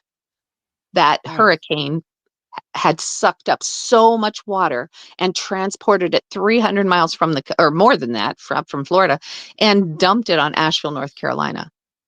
And that can happen anywhere. And also the point that someone made about aquifers boiling, that is not how it happens. No, but look, look. Okay. I'm in Florida, and that was a man-made. Okay, was that hurricane man-made or God-made? Because look, how does water stop being in a place where I'm in construction? You dig so far down, and then you hit a water table, which is part of the water aquifer. So help me out. I'm just brainstorming. Let's go. Yeah, he was talking earlier about the fact that in Tehran they're running out of water, but he doesn't seem to understand how the underground water table can be affected by weather, by human action. I mean, clearly, I mean, if it doesn't rain in an area, I'm sure the water doesn't trickle down to the water table. It doesn't. It comes from the water cycle, doesn't it? I mean, it's the rain seeping into the ground, etc., etc. It really depends on where you live and what your geological what's under your feet as far as what your geological makeup looks like under there. Where I live, our aquifer is 400 feet beneath our feet, and it's a giant lake that was deposited by the glaciers 10,000 years ago. So that water is not going to we're not going to have another glacier give us another giant lake. So that's a really important aquifer source. And if it gets polluted, it's huge. It can't be really cleaned. But a lot of people get their water from rivers or from, or desalination in the ocean. So it just depends on where you live. Now, if you're in Florida, you're suffering from, there's infiltration of the salt water into your freshwater systems because of sea level rise. And that's why it's just a terrible problem in Florida. And really, Florida is going to see the most of sea level rise over the coming 100 years. So I'm amazed. I look to learn something new each and every day. So the word lake is really from the underground and not on the top of the ground, right? That's what you're saying? No, a lake is a bowl of water, wherever it is. But I'm saying my aquifer was deposited 10,000 years ago, and we source our water from that, our drinking water. But the reason your water in Florida is being infiltrated by salt water is because the Greenland glaciers are melting and the poles are melting. And the reason they're melting is for every 75 miles you drive in your car, you melt 1 square foot of sea ice. The sea ice is what's floating. No, like I get It, it. I get it because the like sea ice is Florida the water, sea ice is what's our floating on the aquifer water, supposed to not come on the from like land. But South then that Carolina area. warms up the ocean. Yes, ma'am. I didn't mean to cut your wisdom. I was just wanting to talk with you. That's all. I'm sorry. Okay, what was your question? No, I was just saying that Florida's like the freshwater, our aquifer. We have the green swamp, like that's a freshwater source, but like a lot of that water comes from like it's a big water aquifer in under like South Carolina. Yes, ma'am. Ah, That's what like I learned to. I mean, in my little rabbit holes, that's what I found to learn, but I could be wrong. I want to be wrong. You know what I'm saying? Let's go. well, so in summary, the water sources all over the world, whatever they are, wherever people are sourcing their water, those are all being threatened by climate change. Those are all being um, either made in they become a drought area or they become poisoned and infiltrated, and that's so it's it's affecting water all over the world. And it doesn't help that the mega corporations are seeing this as a grab for profit. So we can bottle water and sell it to you now. As they spread So, misinformation ma'am, on the is internet for there everybody to any think it's all way fake. to make salt water into fresh water, like be treated and all that, like how they treat sewer and stuff like that? Yeah, that's called desalination. Many countries do that. There's different methods to do that. Some use less energy, some use more. Someone else spoke up. What did you say? I think that was Retro. You there, Retro? Oh, I'm here. How? So it was just a quick response to whatever was being said. I forgot what it was by now. Okay. Oh, Singing Way, how hopeful are you? You're optimistic that we can do something, but how hopeful are you that we will? I hope isn't that important to me. I feel I am dedicated to doing the right thing and doing my responsibility as a human who's alive at this time. This has been dropped in our laps, and I feel we have to rise to the challenge, like heroes. Call it forth your inner hero. This is Okay. the call. This is the call. If ever there was a call, this is it. We've got Pastor Yeah. D, who I believe is another American. I don't know what part of America you're in, Pastor D, but do you have any views on climate change, global heating? I do. The scientisms and the evolutionisms, they're all false. The Bible says to be fruitful and multiply, and man shall have dominion over the earth. Do you get all your science and math from the Bible or just that I story? do. Yeah, all of it. Yes. So you failed grade school, or did you just use the Bible for all your classes, or what? Man, that's messed up, man. Don't do that. Sorry. I always got to start with a little sarcasm. Aren't they building machines that can sequester carbon and put it like in blocks, and they can bury it back in the soil? I don't know a lot about that. I'm asking the librarian. Oh, okay. Yes. That's called carbon capture and storage. And ExxonMobil has made billions in subsidies to develop, in quotes, I'm doing air quotes with my fingers, to develop this technology. So mostly what they've done is just hoard the money and not done much development. The carbon capture and storage that is implemented is woefully inadequate. and can't be scaled at any reasonable cost. Now, of course, there's hopeful in the future. In the future, maybe scientists will develop something we haven't even thought of yet. But meanwhile, our job is to stop emissions, stop fossil fuel emissions, which is coal, oil, and gas. Those are the burning of those, which is causing the excess carbon in the atmosphere. And our job is to make sure the future has a foundation for scientists to work from, that they don't have flooded laboratories, that they have a social system that can support science, so that they can be able to develop these things at scale. Okay, But right well, I did now, my job. it's not I had 12 viable. children. Okay, I did my job. I had 12 children.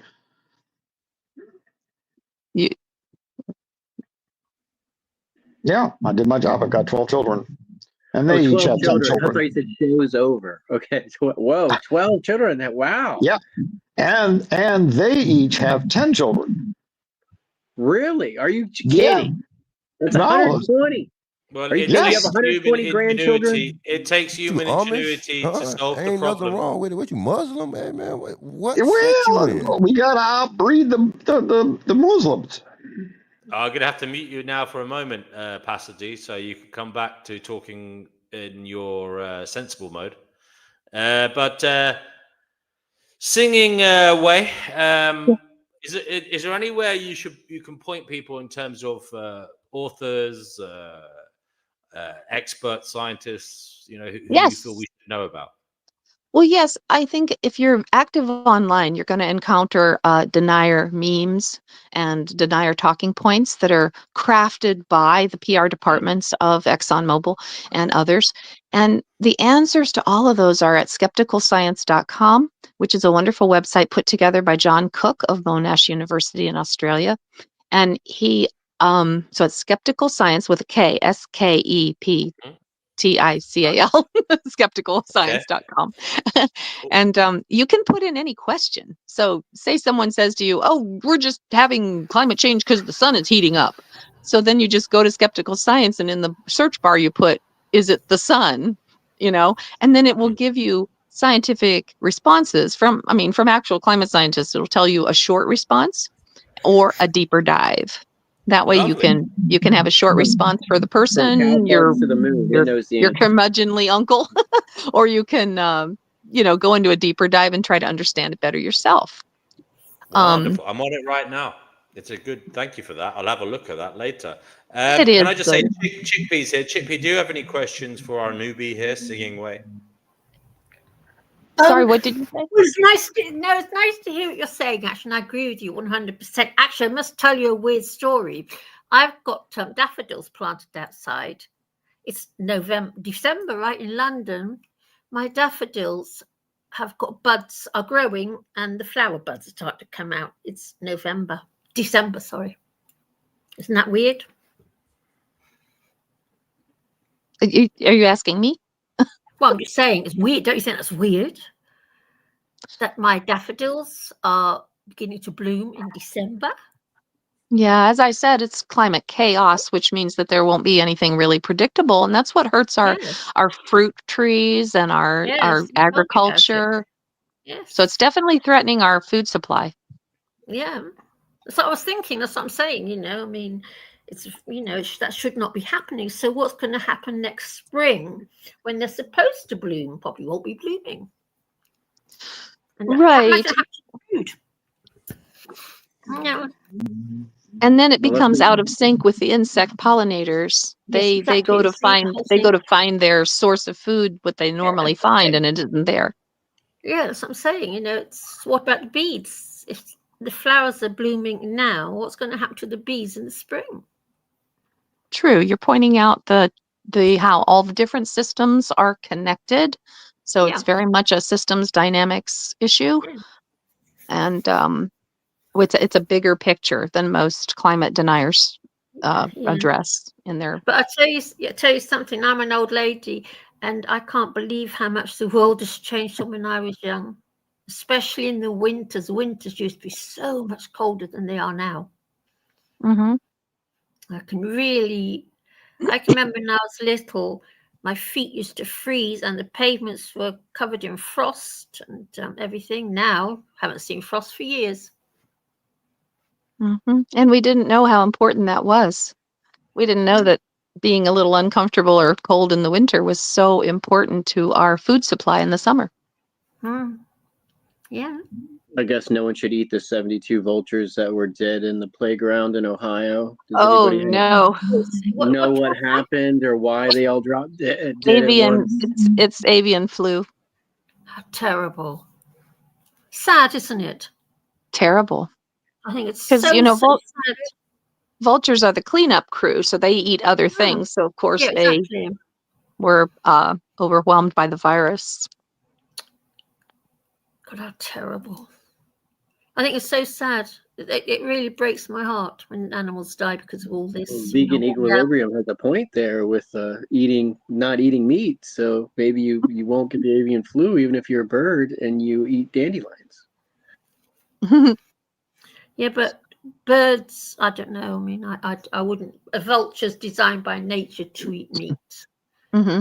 Just like lions are. Do you know there's a guy in Africa, right, on the subject of veganism? There's a guy in Africa called Dean Schneider, and he looks after a whole group of lions, and he's being demonized by vegans for feeding his lions on meat.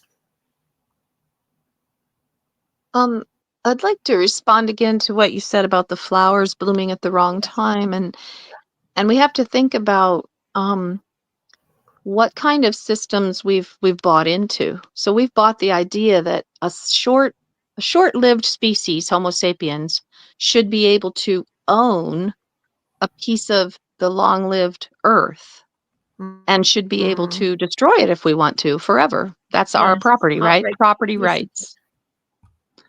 And yes, that is something that needs challenged in our whole way of thinking. Our whole governmental systems and our economic systems need challenged because we are operating under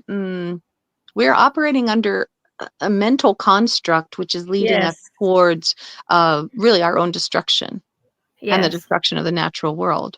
Yes, it's heartbreaking. It's the animals I feel sorry for. And every blade of grass is for sale. Heartbreaking. It really is. You know, that birds are dying because of us lot. Like, have you read what was it? Final Spring or something? I've forgotten the name of the book now. Silent Spring by Rachel Carson. Yes. Have you read it? Of course, yes. Isn't that heartbreaking? All these animals. This is back in the 70s already. Well, she was the beginning of the environmental movement here. Yeah. And when the birds die, we're going to have an uptick in bugs because that's what eats a lot of the bugs is the birds. So we're going to have swarms that are miles wide. Don't worry, the bugs are already dead. There's a lot less insects than there used to be, not because of birds, but because of insecticides and pesticides. They will adapt. They will adapt from the insecticide. Well, the flies and roaches will adapt. The ones we don't like. Well, apparently, I don't know if you know this, but maybe you could illuminate us on this matter. Apparently, soil is becoming unusable because of pesticides that have been used since, I don't know, the 50s, 60s. Yes. And basically, it's been killing the microbes. Bioflora, the microbes in the soil that are necessary for its fertility. So not only has it been killing life above the ground, so that also below it, it's been killing the life below the ground. The mycelium. That is necessary for the soil. I mean, have you read about that? That is a problem. That's something that we're going to have to contend with soon. Yes, when I was a child in school, they showed us videos of the Green Revolution, these giant machines that are, harvesting a monocrop of wheat as far as the eye could see. And that was how they planned to feed the world with fossil fuel driven machines and fossil fuel created pesticides and herbicides and chemicals. And they were touting this as a great achievement of humanity. But the thing we've found out is that method has destroyed the topsoil. Topsoil that used to be 5 feet deep is now like 3 inches deep. And it's destroyed, as you said, the mycelium, which is the life of the soil underneath. but that's more like that's a farming method. We can change our methods. And that's why I encourage local food sourcing, because if you're sourcing your food from local CSAs, community supported agriculture, or co-ops, or directly from the farmers markets, you're supporting a better way of growing food, a better way. These people, if they have a small plot, they have to take care of their soil in order to have the yield. So and also you have a better sense of how they're actually growing your food and what's going on it.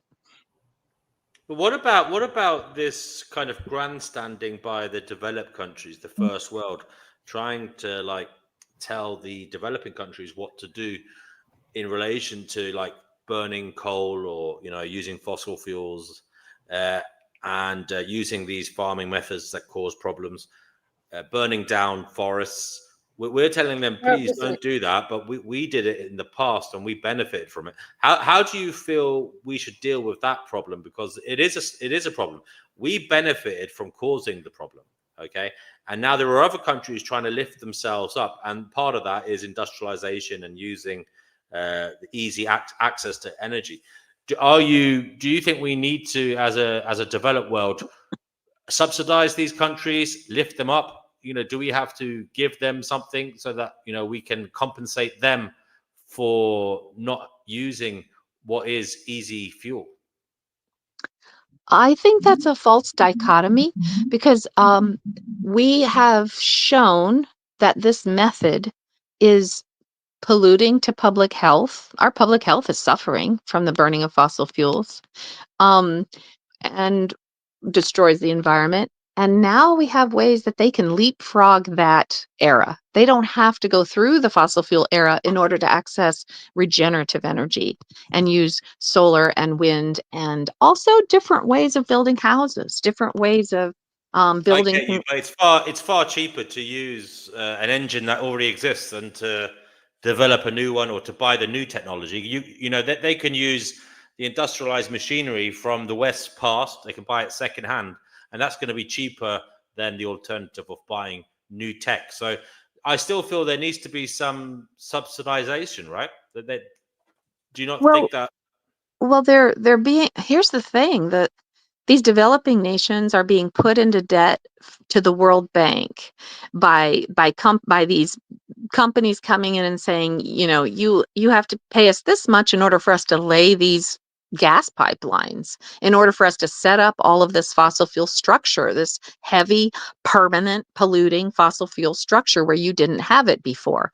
And instead, they could, and some places have, said, no, we're going to leapfrog that stage and go to a clean, renewable, regenerative energy sources, microgrids, community-owned energy. And that, of course, these big companies these multinational companies don't want that. So of course they're going to put out information like you just said, oh, we can't deny them what we have, which is actually, no, let's let them have a better life than what we have. There's so you might want to look at it's called Living Well Within Limits, and it's ecological and it's environmental ecologists, and they have shown how people can have a good basic standard of living with food, shelter, water, education everywhere all over the world for about half the energy currently used in the world. If we that's sustainability, but that's not capitalism run by the oil saying company. energy. So overall, we're made of energy. The personal possession of ours is made of energy. So is it living with less possessions too? Well, many of our possessions are made of plastic, which is sourced from fossil fuels. And yes, so it's a change in how we look at things, Like, why should someone die and all of their stuff goes into a landfill when they have perfectly good appliances and things that could be passed down to a new young couple who need a house? I think capitalism But is a big part of everybody this keeping up problem. with the Joneses, like everybody want the new iPhone 23. But I get what you're saying. Like, look, like how Cuba has all of the old tech technology, like the old analog, their cars and all that. But I get what you're saying. But I'm just I have a witty sense of humor. So thank you for letting me build with So you. good stuff, Florida man. Singing away. If you got the opportunity, if somehow you found yourself in a seat of power with the potential to cause substantial change, what laws would you enact? Well, first I would change the foundational laws of corporations and kind of move them back to things that used to be the law and have since been changed over 30 years. Um, so things like them not being able to buy up other corporations or sell their own stock buybacks, and anti-monopoly laws for one thing. I would also have the corporations have their corporate charter revoked if they couldn't prove that they were a net benefit to society. So there's no reason that we should be letting companies operate to the detriment of our society and the earth. Really, they don't have the right to do that. And so that would be one thing. Another, I guess if I was in charge of everything, I would try to create some sort of, ministry for the future, like that Kim Stanley Robinson book. But I think everyone's always afraid of it doesn't have to, it's not necessarily totalitarian for the world to cooperate, to have a world cooperating on this and really making climate change a priority. You could set it up with safeguards so that there could not be abuse of power. Maybe, the leaders change on a regular basis, or, you never have just one leader. You always have several that have to share power. I don't know. I'm sure that we could create new ways that we could have safeguards in place. But meanwhile, we do need a global cooperative network that is not lobbied and controlled by fossil fuel interests, as unfortunately, United Nations COP has been. Interesting. Now, I'm sorry to change the topics for just a brief moment. You can go back to the climate if you want to afterwards. But seeing as you're new here, we do kind of chat a lot about what the hell is going on in this strange existence. Okay. Many people have many different theories. A lot of us are agnostic on it all. I suppose a couple of questions for you. Do you understand, or do you have an idea, or have you got any thoughts in relation to what might be going on in this strange existence? And from that, are you at all spiritual? And anything else you want to say on the matter? I think I already touched on that, saying that we're here for a reason. We came into this life. What can I say? I'm not religious, but I do know that there's more than this physical reality. We just haven't. We don't have scientific instruments that are sensitive enough to be able to tell us what that is. But I think that we choose to come into this life for a reason and at a time. And a lot of people are really unhappy right now and floundering because they aren't accepting that that's why they're here. There's really only one I'm sorry, I don't mean to be a fanatic about it, but there's really only one big job on our plate. I mean, it's the ultimate. Climate underlies and overarches every other thing we care about. So no matter what. You're saying people aren't happy that A, they chose to come here, and B, there's a job to do. No, they aren't happy because they aren't doing their job. They don't realize that they have a purpose, an enormous purpose, a heroic purpose. They don't realize. Yeah. Brother Marcus is asking you, what is the reason we're here then? Is it to continue the experience for the species, for life? What? And see, you did say that earlier, we're here for a reason, but I wasn't sure that was connected to some spirituality, but now you're saying it may be. I think the reason we're on Earth right now at this time with the knowledge that we have of technology is to create a whole new way of living on the planet in harmony with nature. we have to shift from the industrial age to an age of regeneration and learning from our indigenous ancestors as to how to balance our input and what we take and what we give to the earth. Does that make sense? Chickpea wants to talk in a moment. That makes sense from, as I say, I understand what you're saying. I understand why you're saying it. Singing Way, you did say you're a librarian. That will get many people excited on this stream because there's a lot of people here, including Brother Marcus, big reading fans. So I suppose we should ask you as a newbie what your favorite books are. If you could name maybe 3 of your favorite books. I'll put that on the back burner. You could be thinking about that because I know I've put you on the spot. But we've got Chickpea here. Chickpea, did you want to say something whilst Singing Way is thinking about what her favorite books are? Yeah, what's your take on animal agriculture and the fact that all this meat of these animals that we kill all has to be cooked as well? It's not just, apparently it's 30% of, emissions come from animals. And let's not forget, no one talks about all the cooking of this meat, do they? That is true. No one ever talks about it. Yes, but They don't have to take a lot of cooking, doesn't it? A lot of heat. I mean, how much heat does it take to cooked? Sorry? What? Sushi is raw. Well, I don't know. What's sushi? Sushi, the cut up fish bits at the Japanese restaurant. Sushi. I'm not very good with food and restaurants. I'm one of these people that doesn't like to eat out. I'm sorry.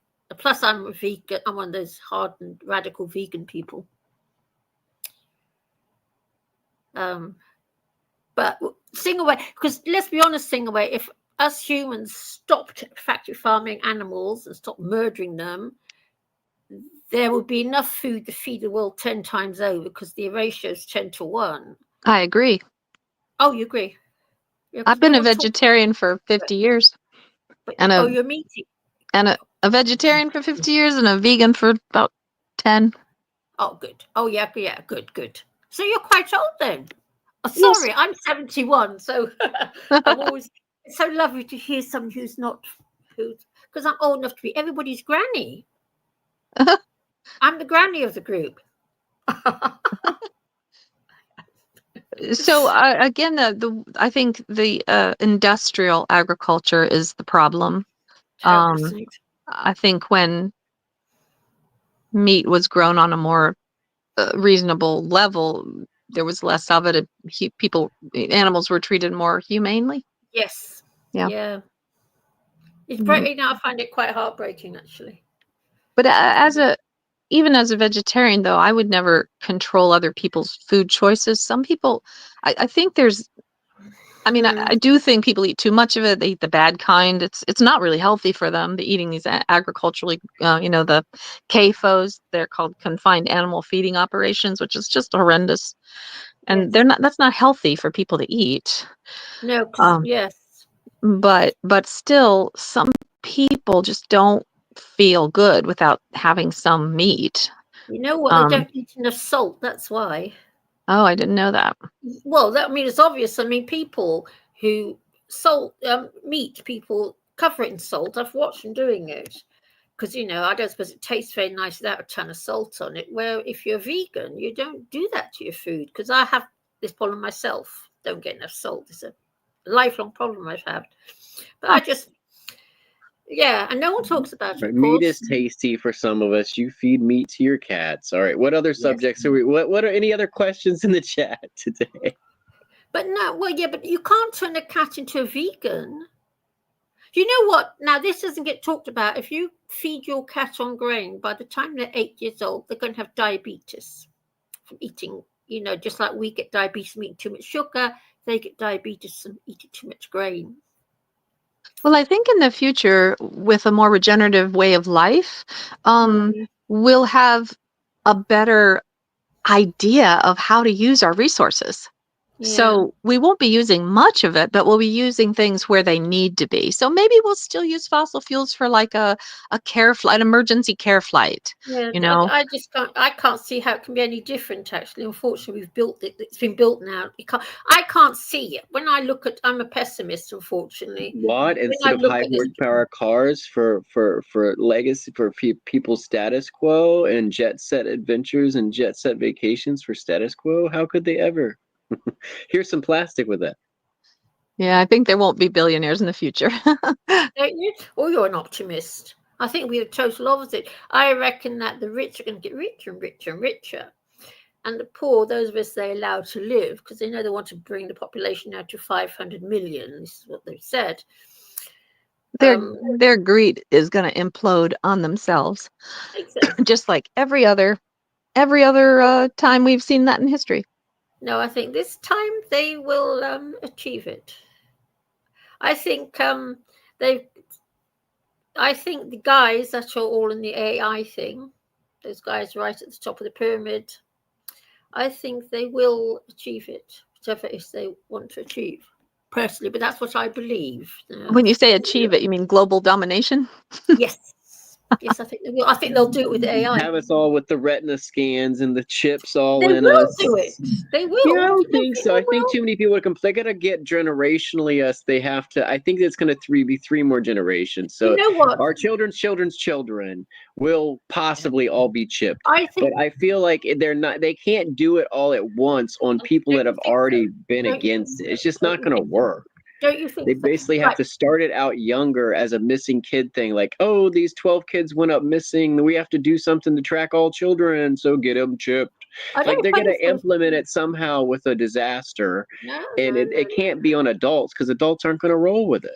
I don't know if funny say, Stu, but almost everyone I know is glued to mobile phones and glued to their stupid TV sets. The children, I mean, I don't know what it's like for children abroad, but here in London, I see them, school kids, they've all got their own mobile phones with money on their mobile phones. It's how lucky young kids are nowadays, happily paying for their sweets with their mobile phone. They're completely taken in by it all. Plus, I don't know if you know this or not, but Elon Musk has invented a chip you can put in your brain where you can download an entire law degree in half an hour. Now, just imagine, instead of having to study. Yeah, Kim Kardashian needs it and a physics class, and she'll be straight for a while. Yeah. Well, just imagine, okay, instead of having to study for 3 years to get a law degree or a degree in anything, you can just get a chip stuck in your brain and law degree in half an hour, because that's coming. You don't think people won't go along with that? They will. Whichever Kardashian dates Elon Musk next, they're gonna get the chip in their head, and then we're gonna see it all happen. Yes. Wait, Chippy, you're saying you could download a degree in a half an hour? Yeah. You serious? Yeah, that's been on YouTube. It's talking about they'll be able to download, when you've got the chip, you'll be directly connected to a computer and you will literally be able to download it via the web or whatever they'll be by into your brain. Sounds terrifying, but it will be able to be done. You'll be able to somehow download installing just memory like in in your head of the information you know. You know So the it's film like. The Matrix? So the answer to the law degree test will be in a library. They put in a disc inside your head. Well, no, they'll just put it on the chip. But do you know, what was I saying? You know the Matrix, it will be like, in the Matrix, they could what's his name, Neo got down to, had a little chip put in his brain. Next thing he was a fabulous what was it, martial arts expert. We will get the same, just from a little chip in your brain. No, they won't allow people to do that. That's what I'm saying. They'll allow AIs up to a certain point. They're going to take it away from people and the internet and give it back to us slowly if we jump hoops for them. They've got us all addicted. This is what it's going to take to control us. So they're going to take it away and they'll give it back if we do what they want. They'll be able to control you by blocking your bank account. Job done. It's already happening in China. That's already happening in China. If you contradict the system, they just cut you off. You won't be able to buy anything. You won't be able to pay your rent. Nothing. That's already happening in parts of China. It is, I'm afraid. Really? If someone wants to, live outside the dumpster of 7-Eleven and eat the crumbs on the in the parking lot, I just don't understand how that person needs to be part of society and how they'll chip them. Is they gonna come out with a van and make sure they chip the people that are living in the woods or the streets? That's what doesn't make sense. They'll start on us lot in our proper homes. Okay, they'll start on us lot first with jobs, homes, mortgages, all the rest of it. Us lot that are already in the matrix. We are already. Oh yeah, for sure. The matrix is already here. Yeah. Yeah. They've already got us. It'll be do or die. They will come. It'll be do or die. Literally, it will happen. I don't know why everyone's so optimistic about it. Well, It will happen. They've said also they want to cut the population down to 500 million. They'll do it. Well, I check don't. What? They have over 30,000 people right now that are chipped in Sweden. Yes, hooray! So, Thank you very much. Yeah, I mean, you can't. I mean, NASA. He seems like a nice guy, but he's very much in a state of mind control. I mean, you have to be able to break out of that, but if not, you just got to be careful because those people will push a false narrative. The fact that so many people are chipped in Sweden. Yes. And a couple of years ago, it was 6,000. It went from 3,000 to 6,000. The estimate is between over 30,000, but it's high as 100,000. Wow. Yeah. Anybody can look it up. Anybody can look it up. So it's happening in China as well and India. Yeah. So when people say, "Oh no, it's going to take 3 generations," you got to look at them that they're in a state of mind control. They don't know. They still think people were playing golf on the moon and stuff like that. No. And They'll get us very easily. And you just got to let them stay where they're at because that's the minions that they use to keep us not knowing. Yeah, they'll get us very, very easily. Most of us living in cities. My high school science teacher sends me a check every week to stay understanding math and science and stuff. They send me updated checks. They're like, we want to make sure you can still solve this problem. This is just basic math. I know it's just algebra. And they're like, this one's just geometry. This is just some basic earth science. Here's another $50. And they all take part in it. I get a sticker and a coupon from them each. They put that in your head and it never came out. The first thing that you got to realize is people will ridicule the truth like you just did. You want to ridicule it? Fine. We know where you're at. Zombified.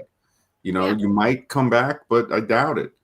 I mean, just a few simple questions can find out where you're at. And the fact that you're defending that ideology from high school. So high school couldn't lie. They're defending math that makes sense, science that makes sense, telescopes that tell us stuff, and people that understand math and telescopes tell me stuff. I'm not sure where you're getting your information from. Well, look at it this way. You said your parents were working at NASA. You have been indoctrinated on a much higher level. You've been taken to the little fairs and said, hey, you see this piece of Reynolds wrap? We flew it into space with guys inside of it. And to think, that's like me saying, hey, I'm going to build an airplane to fly to California. And then I get $1 billion from people, 4 billion, that was the moon mission, right? And I fly there and I fly back. And then they say, well, where's the technology? Can you do it again? Well, I destroyed it. Destroyed it, yeah. Yeah. I mean, So that's what happened with the moon thing? Well, apparently so, yeah. And people believe that. That's the craziest thing. People will look at the Twin Towers. I was here in New York City, and they will look at that. And there's a lot of people. The Twin Towers and NASA are the same story, right? That's what you're smushing all this together like you're Mr. QAnon out of a Xerox machine that just got off of an 8-hour TikTok binge on smoking a meth pipe. Like, dude, where is your real facts or science? I haven't heard of one. 9/11 was an inside job. Apogee. He tries to lump it together, but it's the all right, guys. One at a time. Be nice, respectful, guys. I mean, you're pushing a narrative. Yeah, it's like the moon, the Twin Towers, all of this stuff is a narrative. And when you try to ridicule Twin Towers and NASA mean the same thing to this guy. So did the QAnon page. I mean, you're just a Xerox of QAnon. real person. Have you ever thought of anything yourself, or you just got it all off the internet? Wow. That's the problem, I think. I'm trying to show you, like, look, if you thought about it, maybe You're not you'd showing say, me anything except a meme off TikTok, brother, where you got your degree. Like, what are you wow. talking So about? that's where I got my degree, right? Man, this funny, man. Y'all, let's go, man. Continue this. It's crazy, man. When you try to even say anything that makes sense, people will attack that, and that's the world we live in. You try Okay, to say, what's the hey, sense? Tell me about your American Zombie. astrophysics, dude. We're waiting. What do you know tell me about the space? evidence that they destroyed. What do you know about space? Tell Please me tell about. me. Well, you How know much what? thrust does it take to leave the Earth? Tell me. We What can't is know what nothing is now. the strength of gravity? Tell me. We What is can't the know speed of anything now. sound? Tell me. What is the speed of light? Tell me. You can't without looking it up because it's not your field. If you don't know about it, go talk about what you know about or shut Wow, up. BMW. Spurg City, man. That's what the zombie does. American Zombie today, man. That's what the zombie does. You know a recipe of soup, talk about it. You don't know anything about physics or space, or you would talk about it. That's not what you're talking about. You said 9/11 and NASA in the same sentence. That tells me you're a QAnon retard. Really? So that's what it tells you. It doesn't tell you that asking a question when you say you destroyed technology to go to the moon. I'm asking you to question that, and you don't question it. That's the saddest part. I don't know if he's spurred. What do you mean? I mean, we're talking about verifiable, observable facts. Really? So like I said before, do you actually believe that they say, oh, we can't go back to the moon because we destroyed the evidence? Yeah. And they destroyed the tapes too. Magically, one of the most significant forward scientific marches of mankind, but they destroyed the evidence. Oh, it's not there anymore. And you believe what do you mean? You can visit the moon capsule at the Air and Space Museum. Well, I don't understand what you mean by destroy the evidence. The science is still there. The knowledge is still there. Let me explain it to you, because I was present as I'll a explain it child to you. seeing the moonwalk. May I explain I it? believe that to you singing away. My father was in the Air The Force. only real moonwalk you Yeah, my seen dad was was in the Michael army. That Jackson makes doing it true, the right? moonwalk. Let's go. That makes So I it guess true. I'm not understanding this conversation. Okay, I don't that's understand this Let me explain. Wait. Sing away. You said that you were there watching like live. You said it happened live. Well, it was a television stream when the moonwalk happened, and my father was in the Air Force, so he had been involved in visiting the locations where they were the launch and etc. So yeah, he made us watch. Damn, It was there the was a grandest. bunch of It was one LSD of the back then grandest too, huh? accomplishments. That was the hippie days, huh? Everybody was thrown off. It was psyops. That's what they were saying. Look, you cannot land on a reflection, huh? If you try to walk on the mirror, you're gonna break the mirror. Let's go. Are The you moon is still a mirror. hopeful that humanity can find a way, singing way? There is no humanity, man. There's a bunch of people being controlled by a few psychopaths, basically. And then you have these zombies in society swearing that they went to the moon, like as if they walked on it. It's ridiculous. I can't take these sound effects, man. I gotta go do my. Seriously, we don't need the sound Sorry, effects. I'll stop doing it. Man, those are some good sound effects, man. They are Man, but I want to ask American Zombie something. Oh, come back, American Zombie. Come back, man. My brothers and sisters. Let's go. No, people are leaving. No, come back, guys. Singing Way left as well. Well, Singing Way and American Zombie, it was lovely to have you with us. Just shame you had to go. They didn't have to go. They were made to go because of the sounds that were happening. Yeah, it's just those sound effects. Man, It's all my fault. you a dog? Come on, man. I shall back up self-chastise. Here. You got bullets going around right now. It's sirens I shall going self-chastise around. myself when I get noises offline, and and I sounds, shall man. self-flagellate He myself. said that just before he left. Bring I'm them not telling you sounds back. something that was a You paid lie. a lot Bring of out money my for them personal sounds. cat of You better nine use tails them and whip my sounds, back huh? for 5 hours Let's after the go. stream. Will you I'll be do happy it then? if you like DW, if you want me to. I know you would. Yeah, I would. I'd love it. I know you would. Yes, I would. In fact, enjoy that should have been your job. You know what? I think I would have been quite good at it as well. I sometimes regret that I didn't do it. Good money. Bring I back should have done American it. Zombie. Wait, American Zombie, if you're listening, please come back. I need to ask you something. Yeah. And Yeah, man, you Singing get Way, it all was lovely to triggered have her now. on as well. But Damn it. the questions and the way you feel was triggering. That's like sounding off to somebody's nerves. I wonder Man, if that's get why he your left ass the first time. back I wonder up if it here. was because of the You sound are a effects. American. We got all type of sounds in America. Get your ass back up here. Thank you, Richard. Yeah. But I'm not a girl anymore, unfortunately. But I should have done it when I And was Singing young. Way, I hope you come back as well too. Yes, I would have enjoyed it, I think. Doing W. I'd like to, you know what I'd like to do, doing W? Put a little lead on you, and you can walk beside Max. Wouldn't that be fun? I'll take you both down the park. DW. He probably went to go get some tea. See, but overall, what he was saying about that moonwalk was that they filmed that in like Greenland. Them places where you think that they land on the moon. Filmed it in a Those were studio. the 60s, man. The motherfucker was high as a motherfucker, man. Bitch was high. That was the hippie days. LSD and all that, man. You was tripped out, man. They tricked everybody. Look, Yeah, I because didn't believe it. NASA ain't nothing but Nazis. You say NASA, that's Nazis.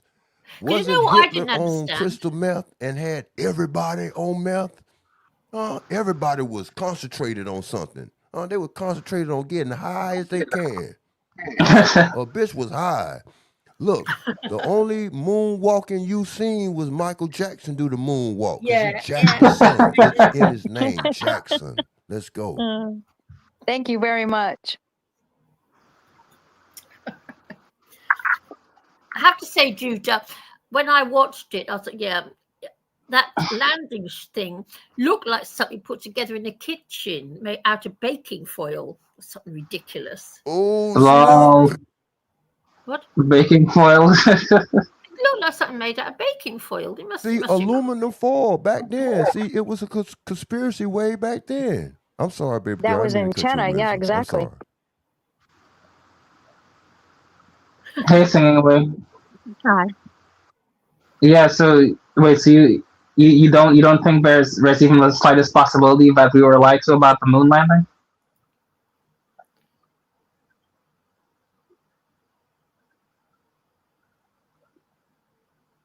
Who are you talking to? Yeah, who you Singing talking Way. to? Singing Way. She said that she believes that we landed on the moon. I didn't say that. No, Singing Way. Oh, sorry. I do apologize. When you have observable evidence, you don't need belief. That's what science is based on. But and that's why science has been able to build on what has been discovered, because it's true. When you have hypotheses and studies that are not done well and are not true, then when other people try to build upon those discoveries, it collapses and it's proven to be false. That's how science works. So But it was what just a film thing in a observatory way, technology could we all fact check to see that moon landing was real?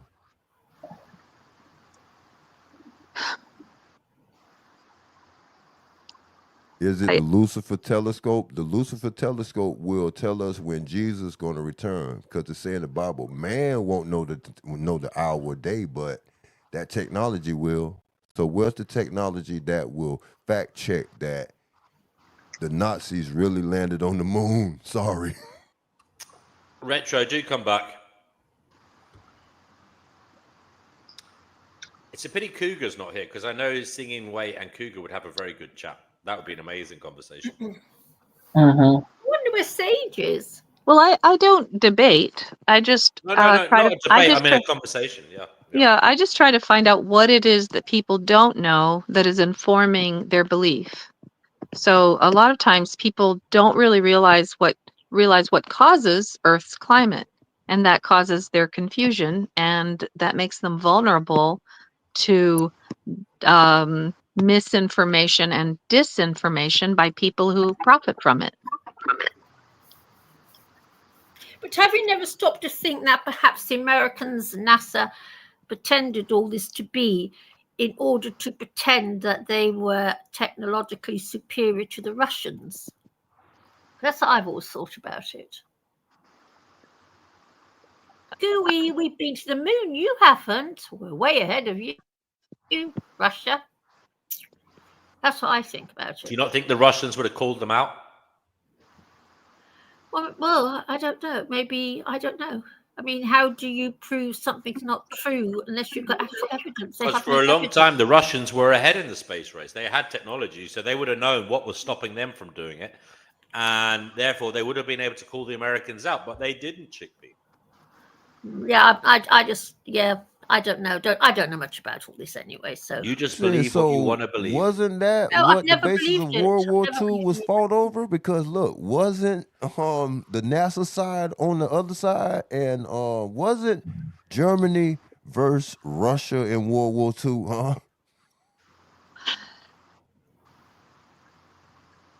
I don't know. I'm not. I When can't you answer. say NASA, you got to say Nazi. I'm dead ass serious, huh? I don't mean to step on nobody's toes. I know it's some sensitive people up here, but whenever you say NASA, just start saying Nazi. You know what? Let's go. Yeah, absolutely not. No. Do you know, Tone? After the war, absolutely so. The hell you mean? Huh? No. 1600 concentration camp officers went to America after the war. 1600, and most of them went to NASA. It's fact. 1600, baby girl. You is dead on point. Let's go, huh? That's how grim things are, singing away. That's how bad it is. Well, yes, that's what started neoliberalism in our government. The idea that we had to somehow manipulate other countries and do regime change operations in order to benefit the United States economy. Yes, so I'm sorry for that. I'm sorry for being a member of that nation and doing those things. So yeah, there's a dark side to every nation, maybe, and our dark side has unfortunately affected the Earth in an outsized way. Yep, admit that. But no, a scientific organization is not. I'm not. I'm not here to give you a history lesson. No, but I'm. But saying away, why? Wait, saying away. Why is it that you don't find it a bit suspicious that they said they've lost the technology to go back to the moon, even though technology has advanced so much more since then that they should be able to recreate it on their own? Yeah. Well, I hope they don't go to the moon, frankly. I think we need to leave the moon alone. Nature needs its own rights, and that is the only way to kind of overcome this capitalist idea that we can, well, really every system of governance we have on Earth today says that private property is king, is primary. Yeah. And that has to change. That really has to change. We have to all be citizens of the planet. And all really, when you're born on Earth, that's your common heritage. The rain should be yours, the water should be yours, the air should be clean. That's what you should inherit. I agree, but are you optimistic though that the elites will be overthrown and the majority of humans will be able to reclaim our birthright? Well, they're already imploding on themselves. You can see that happening. No, I feel like they're getting stronger and working together a lot more, actually. Yeah, I see that too, but their corruption runs so deep that they can't even trust each other. They're going to start knifing each other, I'm sure. They're going to start taking each other down, just like in the French Revolution. The what was it? The Danton and I can't remember. They started turning on each other. So I think the time of this system is over, and what we're seeing is the thrashing throes of the monster as it falls. And yes, there's lots of damage done while that monster comes down, but it's already coming down. I hope so, but I don't know. I'm not so optimistic that the elites would be willing to give up their power like that and throw it away, and the majority of us would work together to overcome them. Oh, yeah, they won't be willing, but we'll nationalize their corporations. We'll, a click of a button can take their money off the computer and can change their ownership of land and property. Yeah, it's kind of easier than ever now to take them down because all that they're working with is imaginary money, clicks on a keyboard, and that can be evaporated. That's what I've said as well. There is hope that some amazing autist will be able to save the world. Somebody who can hack into systems, and we potentially have never been in a situation where a hacker can do so much damage, and like an individual, not even in a position where they've met power, could do something from their basement. I guess so. Yeah, hackers, but also a governance system. I mean, we could actually create and empower a governance system which says, sorry, no more billionaires. You don't own that anymore. Go away and live in a normal house and be a normal person. You're addicted, and we're doing the best thing for you.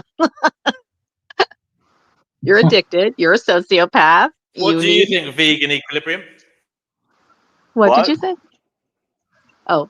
He's talking to Vegan Equilibrium. What did you ask? He's asking, like, what do you think about us being able to, top of the corruption at the top. Get what? Stop all the corruption at the top and stop the billionaires from running everything. I don't have much hope for that. Yeah. I don't know. I just feel like the billionaires just have too much power, I feel like. And they probably have everything figured out as to how to stop us from being able to overthrow them. You just gotta be like, I mean, nature rewards strength, and it doesn't, like, generally speaking, it doesn't reward compassion. So I disagree. All right, well, anyway, it doesn't reward in my experience, it doesn't reward compassion. We can reward compassion, but nature itself, in my opinion, does not. You're separating us from nature. Are we not also nature? Well, it depends what your definition of nature is. The point I'm trying to make is there's a reason that the sociopaths rise to I don't want to say sociopaths, because that's actually, people get that mixed, and psychopaths mixed up a lot. Although, I guess that it takes. Yeah, but even there's a reason that the psychopaths rise to the top. Because narcissists empower them. What? Because narcissists empower them. It's well, a sort of a narcissists. It's sort of a mental. Yeah, but there's a lot of weak narcissists around the psychopaths. Right. They keep themselves inundated with their flying monkeys. Yeah. But leave your references thing is that, like, they're willing to throw people under the bus, and they don't have a conscience, so they're willing to do the things to collect that money that people like us aren't willing to do. So yeah, I agree. So we need to make their money irrelevant. Just irrelevant. Well, how are you going to do that? Well, we're the ones that decide that it's relevant, right? I mean, what the whole thing is that whatever you decide to use as currency, there's going to be a psychopath that monopolizes on that system. There's a great book to read about that. It's called The Dawn of Everything by David Graeber. And he talks about how ancient civilizations had all kinds of different creative methods to keep that from happening that we could learn from. I think What happened to them? Well, they lived long enough to produce us, I guess. I mean, they didn't just Well, die. they clearly fell. They fell. No, they evolved and kept going. I mean, they're Well, where are they? Where did they evolve to? Are they off this planet? I mean, they're in your DNA. They're your ancestors. well, I'm saying you're saying that they had these great systems to prevent that, but that clearly didn't happen. They didn't prevent it. Well, Because there here have we been are. different. Right, and there's a lot of different philosophies about how that happened, but I think it was the Younger Dryas episode that forced people into the caves, and at that time, what the prehistoric methods, when there was really kind of plenty of food, that changed and food became scarce, and that might be, I'm not sure, but that some people have proposed that's when sort of greed and sort of a hoarding and city states and feudalism began because of the lack of resources. But I don't know. I don't want to get into that. But it's a great book to read. It gives you a different way of looking at things. Like for one, like we tend to shower praise and accolades on people who've accomplished things, like instead of saying, oh, so you've got a billion of those things called dollars? That's really sick. That's like hoarding a billion shoes. You're sick. You need help. Instead we say, oh, he's a billionaire. He must know everything. Let's ask him about his advice about energy and everything. No, yeah, I agree. People tend to pedestalize billionaires too much. Totally, And yeah. it's like, are there billionaires that are just like literally like out of the limelight enjoying their lives? Or it seems like all the billionaires that we know about, they're all like doing something. They're all like in No, there's loads of them that you don't hear about. They live very quiet lives and they hide from public acknowledgement. I mean, in the UK we have I mean, I would hope in that the UK we have the Barclay brothers. They're very, very rich, but you don't really hear much about them. Well, like, yeah, I would hope not. But I would hope that there's someone out there, if they have $1 billion, that they're just fucking enjoying, at least like not doing shit. What I mean is, like, you don't see because them. You if don't I hear had, about like, them. think That about it, doesn't if mean you they're not had, doing if something. you had, I don't know what they're doing. how much money would it take for you to be like, oh, I'm never gonna like bother dealing with anyone ever again, or working, or like I mean, having to perhaps you answer do this. perhaps there is a moral imperative. When you have a lot of money, a lot of power, perhaps you should be trying to help the world. Right. No, I know. It's like either you got to work to get the fuck you money, or if you get fuck you money, then you have to be working to do something good with it. So you never really get to, you never really get guilt-free rest or guilt-free fuck you money. Really, it's never there, you don't right? get 100% free time. Yeah. Well, the Homo sapien brain gets overwhelmed by having everything at once, anytime at once. So when these billionaires are dopamine deprived, dopamine deficient, and that's why they end up, not just billionaires, but heads of state, royal people, they end up doing these crazy extreme things and these secret things, like ending up in the Epstein files, because they are trying to feel alive at all. Because they've just the Homo sapiens just aren't meant to hoard and to be rich and to have that much. It overwhelms our systems, and there's studies that show that people that win the lottery, within about 2 weeks, they have less compassion for other people. They've convinced themselves that they're special, and that's the reason they deserve this. I mean, it just changes the brain, and That's why these ancient or indigenous tribes, which are we can learn from today, have ways to stop that and redefine what a good person is. You know, a good the richest person is the one who gives away the most. Right, guys, we have a newbie here. Well said there. Hello. We have a newbie here, Eduardo. Eduardo, you're on the show. Yeah. I know. Hi, Eduardo. Hello. How are you? Good. Hey, Eduardo. Can I join too? There is Yeah. Go ahead. Okay. There is a newcomer. Eduardo, what is it you'd like to say? Again? What would you like to say, brother? Well, I don't know the topic going on, so I'll just listen and interrupt you sometime. No problem. We were talking about how greed and riches change the brain and change the. That's interesting.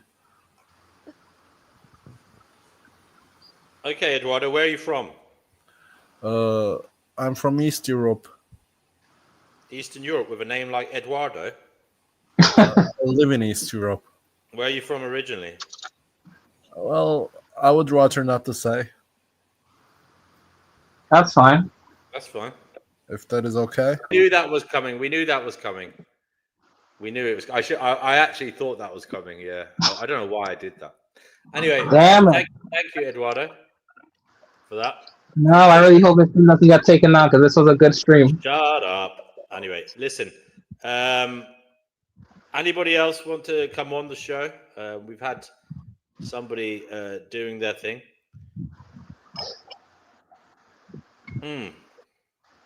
Ugh. Stupid trolls. Wow, the person said reported. All right. Thank you for that. So anyway, where were we, guys? Well, I think I just was getting going, but it's been fun. Might want to kick Eduardo out of the chat. He's okay. He's welcome. I mean, it's making him happy. You know, he's obviously got one of those lives where he has to do these types of things. So it's okay, Eduardo. Hope you're happy now, brother. I can't figure out how to see the chat while I'm in the show. Is there a way? Yeah, just you go to there's like a little comment box. When I did that, it just took me to the studio chat, not to the main public Actually, there's 3 dots, and there's. Okay. But it depends if you're on your phone. It's different than if you're on your computer. Yeah, I'm on a phone. I think I can only see your comments. Okay. Huh. Comments? No, Marissa, wait. There's supposed to be a section called comments at the top of the stream. When you press the 3 dots. Okay. Did you see it? Well, yeah, but twice I've been kicked out of the chat when I tried. So No, what it says, it's supposed to say, and then try to like type a response in response to in the comment section, and it should say if you want to type comments, it'll say that you have to link your email or whatever, and then you should be able to link your email and be able to. I did that, but the trouble is if I join the chat, then it opens up a YouTube window, and then I get the echo. So maybe I'll just you don't have to do this right now. I'll figure it out, but I'm not. Okay. Yeah. Turn off the sound on the YouTube channel. Okay, I can try that. That does it, yeah. Okay. Then you don't get the echo. Yeah, we were just.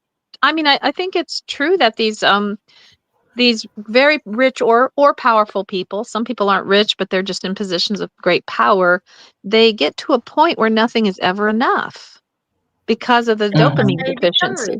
That's how you become rich, is it? By sheer greed. Say that again. What? That's how you become rich, by sheer greed, and by exploiting other people. You don't become rich from working hard; it's from exploitation, mostly. Yeah.